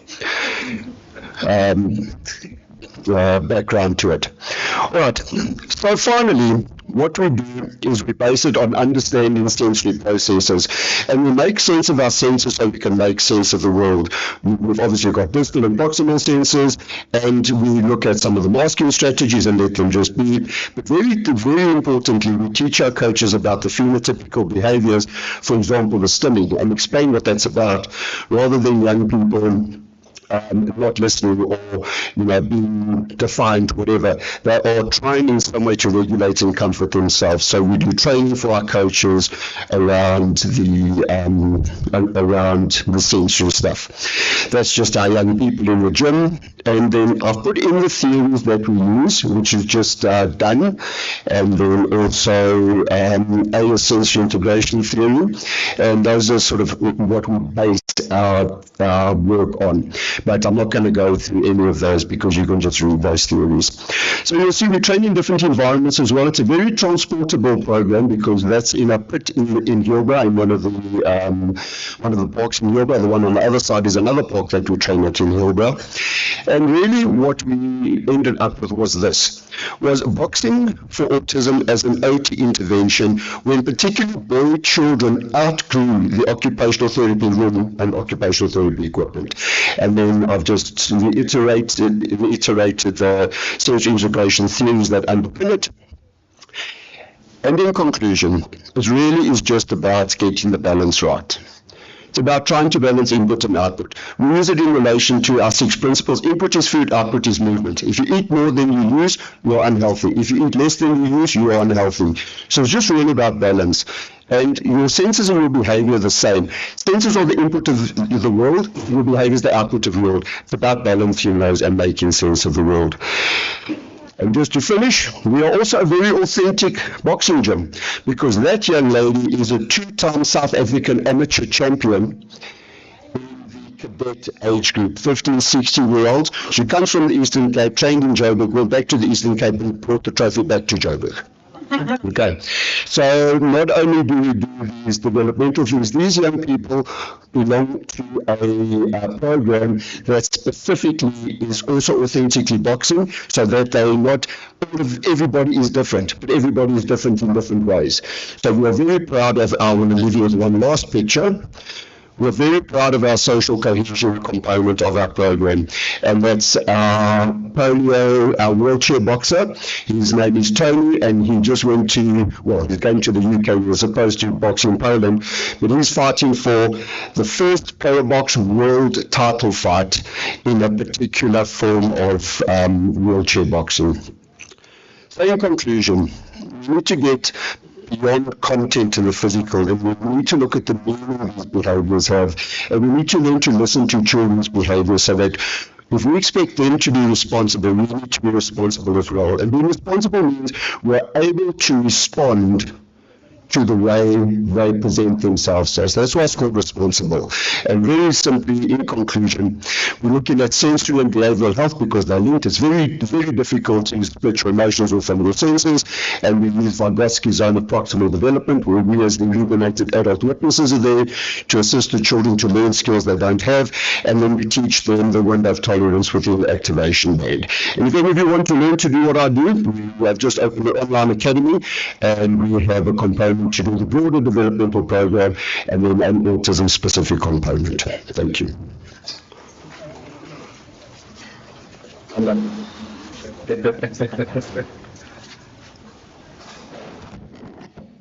Yeah, it's a masterstroke.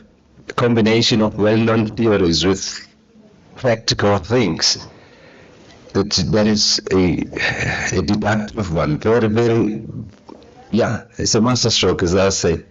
Thank you very much for that. That is what research is all about. Thank you. Last one, before closure. Question and answer. Prof. Mary, give us that item. Thank you.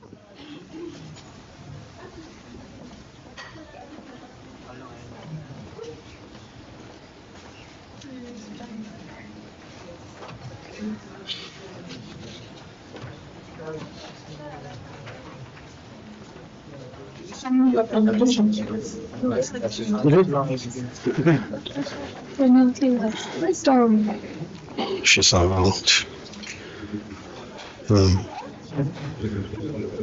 Okay. Introduce myself. You want to introduce yourself?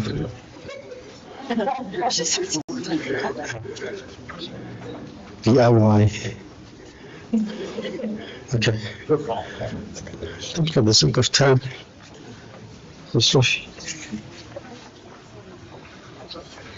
Good afternoon, colleagues. My school director, all of our special guests, I include all of you. Thank you for joining us today. We are very grateful for your participation. I'm Mary Glasgow Johnson from the Department of Inclusive Education. I want to thank my Chair of Department, Dr. Mutitswe, for always supporting the work we do, and our School Director, Professor Tabani. Like many of you, I do have a personal connection to autism. I have a 17-year-old son who teaches me about neurodiversity on a daily basis. And I consider myself truly blessed. The way my little bit of theoretical knowledge is challenged almost on a continuous basis. And so I try and bring that experience as a parent practitioner to deepen the work that I am doing in teacher education at UNISA. So to share a little bit about what we do in our department, we have a number of programs in our teaching and learning sort of offerings. It includes a short learning program on teaching learners with autism spectrum disorder. We have had a self-initiated external program review, which very few institutions would actually, it takes courage to do that, to subject what you've taught for many years and to get other experts in to review your work. And as a result of that, we have improvement plan, and we'll be updating and completely redesigning the curriculum of that program and hopefully offer it again from 2026. In our postgraduate diploma in inclusive education, we have a number of modules, because our research in the department says that what teachers need most desperately are the practical inclusion strategies. So we will have teachers that will tell you, at a level of, my personal philosophy, I agree that educating children who have barriers to learning is a fundamental human right, it's a social justice issue, it's something we should do. I want to do it, but I don't know how to do it. And so that is our biggest sort of need in the system, for teachers to feel empowered, not disempowered, for teachers to feel, I know how to do this at a practical level. And so the way we've embraced or responded to this need is to look at what we call teaching strategies for inclusivity, specifically curriculum differentiation. So how do I differentiate for the individual child? And I always tell my students, if you can differentiate for the learner with autism, you can differentiate for anyone, because it's a unique sort of characteristics and support requirements that really are unique. And this is the diversity that we want to respond to in our teacher education programs. And then we're very, very proud, Professor Tabani, of our M&D programs. We currently have more than 60 students around the country and around across the continent and beyond, who are specializing in autism and neurodiversity within our department. We have more than 30 who have already graduated, and we are looking at support for the individual with autism, but also family members, siblings, parents, support for mothers, support for fathers, for caregivers, really across the lifespan, but also at all levels of our education and training system. So we have students working in ECD contexts, in various aspects of the schooling system, and then within our TVET colleges and in our higher education institutions. And we also have a lot of students who also identify as neurodiverse. And, Emil and I work very closely with those students because they need a different kind of support. And so we believe that we are building a community of practice in South Africa, across the continent and in the global south, to influence policy and practice, and very much focused on classroom support.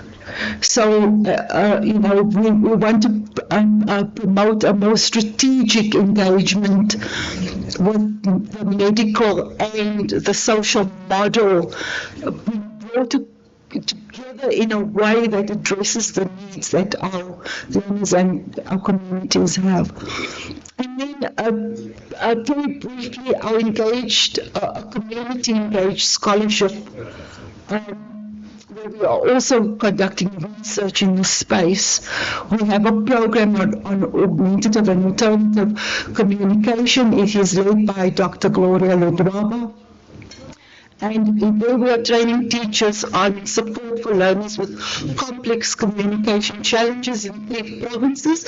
And we've also just received approval for our flagship, and under the flagship we have multiple thematic sort of focus areas, and one we're involved in is on sustaining teachers and learners' well-being through digitalization using an mHealth tool.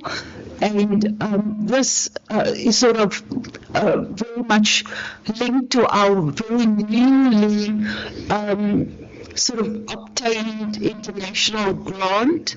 It's from the National Research Foundation here in South Africa, but also the Foundation Otna in Switzerland. And we're very proud that we've got colleagues, Beverly Feldman in educational psychology, our chair of department, Dr. Mtitswe, our postdocs, Dr. Arime Kaila and Emil Ho are part of this project with myself and my co-lead, Prof. Indra Johnson. And here our focus is on relational well-being of young people with disabilities through digitalization. And this is in partnership with 2 universities in Colombia and 2 universities in India. And we'll be delivering this research over the next 3 years, and it is an extension of an existing SASUF project, the South Africa-Sweden University Forum, where we've developed a communication support tool, which is an app used on smartphones and tablets, and assists children to communicate. We have been implementing the project in an independent hospital in Pretoria, children that have gastroenterology-related conditions in clinical settings, so they've been hospitalized. And a lot of those children with what's commonly referred to as gut issues are on the autism spectrum. And it's Centennial he's trained the doctors, the medical doctors, sharing his lived experience. And so in this project, our partners are from the Universidad de los Andes and an organization called Ashdown. They work with Down syndrome. They're the civil society partner in Colombia. And then in India, we have the University of Calcutta and their civil society partner, the Dept Center for Autism Management. And in South Africa, we haven't focused on a single condition, but rather partnered with Disabled People South Africa to be more broadly inclusive. But here we are addressing Professor Tabani and colleagues, 3 catalytic niche areas. Not 1, not 2, 3. Health promotion, digitalization, because it's an app, or in-health tool, and student support and co-curricular. And what we're planning to do is to promote equitable access for young people with disabilities in the age range of 10 to 24 years to an in-health tool. We believe that this holds promise for facilitating their participation in decisions about their health, their quality of life, and their overall well-being. And we've pegged this to SDG 4, as well as children's rights and health. And in this program, with our postdocs, we will be mentoring a group of master's and PhD students that we will also provide some financial assistance to. Thank you very much for your presence today. We always welcome students to our department. So if you would like to do any of our programs, please feel welcome to contact us. Thank you.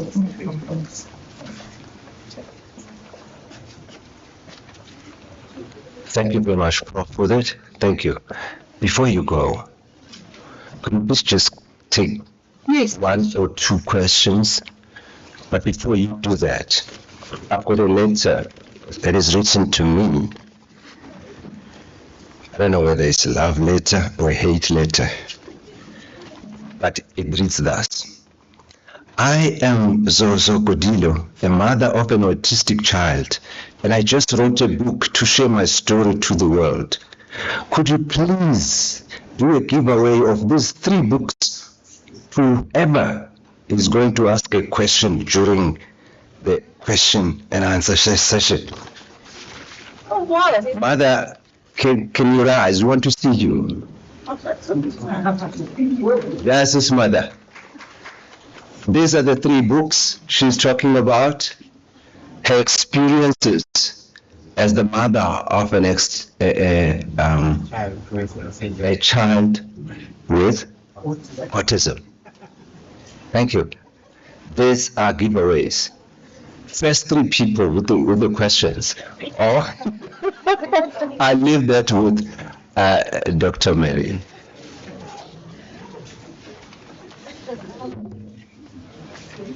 I think we must also ask where we can purchase copies of the book.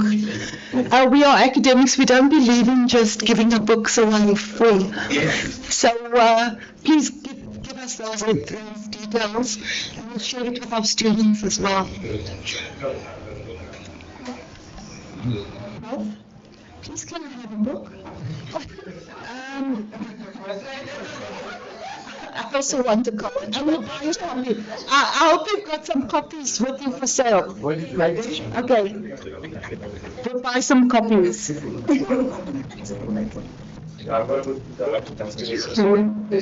There's a hand there.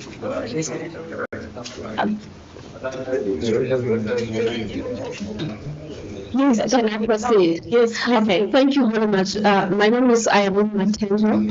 I'm a mother of a non-speaking autistic. And perhaps let me start by thanking the Department of Education, Inclusive Education Minister, Dr. Holtz, our esteemed guest, for this opportunity. It's really appreciated. So one of the things that I've really grappled with in my journey of raising my child is the issue of inclusivity. And we can talk about inclusivity at various levels, but I think today I just want to raise 2 areas. The first one, which I have learned, is that the Department of Education, Inclusive Education in UNISA is really taking the issue of preparing future teachers, if I can put it like that, so that when they go out into the society, they are better prepared to interact with our kids and give the appropriate education that they need. Now, in that respect, what I want to request is, please, as you go about preparing the teachers, make sure that you invite the autistics. They may not know the pedagogics of teaching and so on, but they know better about autism because they live the life of autistics. Those are people who are going to guide you, to tell you that when you teach us, do this, this doesn't work for us. So I really want to make that clear first. Secondly, again on the issue of inclusivity, I think there's no doubt about, and I think many speakers have articulated this issue, that our kids have got an inherent gift of the intellectual capability is just at another level. I think it's beyond what most of us can. And if I can give an example, in my family of 5 people, I can tell you without fear of contradicting myself, my son, all of us combined, is the one with the highest level of intellectual capacity. All of us combined, we cannot even match him. The things that he says, the things that he thinks about, but also his level of empathy, his level of emotional intelligence in a child that really surpasses some of us as parents. We just look and marvel. Now, the point that I'm trying to say here is, how are we thinking about making use of these children? And I've seen it in my child, and I've seen it in many other kids who are autistic. Unfortunately, I work mostly with, I don't work, I've got my other profession, but I interact a lot with mothers of non-speaking autistics. So I'm in the space of non-speaking. I've picked up quite a lot of the capability of these children and how they can contribute to the society. And nobody is really watching that space. And when you talk to some of them, they tell you, what do you want to do? They say, I want to go into research. And then one child said to us, if I could be given an opportunity to go into oncology research, I think I can do something there.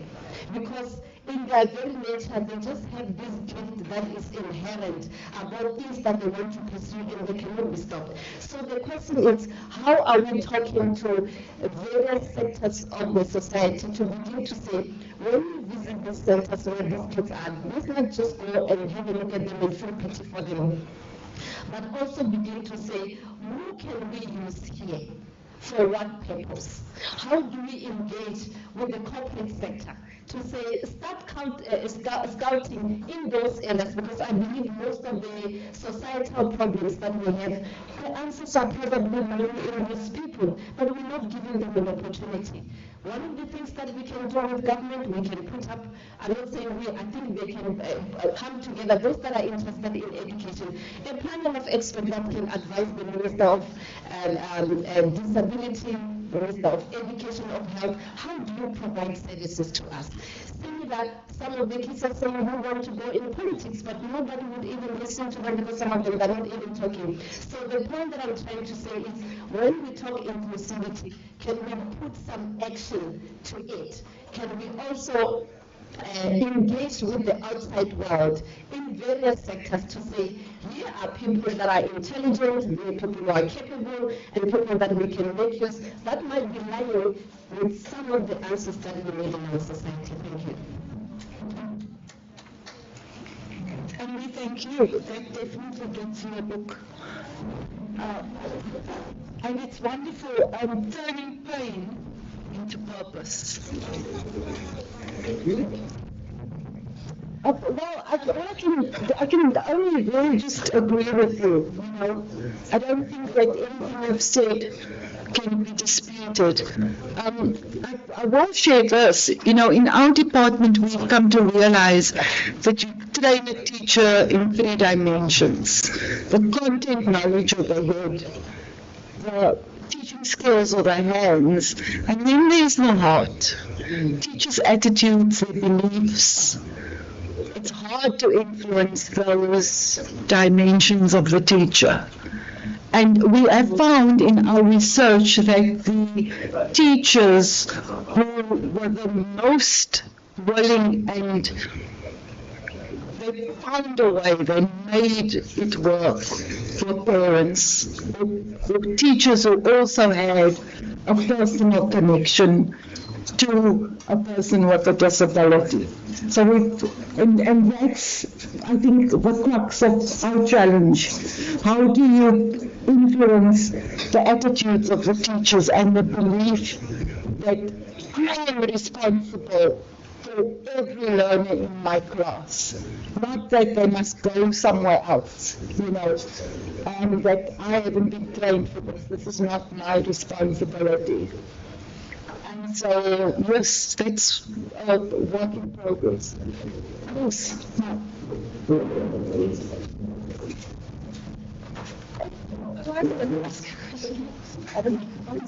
Okay. I'm sorry, I'm not keeping track. I think that the lady was first, sorry, and my apologies, I'm so sorry. Okay. Thank you. Hello, everyone. I remember my child was diagnosed at the age of 7. One thing that I've picked up sorry. Thank you. So one thing that I've picked up when it comes to education, the enforcement of our kids, that is lacking. The fact that you firstly, in terms of admission in schools, the schools are very few. And your child will be on the waiting list forever.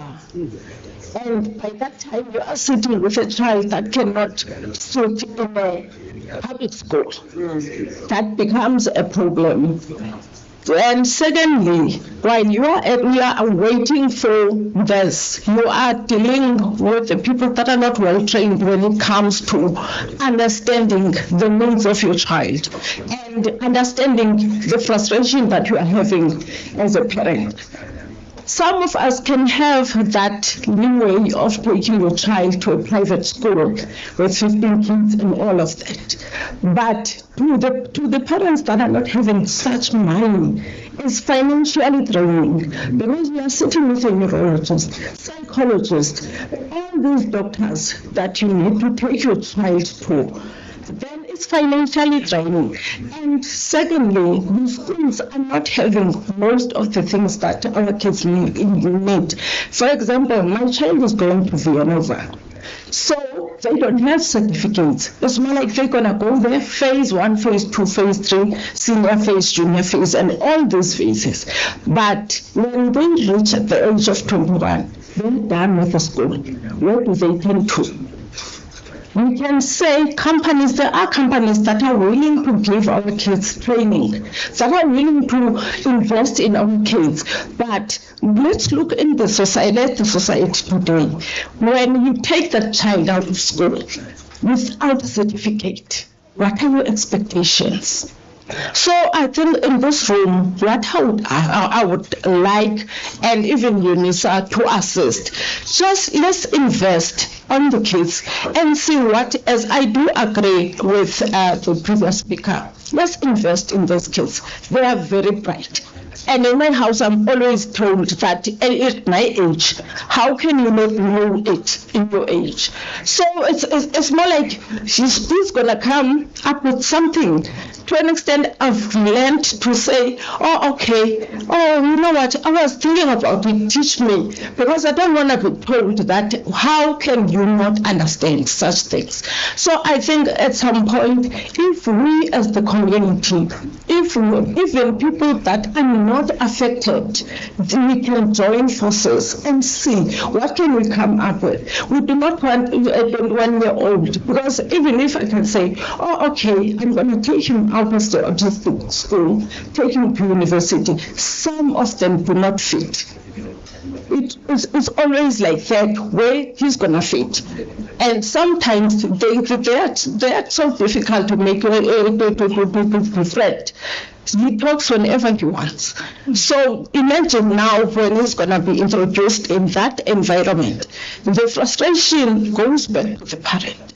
Because now you are worried as to how is he going to cope. And if he's not coping, what am I going to do as a parent? Where can I run? So all of those financially, they are draining to us as parents. So we really need help. We really need UNISA also, as you have started this, to come, to join hands with us, to help us, to guide us, because some of the things we do not know. We figure them out as we go along. So it's a long journey for us, because that is a lifetime thing, that it is a lifetime situation that you have to stay with this child for the rest of your life. It's not going to change. It's not going to go anywhere. Acceptance is the key on it. Thank you. Thank you very much. Look, my child is at Unica, hey, so I know exactly what you mean. And Unica is my son's 8th school, which means before we went to Unica, we went 7 other schools. And then you paid school fees of up to 15,000 a month, and you are asked to leave. So it's not just that people do it because they can afford it. I mean, if you've seen old clothes, it's been my husband and mine, you know, where people sacrifice all the things that other people take as entitlements, eating out, holidays, all of that goes to school fees. So I think that there's nobody that can say that they will just effortlessly afford what some of the services in this country cost. And this is before you've spoken about all the speech therapy and OT and other, and our children need all those interventions and support. So yes, all I can say is it's true. Get a book.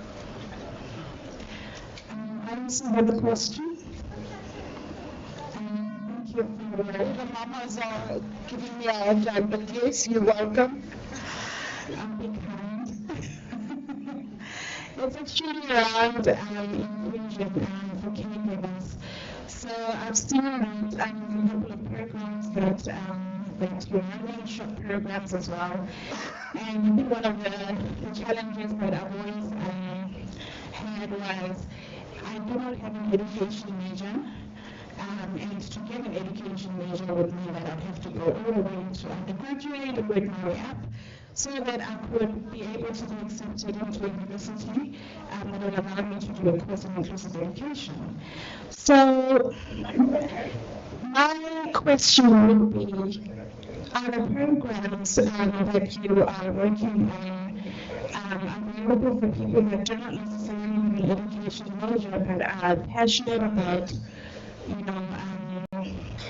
getting into the autism space? Some of us are parents and we like to have a few more qualifications, to learn some of the strategies that you guys have here, that collaborations, the international collaborations, there's a lot that you do here. But as a parent, having a completely different major, and for some parents maybe that don't even have, higher education qualifications, is there maybe in the pipeline in the future, room for that, without one having to go and become an occupational therapist, because that costs money that we do not have. Thank you. Right. Yeah, that's a very good question. So, at the end of 2024, when our Masters and PhD program application cycle opened, we received over 950 applications to when that cycle closed at the end of January. So our programs are very popular. We have in this cycle admitted a number of applicants that are working in learning support in Dept programs, in our education programs. So they're not teachers by profession, but they are working in a training role and providing learning support for different subject specializations. So what I would recommend for someone like yourself is to apply for admission via RPL. And I know that you are busy with a PhD. So it will all depend on demonstrating exactly what your background is and why you should be considered for admission. I can also tell you that currently people who come into our programs who are not teachers, they do our B.Ed honours specialization modules, putting inclusive education into practice, because you have to have some background to the policy frameworks, to the theoretical foundations of our program. I think the South African Council for Educators is concerned that we give someone a PhD in education or a PhD in inclusive education and they become a school principal, but they've never been a teacher. So we are in other, I would say, special consideration because we are in applied science. Teaching is not something that you just know, it's something that you actually have to translate into practice. And we have to be responsible. So, you know, it would require you to demonstrate that during one of our qualifications you have some background and that you will build on it and do probably our honours module. I don't know if our director wants to add to that. Oh yes, you get the book. Oh, Mark, your hand is up. No, you have to wrap it up. Yeah, okay. I'm now an autistic adult. I'm an admin of several WhatsApp Facebook groups. I do have contact with a lot of adults in the spectrum. And the question is regarding to Cradle to the Grave, the services for autistic people. Thinking especially of people looking for work. I've got on my group people with master's degrees, accountants who say I can't find work. Now, I try to do something private, but not very successful. Is there a way that some of these courses can be integrated into other branches of academics like management, law, and so on? Maybe training to police services, first providers, and so on. Because there is actually a large team nothing about autism. For instance, I did a first aider course at some time, and I would say, if someone refusing first aid, you don't give them first aid. And my question was, what about if it's an autistic person that's in shock, that is not capable of giving permission at any time? What will be done to maybe integrate this courses into all these other fields? Oh my goodness, it's a very challenging question and a very good one. I wish I had a book for you, but we've run out. All I can tell you is that, I'm a teacher by profession. I'm very much on teaching, and our dean always tells us that we produce all the other professions, you know. You wouldn't have the medical doctor if you didn't have the teacher. And not just a teacher, a committed teacher, a good teacher. So, but we haven't even begun to think about that. Our short course, Teaching Learners with Autism, we've had a big uptake among parents. Parents, facilitators, people who worked in a support capacity to learners or children or young adults with autism. But we've also had grandparents do it and siblings nannies do the program. And nannies and, people that just wanted to understand it better. And we have had parents who came into the program with a very wide range of backgrounds. So we've had someone like, I think Kim, Advocate Tasha DeToy-Smith, who has, she did the program as a parent. She has 2 sons on the spectrum, but then she's like gone off and done this amazing work on autism and the law. And she's now done a piece on cybersecurity and autism. She's looking at, what happens when the individual with autism is either the victim or the perpetrator of cybercrime. And it's just amazing. She puts out this thing for World Autism Day on the 2nd of April, a 50-page analysis of the right to education for individuals with autism. And I actually called her and I said to her, that's a little, we don't publish like that. You don't just put your thing in the meeting. And then already some of our students have been asking me and me, what's the citation for that? Yeah. Because you should just put it out there. And it was like, it doesn't work that way. But it gets us thinking that it really is to bring those networks together.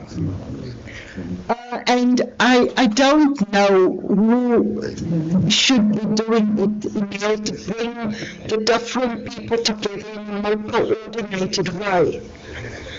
But UNISA keeps us quite busy. So all I could say is we would support that kind of initiative, although we can't sort of coordinate it. And I hope that the autism organizations that are here sort of look at how to build that network. Because the one thing that we learn and that I have huge sort of respect for is the collaboration where different people bring different skills to these conversations. And I like today the call to action bit. Because now I think people are really fed up of just talking. And I've got just a depth of appreciation that there are lots of autism parents in this room, and a lot of UNISA colleagues with the band who are also parents. And they sort of make me choose every word very carefully. Thank you for that, for your presence and your participation. I hand over to you. Thank you for the session. You really kept it well and engaging. And there's a question for you, the author. Mike, please. Sure.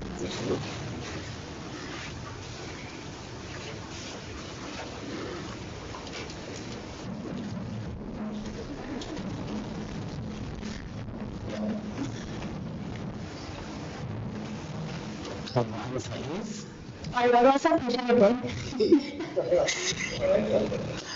Okay, I will blame it. Looks like it's a graveyard session, so I'll blame it at the graves. Professor Classroom Johnson asked you where did you get your book and how much is it? Okay, so my book is Through the Ground, and it's going to be at Exclusive Books in Rosebank. However, it's going to be available only after. And the launch is on the 8th of May. Yes.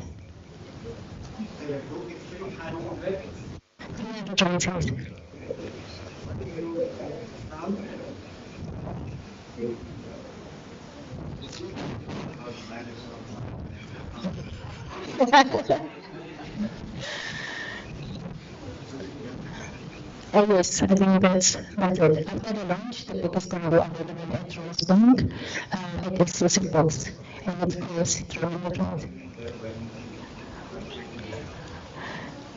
The book is 300 rand. It's available at Exclusive Books, Rosebank. However, it will be launched at Rosebank Exclusive Books on the 8th of May. 300 rands. Well, we will give a copy to the school down there. How? How do you like that? But because my beautiful people, mine is just thank you all. I'm not going to keep as long in I'm not going to keep as long in wrapping up. We've learned a lot. Listen through me and the stones, not the past. She says that, and I think it's the same thing when Professor Johnson, the first lady who spoke to, in terms of how do we engage and involve as well people who are experiencing. Luckily, we can always run away and say, look, Emil, but indeed, we cannot always be on the theoretical level. Practical is almost always important. So thank you from all the speakers this whole day. Thank you for being with us. This indeed, it is the University of South Africa, the University of the Land. We are trying.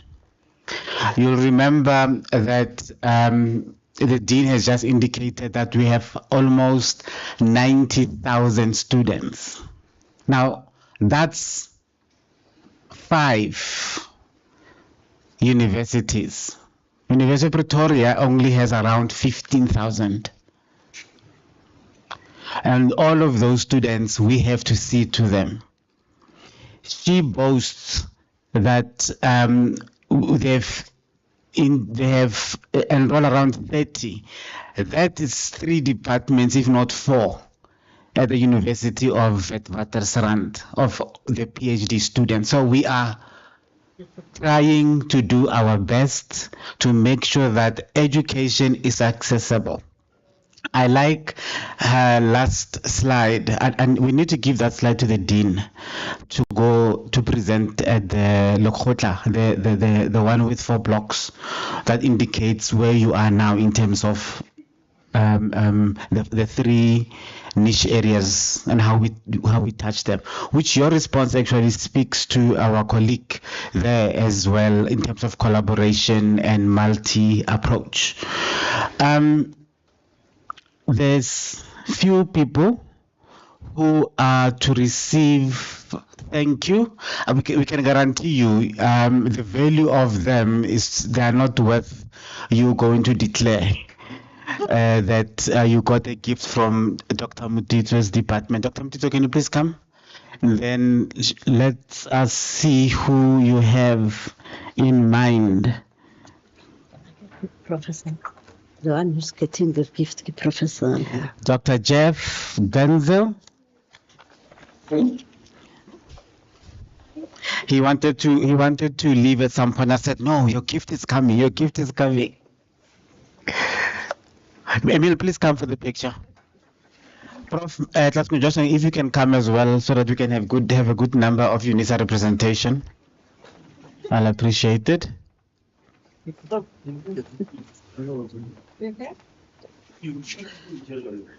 Okay, wait. Can you please tell me the background? The banner. Prof, the banner.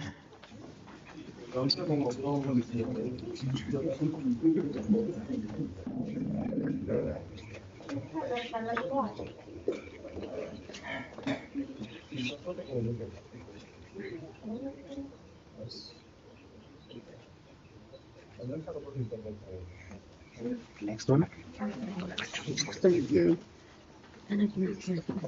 Maybe listen to something.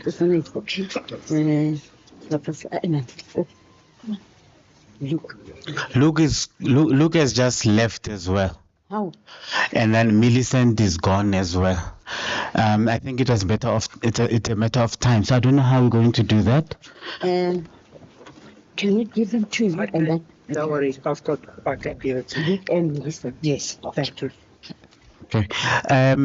Dr. Host is taking gifts for Luke and Millicent. You see, I'm reporting you because if I have to do that for accountability, or else I'll get into trouble. Yeah. Beautiful people, temporary MC, can you please come and give us a goodbye and then let us release? In case, there's a book there with my name.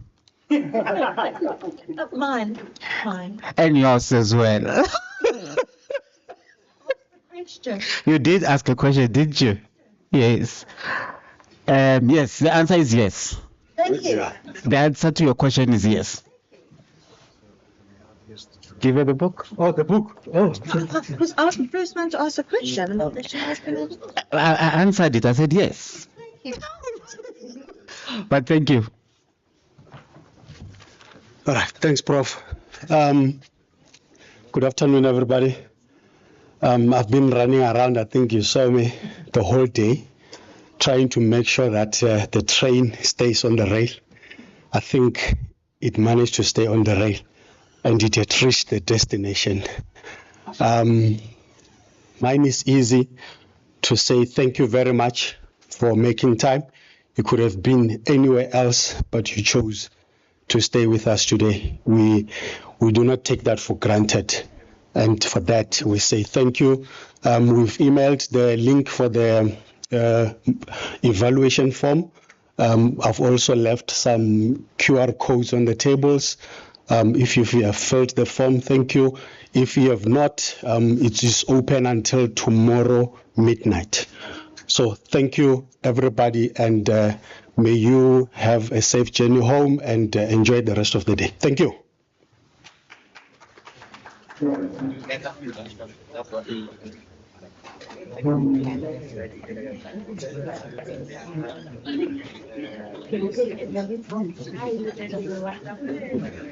you. I really I love that. And then we should shine more like that. No, I will put the 60, I mean, that and